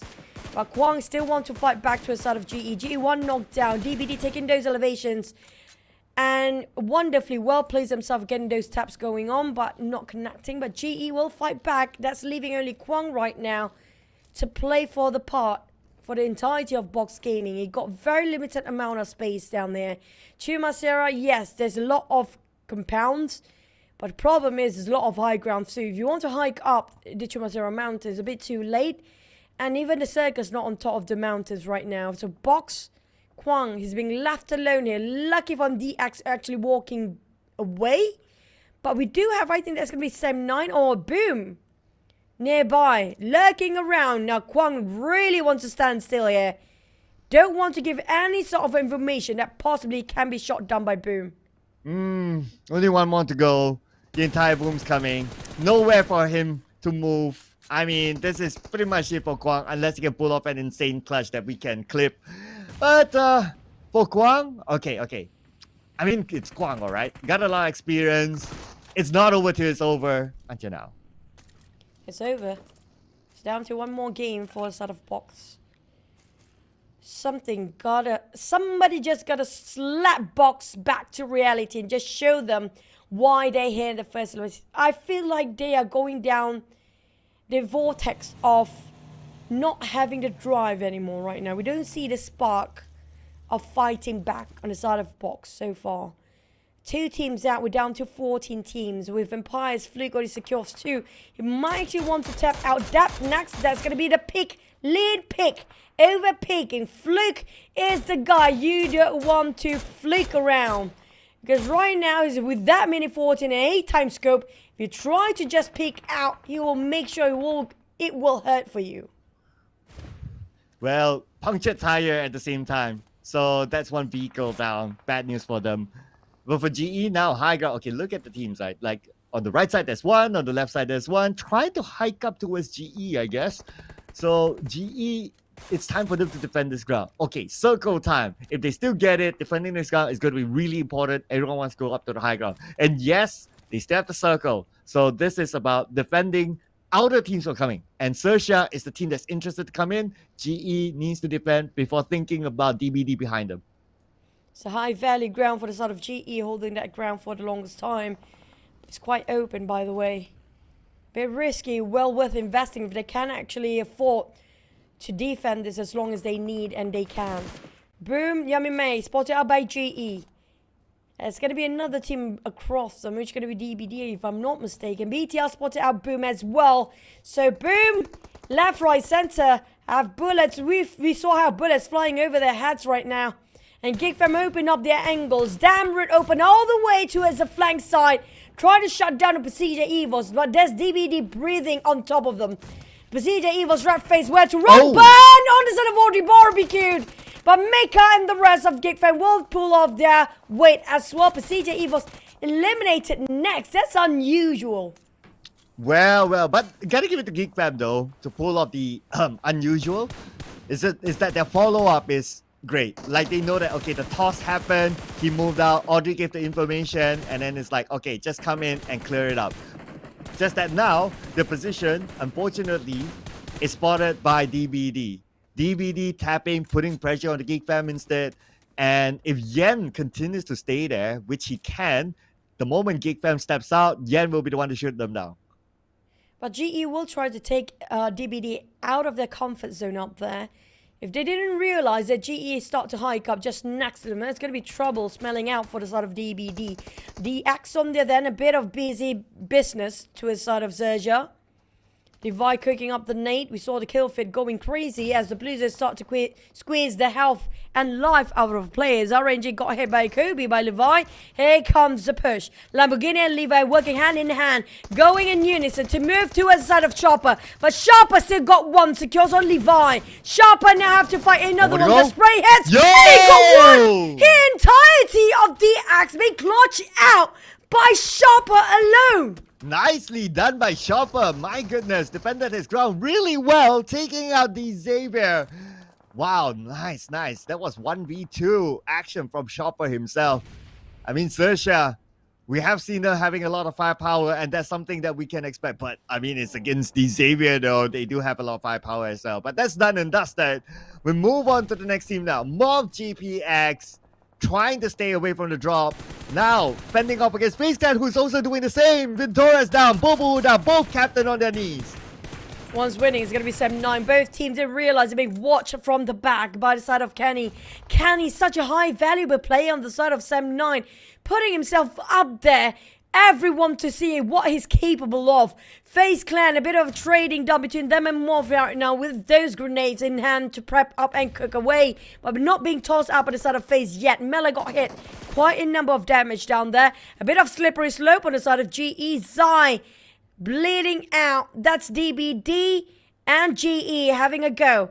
We do know GE tried to capitalize over the high grounds over the heads of DBD right now, but the circle speaks for itself once more. It'll be right on top of DBD. This is the most valuable compound, valuable mountain out of this circle right now. And if DBD holds it, the chicken is theirs to take. Yeah, good for DBD because he came from Chumasera, the drop spot.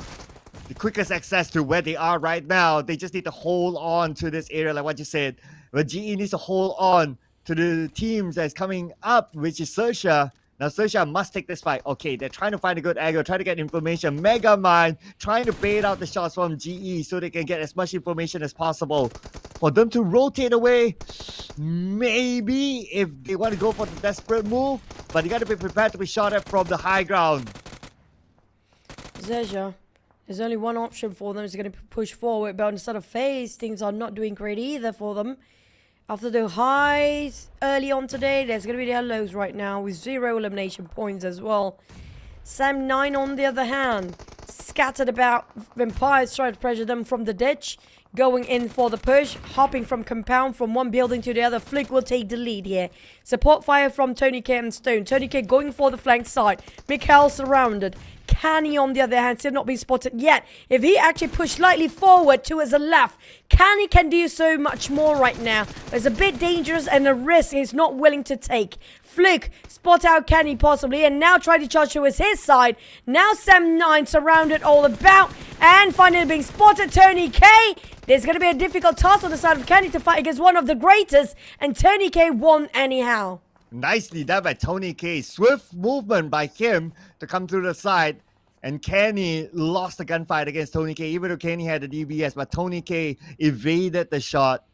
And the moment Kenny moved into the house, he used the window to his advantage to take down Kenny. Nice spray. Nicely done. That is gun skill from one of the best.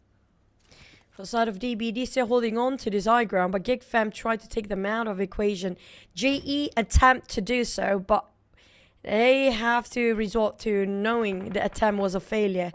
But GEEK is a different story. Snipes pushing it out with a Molly. BTR taking on DBD at the same time. Two teams going towards the side of DBD. They are in shambles. They're leaving only Yen left up here. And things are not doing great after they're holding this compound for the longest time. DBD finally being contested.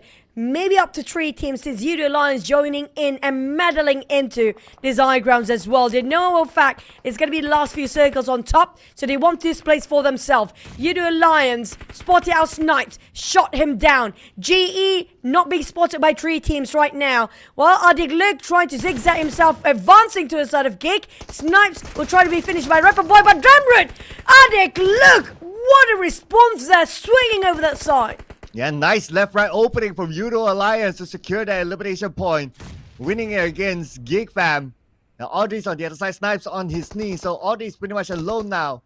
Good news is that he's in the circle, but in about 5 more seconds, we'll see, because we're still at stage 5. Okay, here we go. Circle time, where we go. Bouncy, bouncy circle. Not so bouncy this time. In the middle, Yoodo Alliance has the best spot. Vampires can actually enter in slowly towards the valleys. BN United will gatekeep MORPH, BTR and Vampires, but BTR split into 2-2 formation. Way down south for Yuha and GenForce, just 2 of them. Same goes for the side of GE, remaining with the duo down there. 7 eliminations in the hands of GE right now. They want to go for more, but the smoke's just blinded his vision. Couldn't visualize Yoodo Alliance players on top of it. DBD, that Yen's gonna be the last one to survive, and he goes down as well. Finally, DBD taken out of the equation from that high grounds, leaving Yoodo Alliance, GEEK fam, GE, BTR trying to contest over the side. Oh, on the other side, Vampire Esports now on the other side of the road. So it's something they need to manage as the circle will close onto them. The blue will close onto them. They need to win this fight. Okay, 2 teams on the other side. We got BN United and MORPH GPS. They're busy with each other. Vampire Esports just need to find the right timing to come in. But Yoodo Alliance sent Iftar to open up the flank and stop Vampire Esports from coming into the zone. Dangerous game for GenForce. BTR split it way too far from each other, even though they do have a full squad. But Yoodo Alliance decide to stick as a 3-1. One of them going for flank low ground. Rapper Boy got shot by Stone. They fire back for Vampires. He clears it well. And Stone, right now, lost 2 of their members, leaving with only Tony K. Got himself in the blue zone, got shot down as well. Look, trying to make sure Vampires will be denied their entrance to his circle. BN United might actually spot them out at the same time. Addict look keeping the pressure towards the side of Vampires, but Stone with 8 times a minute with that mini 14. That's an easy shot down of the head. Bullseye to the side of Yoodo Alliance, but they're not done. Yoodo Alliance investing a lot of resources to fight Tony K and Stone right now.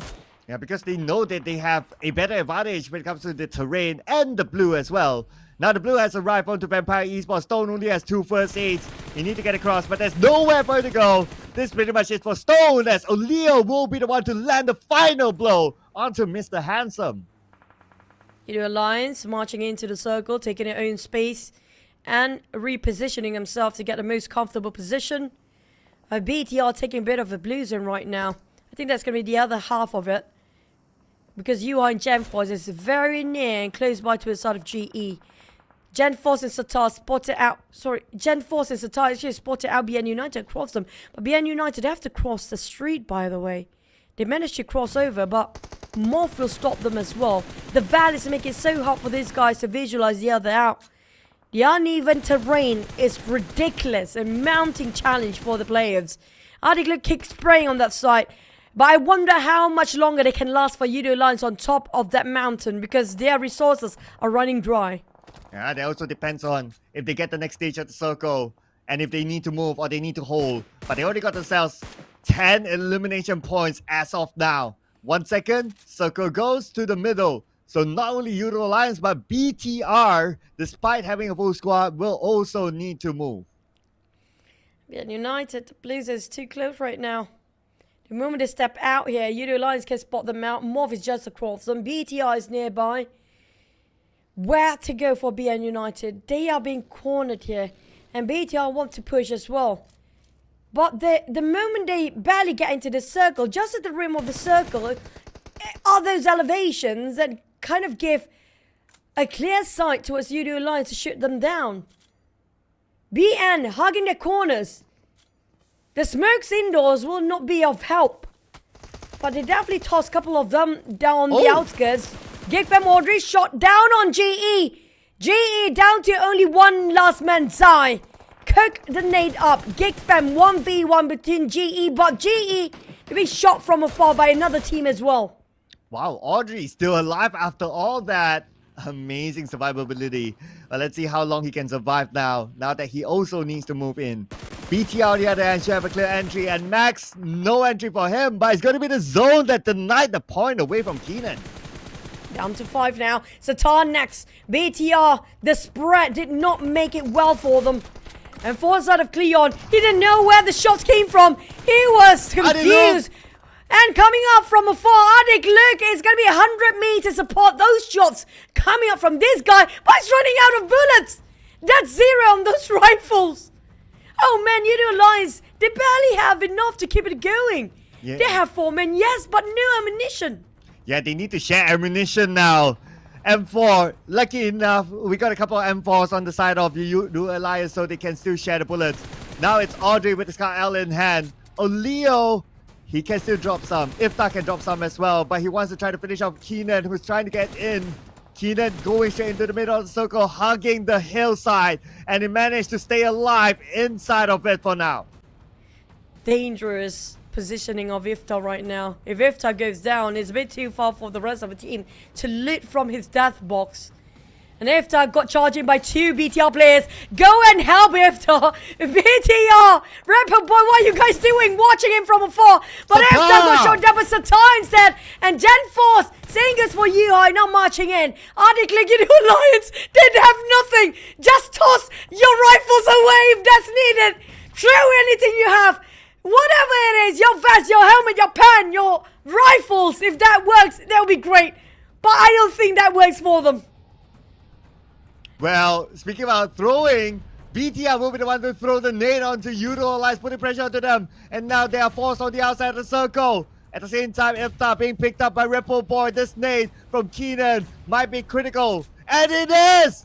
It knocks down Iftar. Bang! Luckily enough, Iftar was revived, so he has a second chance. But Adilu now down on his knees, only down to Ripple Boy and Oleo. Oleo takes down Santa. He needs to win against Keenan and the rest of BTR. But Ripple Boy off and go. Ripple Boy! 1 more to go. That's going to be Keenan. Can they wrap things up? Ripple Boy putting pressure on Keenan. No bullet. Pushed up to the hillside. Ripple Boy needs to come in. UMB in hand. And Yoodo Alliance wins the fight against BTR. That was insane.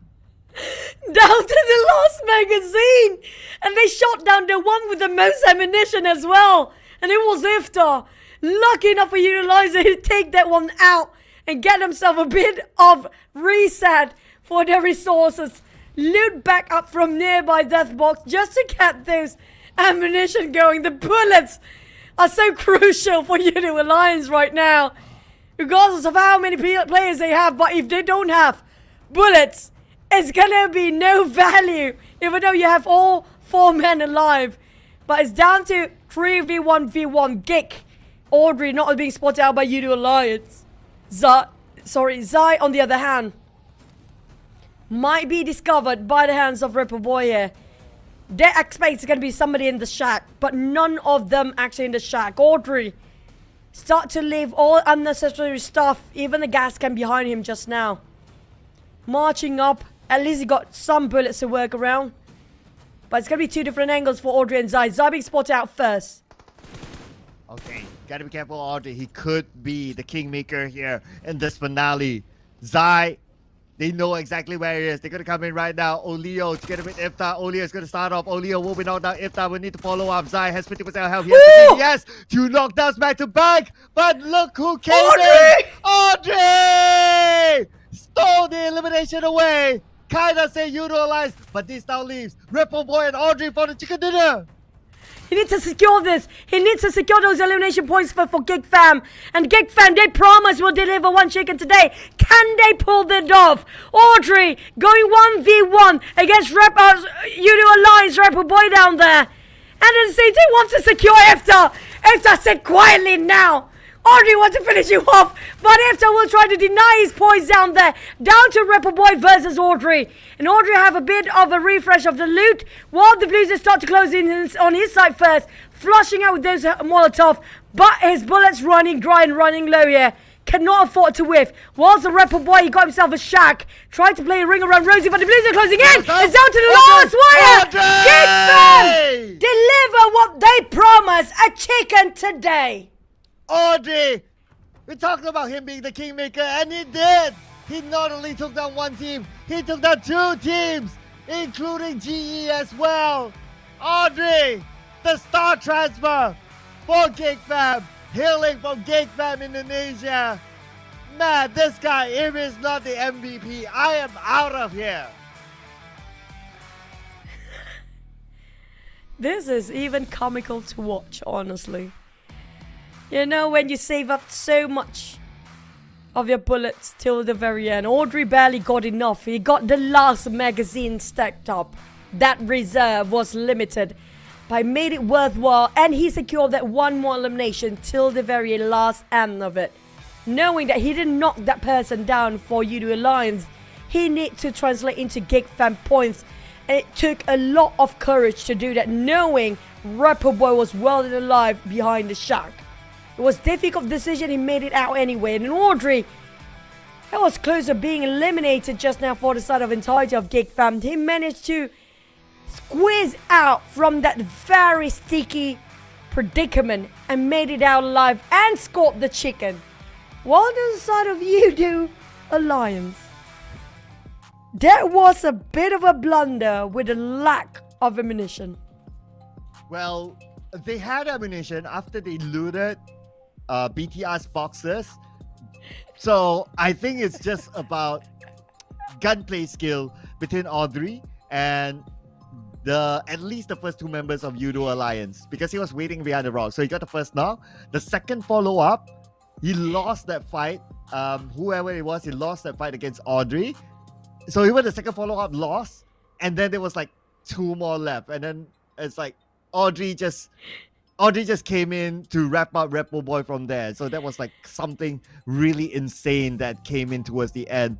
And you kind of think about it, right? There was at one point that Yoodo Alliance fought GEEK Fam at the entire ledge, but they did not finish off Audrey. So if they were to look back at the replay, starting from the fight with GEEK Fam, it will bring them nightmares of, oh man, we should have finished off Audrey first. What comical for me is that Yoodo Alliance, yes, they have that reloot from the death box. It's kind of obvious after the finish of the entirety of the team at GE as well that time. But when they actually do have a glimpse, a clear view to shoot out all the teams down there, that's where they start running out of bullets. This is one of the best examples down there. They got a clear shot and sight to take them down, but the bullets not going to be enough. Vampires are actually in the same boat. And that was scary for them, because they've been reserving those ammunition and been firing quite a number, being overused it too far and too much. A lot of whiffing to be done. But the moment the view is clear for them, the reserve's gone. That's when they start to realize, oh no, we need to reposition ourselves here, because knowing the fact we might actually running down of our bullets when they try to push in. And the one actually with the most ammunition is actually Iftar, the first one to be knocked down. And that's worse. And putting Yoodo Alliance in a position where they're kind of stuck. But for that 1v1, it's really Rapper Boy be closed up by the blue zone first. He caught himself behind the shack. But on the side of GEEK Fam, Audrey played that so well. Such finesse show till the end. But for Yoodo Alliance, they scored 14. So that's all the reserve went off to, eh? Disclaimer, ladies and gentlemen, the bullets on the recap, don't trust that, okay? It's always going to be 0, except for the bullets being used at that time. But in the magazine, it's going to be 0. So, yeah, you ought to see the bullet drama, look back at the actual game itself. But anyway, looking at the points, 14 eliminations from Yoodo Alliance still. No chicken dinner, no problem. It's still 20 points in the back for them. But because Audrey's insane ending, they are only 1 point behind Yoodo Alliance in terms of overall points collected, and they have the chicken dinner to break any tiebreaker. But with that sort of performance, GEEK Fam is now at number 1, pushing GE down. But most important is that now GE and Boom, they start to have a 15-point gap. This is starting to look scary for Boom. A bit shaky for Boom right now. Not the safest spot there is. G can overtake them any time now, but this is actually a good sign. A lot of teams that played 11 matches 2 days in a row now already got themselves on the first page, but the ones on the second page here, some of them, but we do have Box, the only team with 11 games played, 11 matches performed, still down on the second last page, on the second last place. But between the head-to-head of GenForce and Nordic, look, I mean, that was really a close one. It could have gone either way, honestly. BTR pushing onto Yoodo Alliance, and they almost won the fight until Repo Boy pulled off some heroic moves and saved Yoodo Alliance again. I mean, Repo Boy putting out a captain's performance, I must say. But we are also comparing Adeluke here, who got 3 elimination points for Yoodo Alliance. But the key thing here for Adeluke is that he dished out 1,500-ish damage for them. So we have 2 teams from the Malaysian region back-to-back chicken dinner. Sam9 as well as GEEK. We still have one more space for someone from Vietnam to at least complete a cycle of different flags up here today. I mean, I wouldn't mind if it's Box even. I really want to Box to actually have scored 1 chicken, at least for today of all the days there, because you don't know, it's getting tougher later this week. But also don't forget, it's always going to be our reminder, our PSA for you, which is going to be the exclusivity of this season PMS. So we have so many goodies coming up, including this exclusive PMSL skin. Yeah, and this is exclusive and also for a limited amount of time. The Royal Pass is in game right now. The new beach and pool party theme. Check it out. Reward yourself while you play. And also my more exact suit is, if you guys happen to be one of the sea lovers and love jellyfish and love something extremely flashy exclusive, it's with the glide effect. There's time for our first act suit with exclusive glide effect. Now back to the last map here. Speaking of Miramar, Miramar Circle has not been kind as well. The entire day has been ridiculously hard for all the teams when it comes to the circle.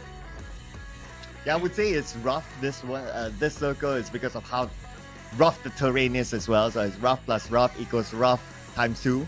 So it is very difficult fought.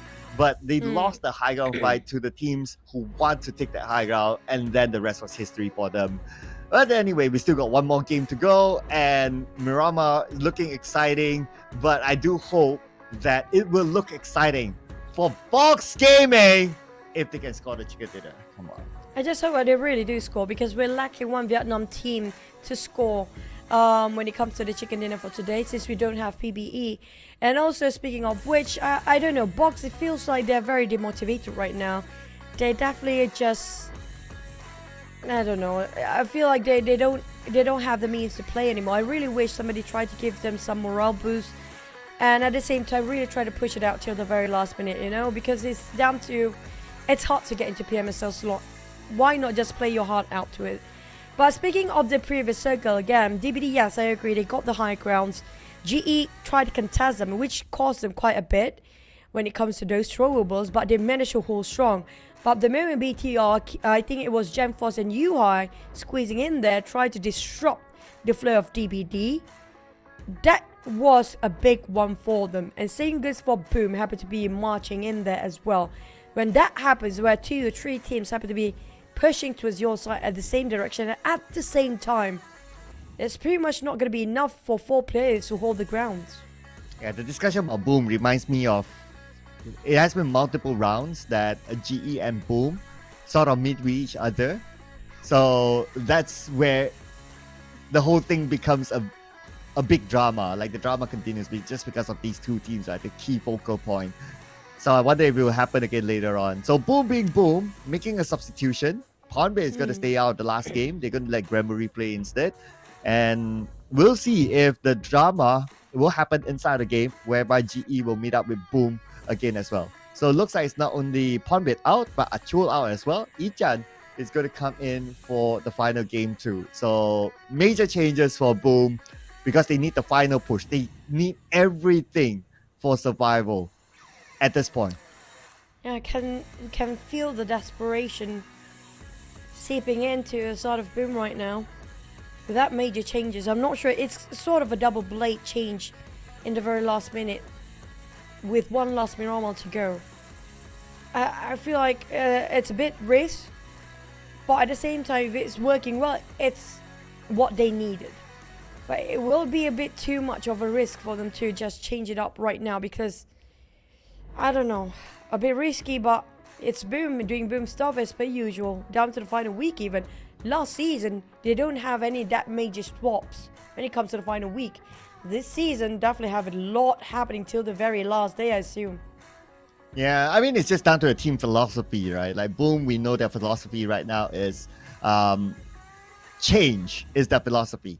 Vampire Esports has a different philosophy of trying to stick with however the gameplay is. That's why they don't make as many changes. So these are actually really zoom into like the two teams that have very different philosophies. I will put the comparison between Boom and Vampire Esports. Now, which is better than the other? Of course, it's up for debate. It's really not as straightforward as just to what philosophy works better. It's just like in football, right? If you say like, oh, it's a 4-4-2 better than a 4-3-3, we don't know, right? So it really down to like what is the philosophy of the team and what they're comfortable playing to adapt. Exactly like how it was mentioned like by Snipes during the interview. I agree. It's down to the preference of the teams and how well they gel together and how to work as a unit. It's so important right now. Communication is the most vital importance of each of the team. Make sure they are on the same page. Now we're down to the final game of today. It's going to be the wrap up. We're back into Mirama.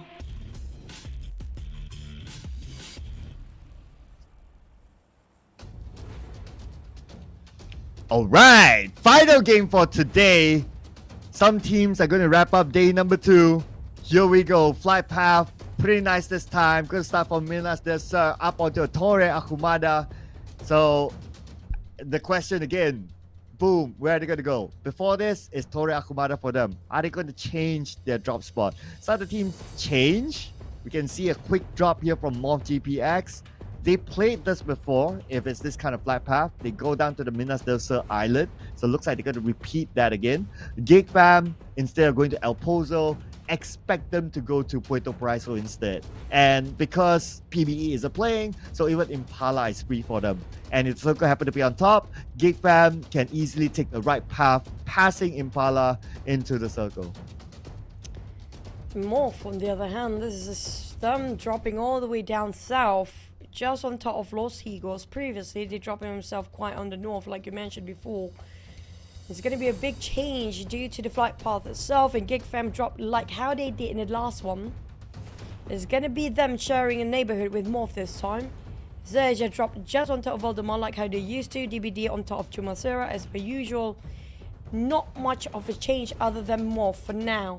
But BN United do actually change their drop spot as well. They were in Crater Field before. This time resort to Torre Ahumada. Are they hunting down MORPH? Did they realize MORPH changed their drop spot just now? I don't think they purposely hunt, because normally they do drop around that south side.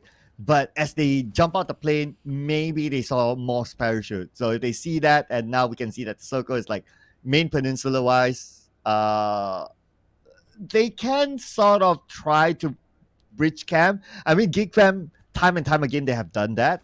But they have another, well, of course, for MORPH GPX, they have an option, which is, I think, is a better option to take the left bridge instead.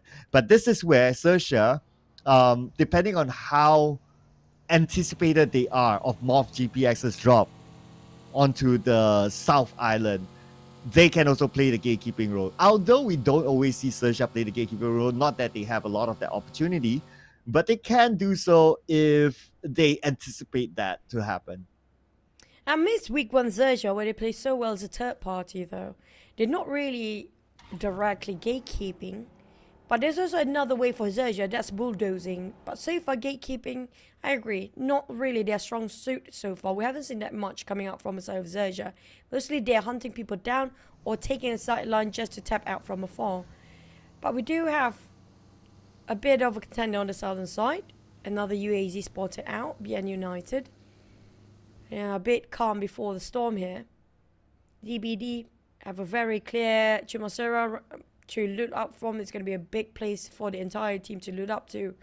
Have to be extra careful if somebody creeping up behind from the high mountains of Chumacera. Those dropping in Valdemar and Los Higos, so marching up this way. And GE, can they finish the day strong here at number 1 spot? Because GEEK fam overtook them. And I love the fact, the interview with Snipes before, such confidence portrayed by the side of GEEK fam to score 1 chicken today. They honor their words. There is for the side of GEEK fam. Good point. Yeah, and they did it through Audrey. Yeah. That will be one of the best. I don't know which is the best play right now. It's either the FaZe Clan one or the Audrey one. I mean, both have amazing reasons to it. And RNJ, what? Okay, not sure what happened though. And I think he slipped himself. Yeah, I guess. But how? Like, they are unchallenged. Like, how?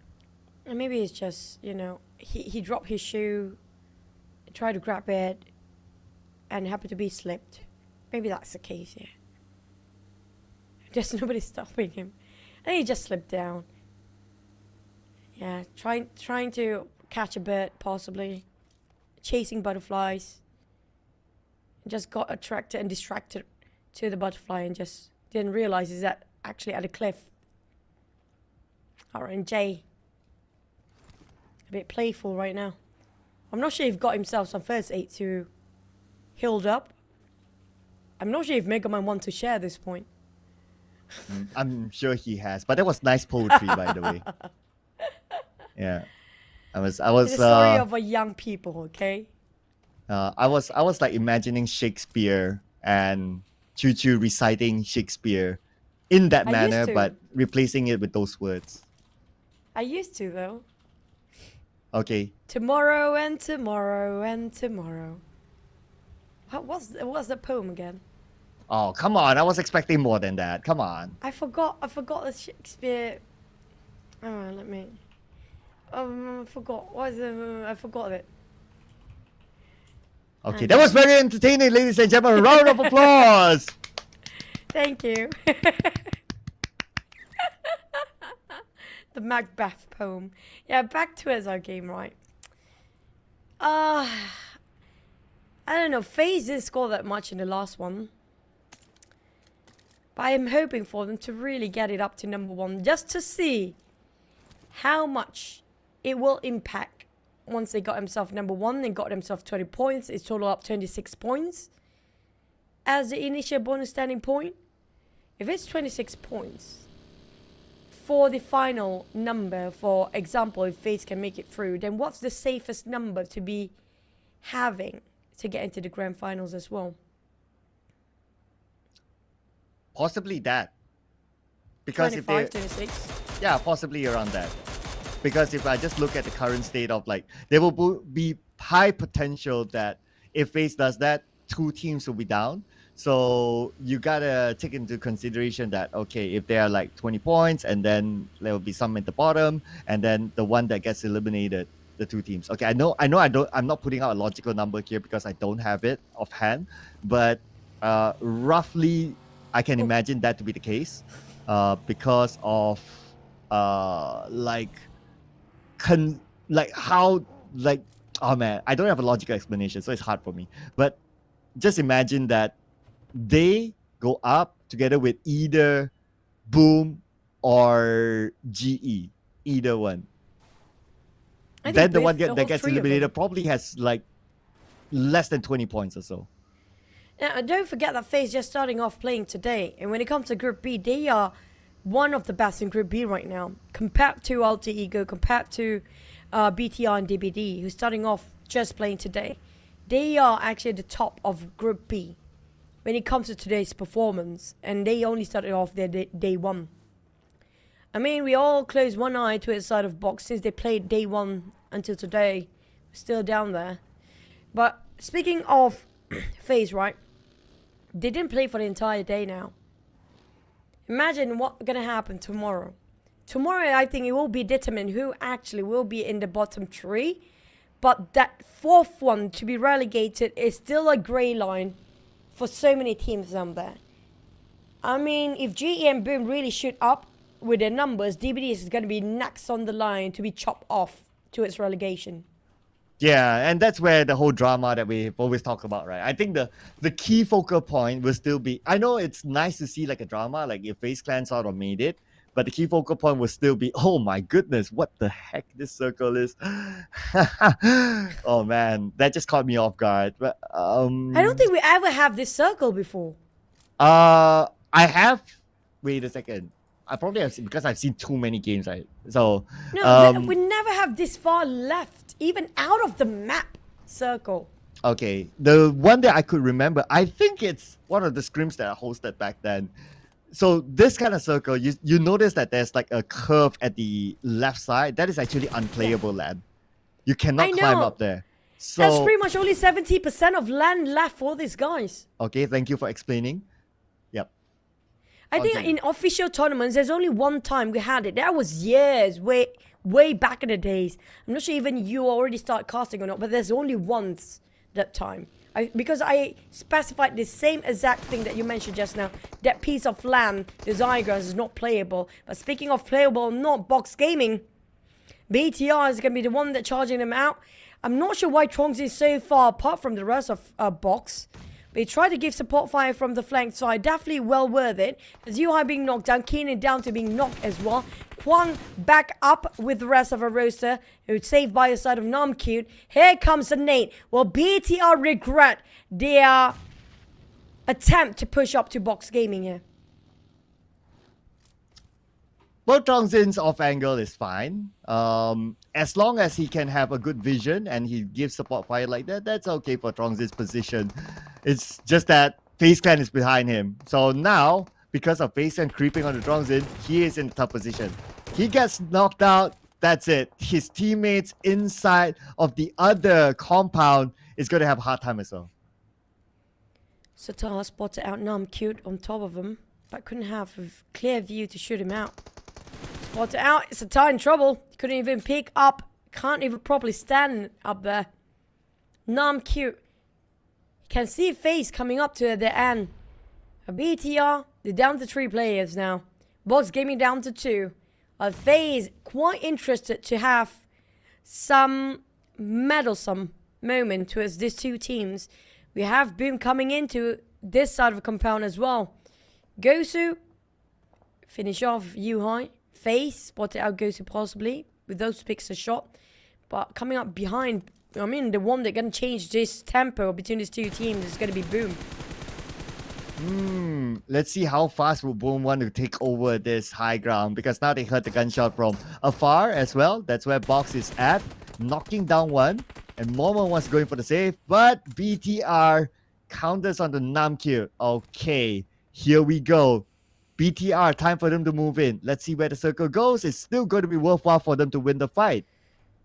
Oh man, it still covers a lot of that left side here. I'm not a big fan of that. Coming up to the side of Ladrilera on the southern part. Vampires and GEEK Fam go against each other with the blues and start to close in. And mind you, this is going to be stage 2 only. We have this sort of a circle already. And less than 35 seconds is going to be a bit more difficult for the teams are holding into the blue zone longer. Vampires and GEEK Fam. GEEK Fam just caught himself a chicken. Will be the curse now, hitting GEEK Fam once more.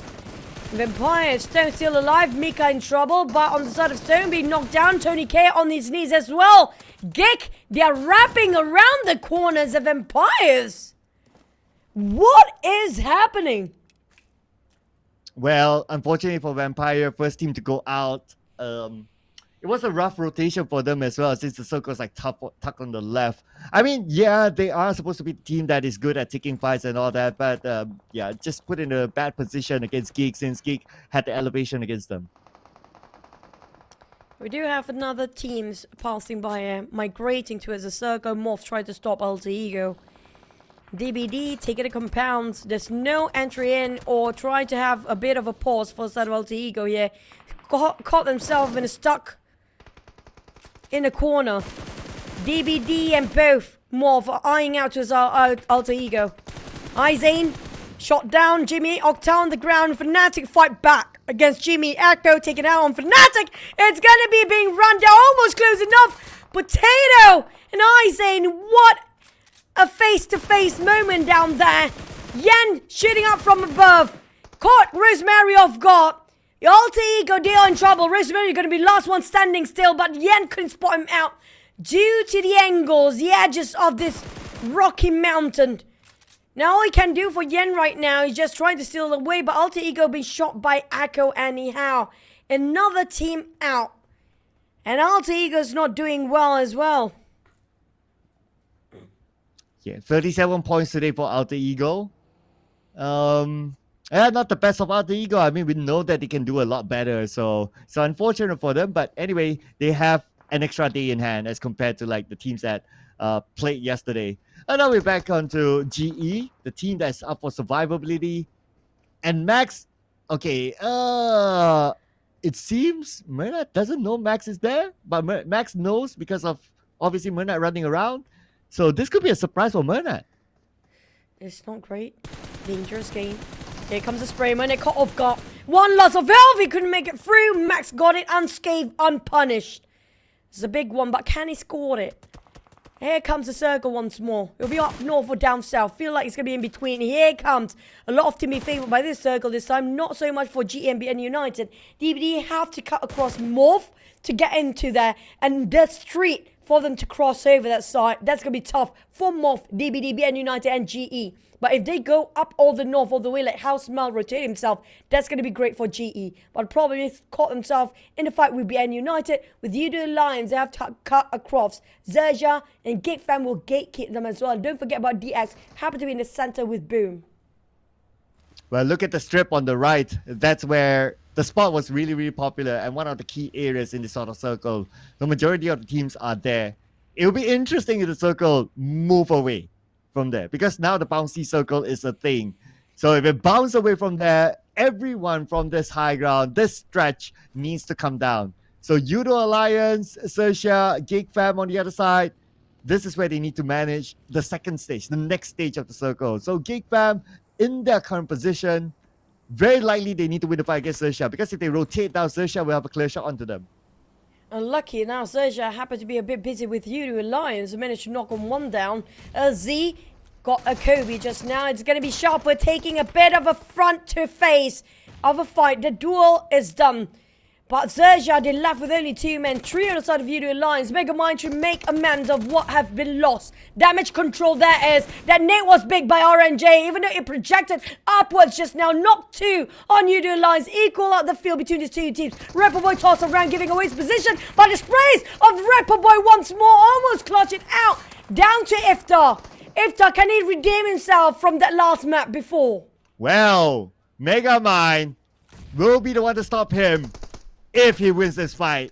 Okay, he has the lower ground. Iftar has a little bit more elevation, but no one's landing any shot onto each other now. Megamind moving in, getting closer and closer to Iftar. Iftar reloading, shows himself. Megamind gets the first tap. Megamind wins the fight against Yoodo Alliance. And after all that effort, knocking down 3 players of XERXIA, Yoodo Alliance got nothing. They have to make it fast.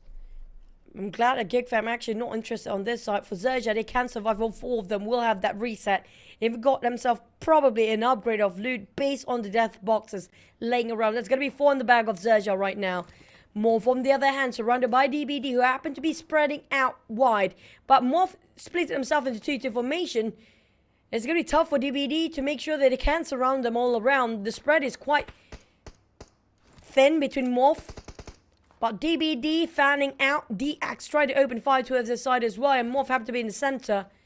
The elevation is giving away their position here for the side of DBD. Trying to pick out. Hoping it will try to flush somebody out from there. But BN United also trying to score them from the back line. DBD is not safe at all. We're talking about 3 teams. Spotted them out by this time. But XERXIA need to leave. But I think they're going to be okay. There's a lot of valleys around this area. So they won't be scouted out by GEEK Fam. Yeah, the rough terrain does favor them a little bit.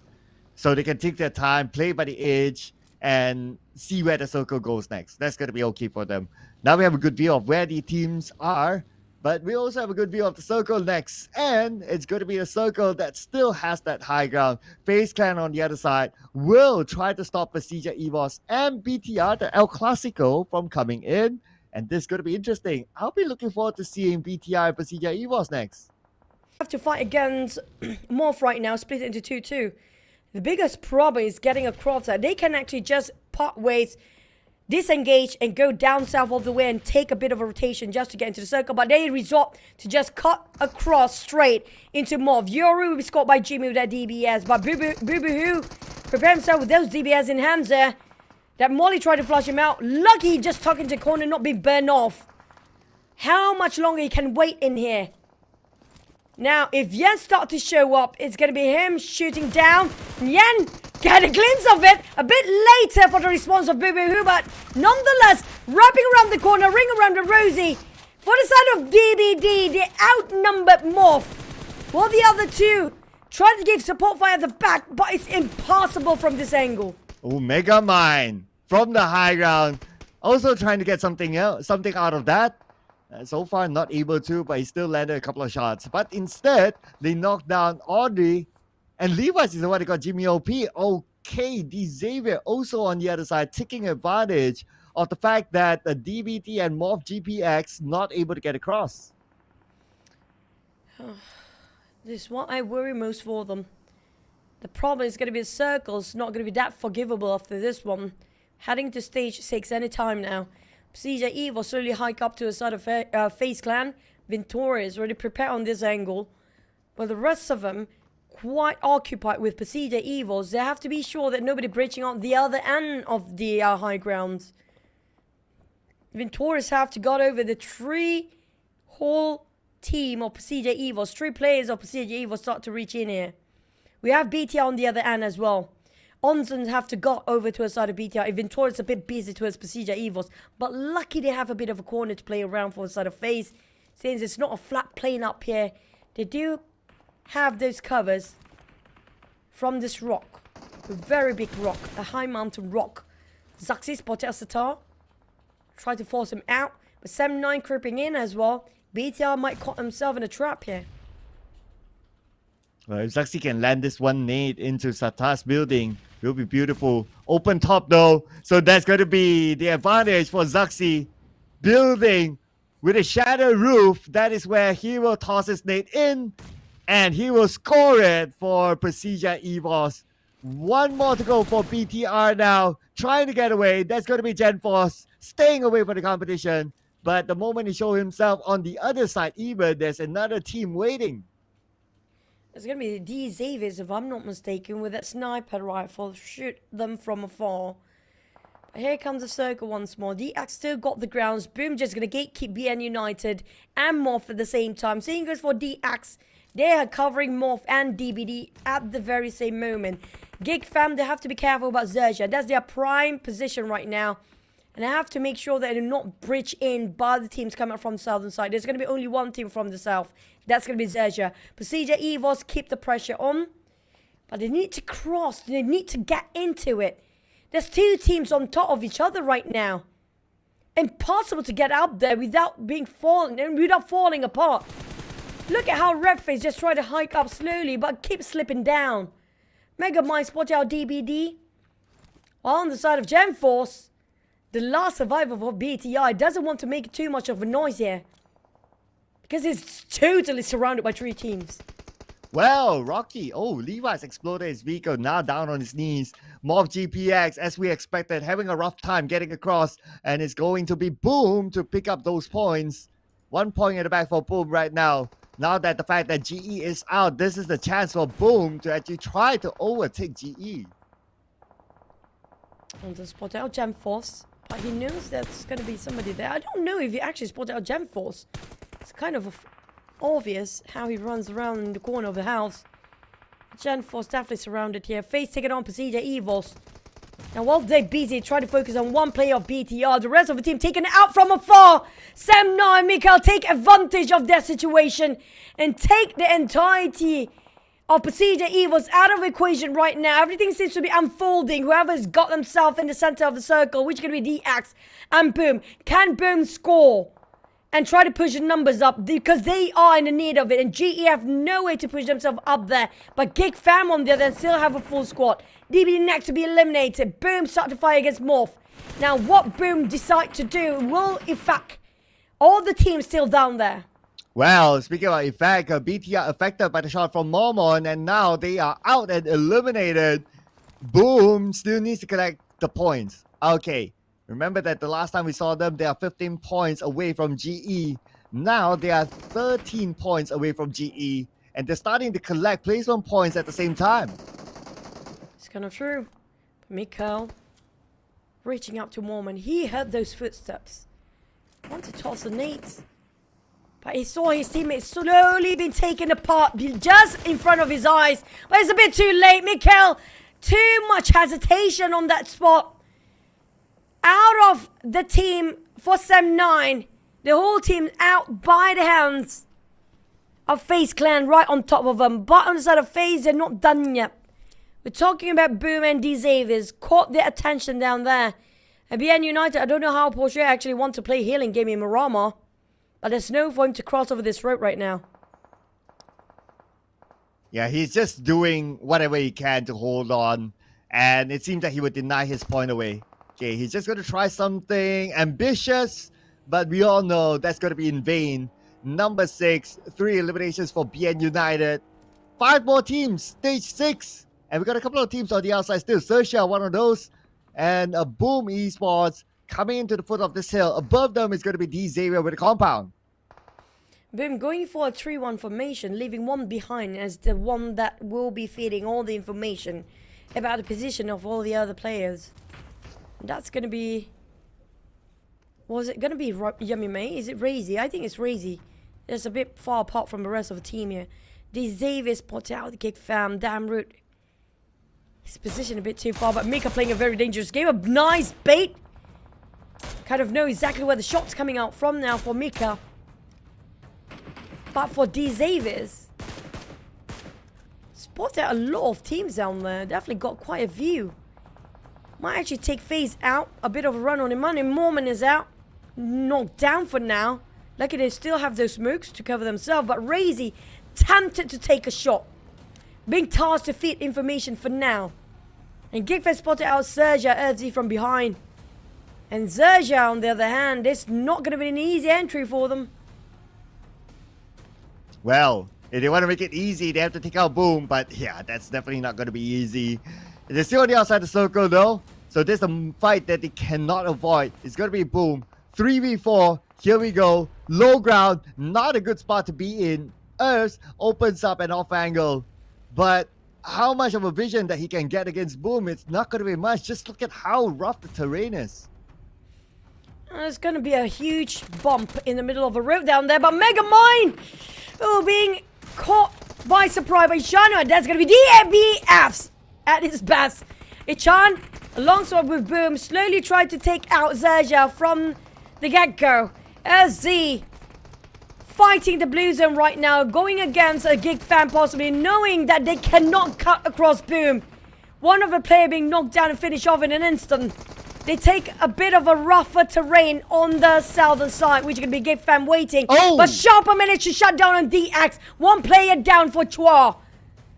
FaZe down to 2 players. Mormon is bleeding now, down to only Ventoris as well. Sharper open up the smoke, try to help come out from the back line, which is going to be Razy if I'm not mistaken. We're down to only 4 teams. Make it 3. Okay, and the circle still sort of favor D-Xavier's compound, so it's still the stronghold at this point.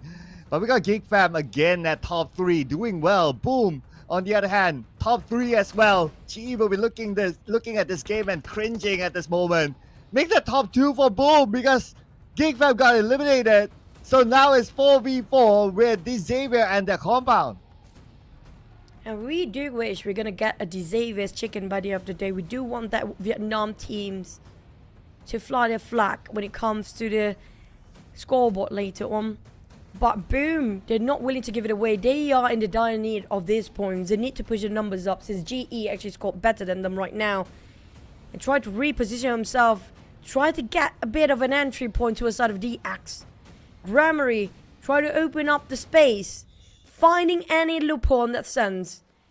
In the meantime, it's a bit of a stalemate for both teams. Both waiting for the circle to be gone. In less than 50 seconds. But Boom not willing to wait anymore. He can't try to bait them out. Here comes a spray from Grammary. Spotted out Levi indoors.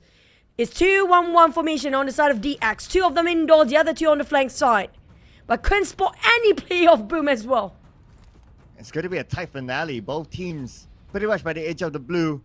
Wonder who will be forced to move now. It's going to go down to like the mini inch in this game. Okay, Levi's making his move, but Chua naded out by Yummy. Okay, that's going to be the signal for Boom to try to find the other members of D-Xavier. Levi gonna have to one-to-one against never mind, it's gonna be Yummy, and also Lamborghini shut down on the side of Razy. Has opened up a bit of a space, one-to-one trade between these two teams, DX and Boom at the same time. Lamborghini spotted out Yummy May, and that's gonna be a big win. It's go time for these Xaviers. It's green light now. They can go for the push since 2 of them being knocked down, but never mind that. We're down to 2v2. Okay, Parjin, no time to pick up his teammate. He has to come out now. Okay, Grammary just right in front of him. The smoke is blocking his vision. Parjin spots him out. Knockdown. Now 1v1. It's going to be Ichan and Parjin. Parjin with the nade. Levi's on another angle. They're going to come in on Ichan, but Ichan managed to revive his teammate. Ichan currently on his knees. 1 more to go. Razy 10% of health. Healing up. Buying time with the smoke. But Levi sprays into it. And it is going to be a Vietnamese flag. And we complete the cycle without PvE. Yep, I wish we got this yesterday. But on the side of these Xaviers, it's been a while. We actually see their banners flying and waving up there. Finally closed the day with a chicken dinner. There was a lot of standing still and a stalemate till the very end for the past 2 maps of Miramar today. Yeah, that is an ending that is it can be 50-50, right? Like, because like Boom got the first knock, and then you kind of felt that, oh, Boom can do it. And then when they traded it back, they knocked down one from D Xavier, and it's like, oh, 50-50 again. And then D Xavier knock, Boom knock. I mean, they were just going by manpower numbers, but at the end of the day, it was still D Xavier. I guess it's because also they had like more ground advantage to run at Boom towards the end when Boom was busy reviving. Also, they got the compound for themselves, and the elevations kind of work, even though the terrain is pretty rough to actually visualize what's happening on the other end. But it's between Levi and Paragon, really. Both players have been such a pillar for the team in this map just now. But Paragon, this is a high valuable asset for the entirety of these Xaviers. I have to say it. Paragon has been playing his out for the entire day here. It shows. Even though Lamborghini always being the star player for DX, but one by one DX players start to show what they're made of. But coming from Boom, FaZe and GEEK fam, Boom definitely needed that chicken so much, but I think they scored himself quite a number of eliminations still. Yeah, I think they didn't do too bad too. But in terms of overall points, because of the teams to watch, well, D Xavier collected more, and they got 10 elimination points in that round, so it's 20 points for them. So Boom could be like maybe around 18 or 19. Shouldn't be that far between them and D Xavier. Other than that, we still got GEEK fam up there. After the chicken dinner, they still perform well, so they're not cursed by the chicken dinner curse after getting it from the previous round. So good finale for GEEK fam. Ah, this is it. Okay. He didn't realize it was a cliff. He tried to jump out of his motorbike and got slipped down instead. Yeah, he's fighting somebody. He's fighting with himself, okay, on the side of RNG just now. He did try. But XERXIA, there's so many teams being eliminated due to the ping-pongy circle and also an extreme shift of a circle as well. It was totally trash. It was really tough for the players. The sort of FaZe, they're close off getting those numbers up, but it just happened to be right in the center of everybody else. The moment they didn't actually get themselves those high elevations of ground, nobody actually tried to take DX out of the compound until it's very too late. And they're being distracted by another team at their sidelines or around their flanks when they try to focus on DX. So DX, I mean, like, you call it lucky or luck or just skills entirely. If it's just luck, I mean, where did those 10 eliminations came out from? I would say it's a mix of all of that, right? Because you played by the middle of the circle, and a good thing that the circle didn't go like on the left side across the road, so that's the mix of luck there. And also they're good at defending their ground, not allowing other teams to come in, whether it's through warning shots or whatever, as long as they hold to their ground towards the end and wrap things up. Now, speaking about wrapping things up, GE still maintained as one above Boom, but the gap now is 2 points between the two of them. The other two bottom contenders, DBD rising to number 15 and MORPH GPX number 11 now. Both teams still on page number 2. Now I'm trying to recall how much the maximum points that we managed to gather for the past 2 weeks when it comes to day number 2 here. And for GEEK to actually get those triple digit quite early this time, I mean, there's definitely a lot of room for them to actually push the numbers way more since they're playing more days later on. But GE, can they hold their ground? GE and Boom just love to be next on towards each other, right? It's just them when it comes to bonus point and even on the weekly rankings there. But the start of second page, I mean, Box, I don't think they can actually go through the grand finals anymore at this state, because they played 12 maps and they are the only teams on the very bottom, down there with 12 matches done. But to answer your question, if you're a top team daily, you would score like high 50 to almost 60 points. That is like the average. Or maybe even 60 plus, around that area. But speaking about areas, you guys can drop onto this area, the main entry of the Sunway Velocity Mall. That's going to be the grand finals 25th to 27th of August, basically next Friday until Sunday. So if you're from overseas, you got to book your tickets fast because, yeah, who knows? Tickets might be sold out. And I'm saying the flight tickets, okay? Entry to the venue is free. A lot of our viewers are screaming in the chat before, and the tickets are expensive to fly over this side. I promise you, try to stay around 2 weeks, not just for PMSL, because there are a lot of good places for you guys to adventure out in Malaysia. And if you guys happen to know us, you drop us an IG message as well, so we can actually give you some tips where to get good food. But we're going to toss it back to its Tash Bunny to interview the teams that are waiting at the other end. Take it away, Tash. The day has finally come to an end, but not before we have an interview with me on stage. I have a very special team right now, which is GEEK Fam from Malaysia. Alongside him, Audrey is his boss, Sheep. But for now, before we talk to the big boss of GEEK Fam, let's talk a little bit with Audrey first. Because for first Audrey, if you guys didn't know, in the previous match, he managed to do a one-on-one clutch against a rival Malaysian team from Yoodo Alliance. Audrey, you had an insane one-on-one just now, and let's just walk us through what was the thought process during that fight. Jadi Audrey, ketika di game Miramar tadi kau ada 1 lawan 1 sama Yal, bisa nggak cerita apa yang ada di pikiranmu saat itu? Tadi udah ini sih info udah masuk semua, Yal bertiga, Ji sisa last guy juga. Jadi pas lihat kill feed Ji ngenokin 2, ya udah langsung majuin aja. Okay, so Audrey managed to know what's the situation, and yes, based on the kill feed, GE knocked 2 players from Yoodo Alliance, and that's why he very confident to push Yoodo Alliance. I mean, it wasn't just that. It's just insane game sense in general when you think about it. The fact that he was able to throw that, I would say, molly inside the air to take up that space is something to be reckoned with. So it is definitely something possible to see GEEK Fam's return after the interview we had earlier with the team. Now, let's talk a little bit about you, Audrey. You are the latest player in the roster. Was it very hard adjusting to the team? And can you share with us your experience joining the team? Oke, kamu di GEEK itu adalah player terbaru buat roster. Adakah itu menjadi satu permasalahan buat kamu lah untuk kamu adjust bersama, misal dari chemistry-nya atau dari gameplay-nya atau dari segi bahasanya? Pertama-tama sih lebih ke arah bahasa sih.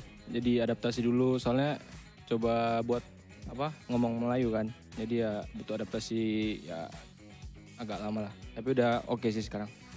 Okay, for him, at first, of course, it's because of the language barrier, and it took him sometimes to adjust with the Bahasa Melayu.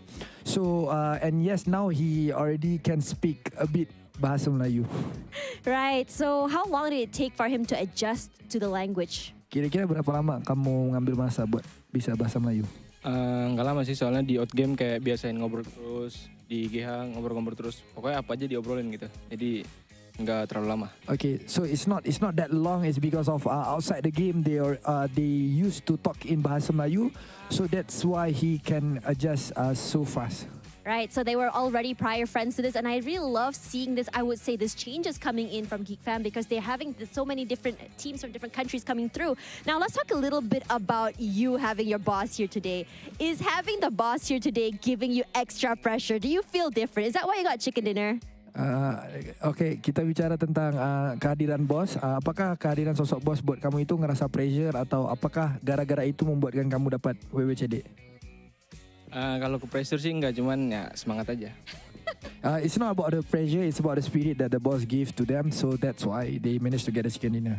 I mean, it's true. I've worked with him before. He's a very, you can see him, he's smiling. He smiles all the time. You're not going to see him angry face. So let's talk about you, Kiat. So congratulations, first of all, on building a super team. I feel like every year the team you build just get better and better. Can you share with us how you decide on the players who join the roster? Well, thank you very much for saying that. That's very kind.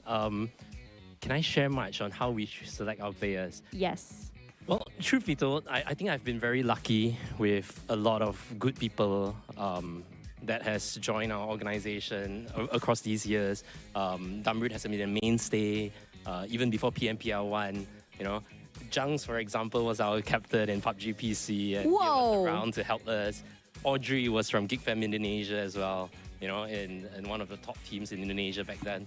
So I don't really know, but I guess somehow we have been very lucky and blessed with a lot of good people in our life.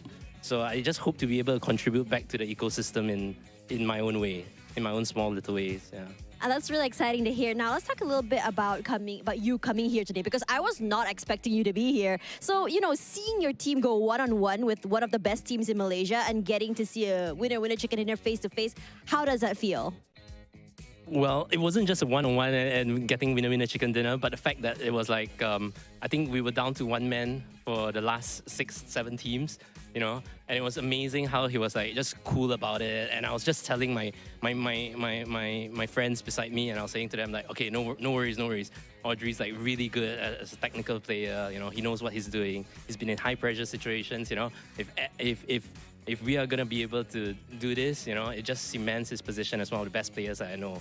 You know. Wow, hearing that praise from the big boss had him smiling really big. So, you know, that's very nice to hear. So let's talk a little bit about the player environment over at GEEK Fam. What's it like in the gaming house? Well, truth be told, I can't say I'm the most familiar with it these days, you know. But I would say that generally speaking, I try to instill as much as I can through the management and to the players with about positivity, you know, and keeping the eyes on the prize, you know, being focused and working hard, you know, because I think these kind of qualities, it doesn't change no matter what you are doing, whether you're playing games or you're working or anything, you know, just having a positive mental attitude, you know, PMA, you know, it just gets you really far. So I'm proud of our team. I mean, I think that is the topic we talked about today a lot, alongside with Mosgoku's ideas as well as Ken's as well. So thank you so much for spending time here on stage with us. I'm really looking forward to seeing you again in PMSL SEA Fall Grand Finals, which will be at Sunway Velocity on the 25th till 27th of August. So you guys at home, please be there. We get to see him. We get to see GEEK Fam. Maybe we'll see Jungs. Who knows? But for now, we're going to toss it back to the casters to end the day. I'll see you guys tomorrow. Good night, everyone.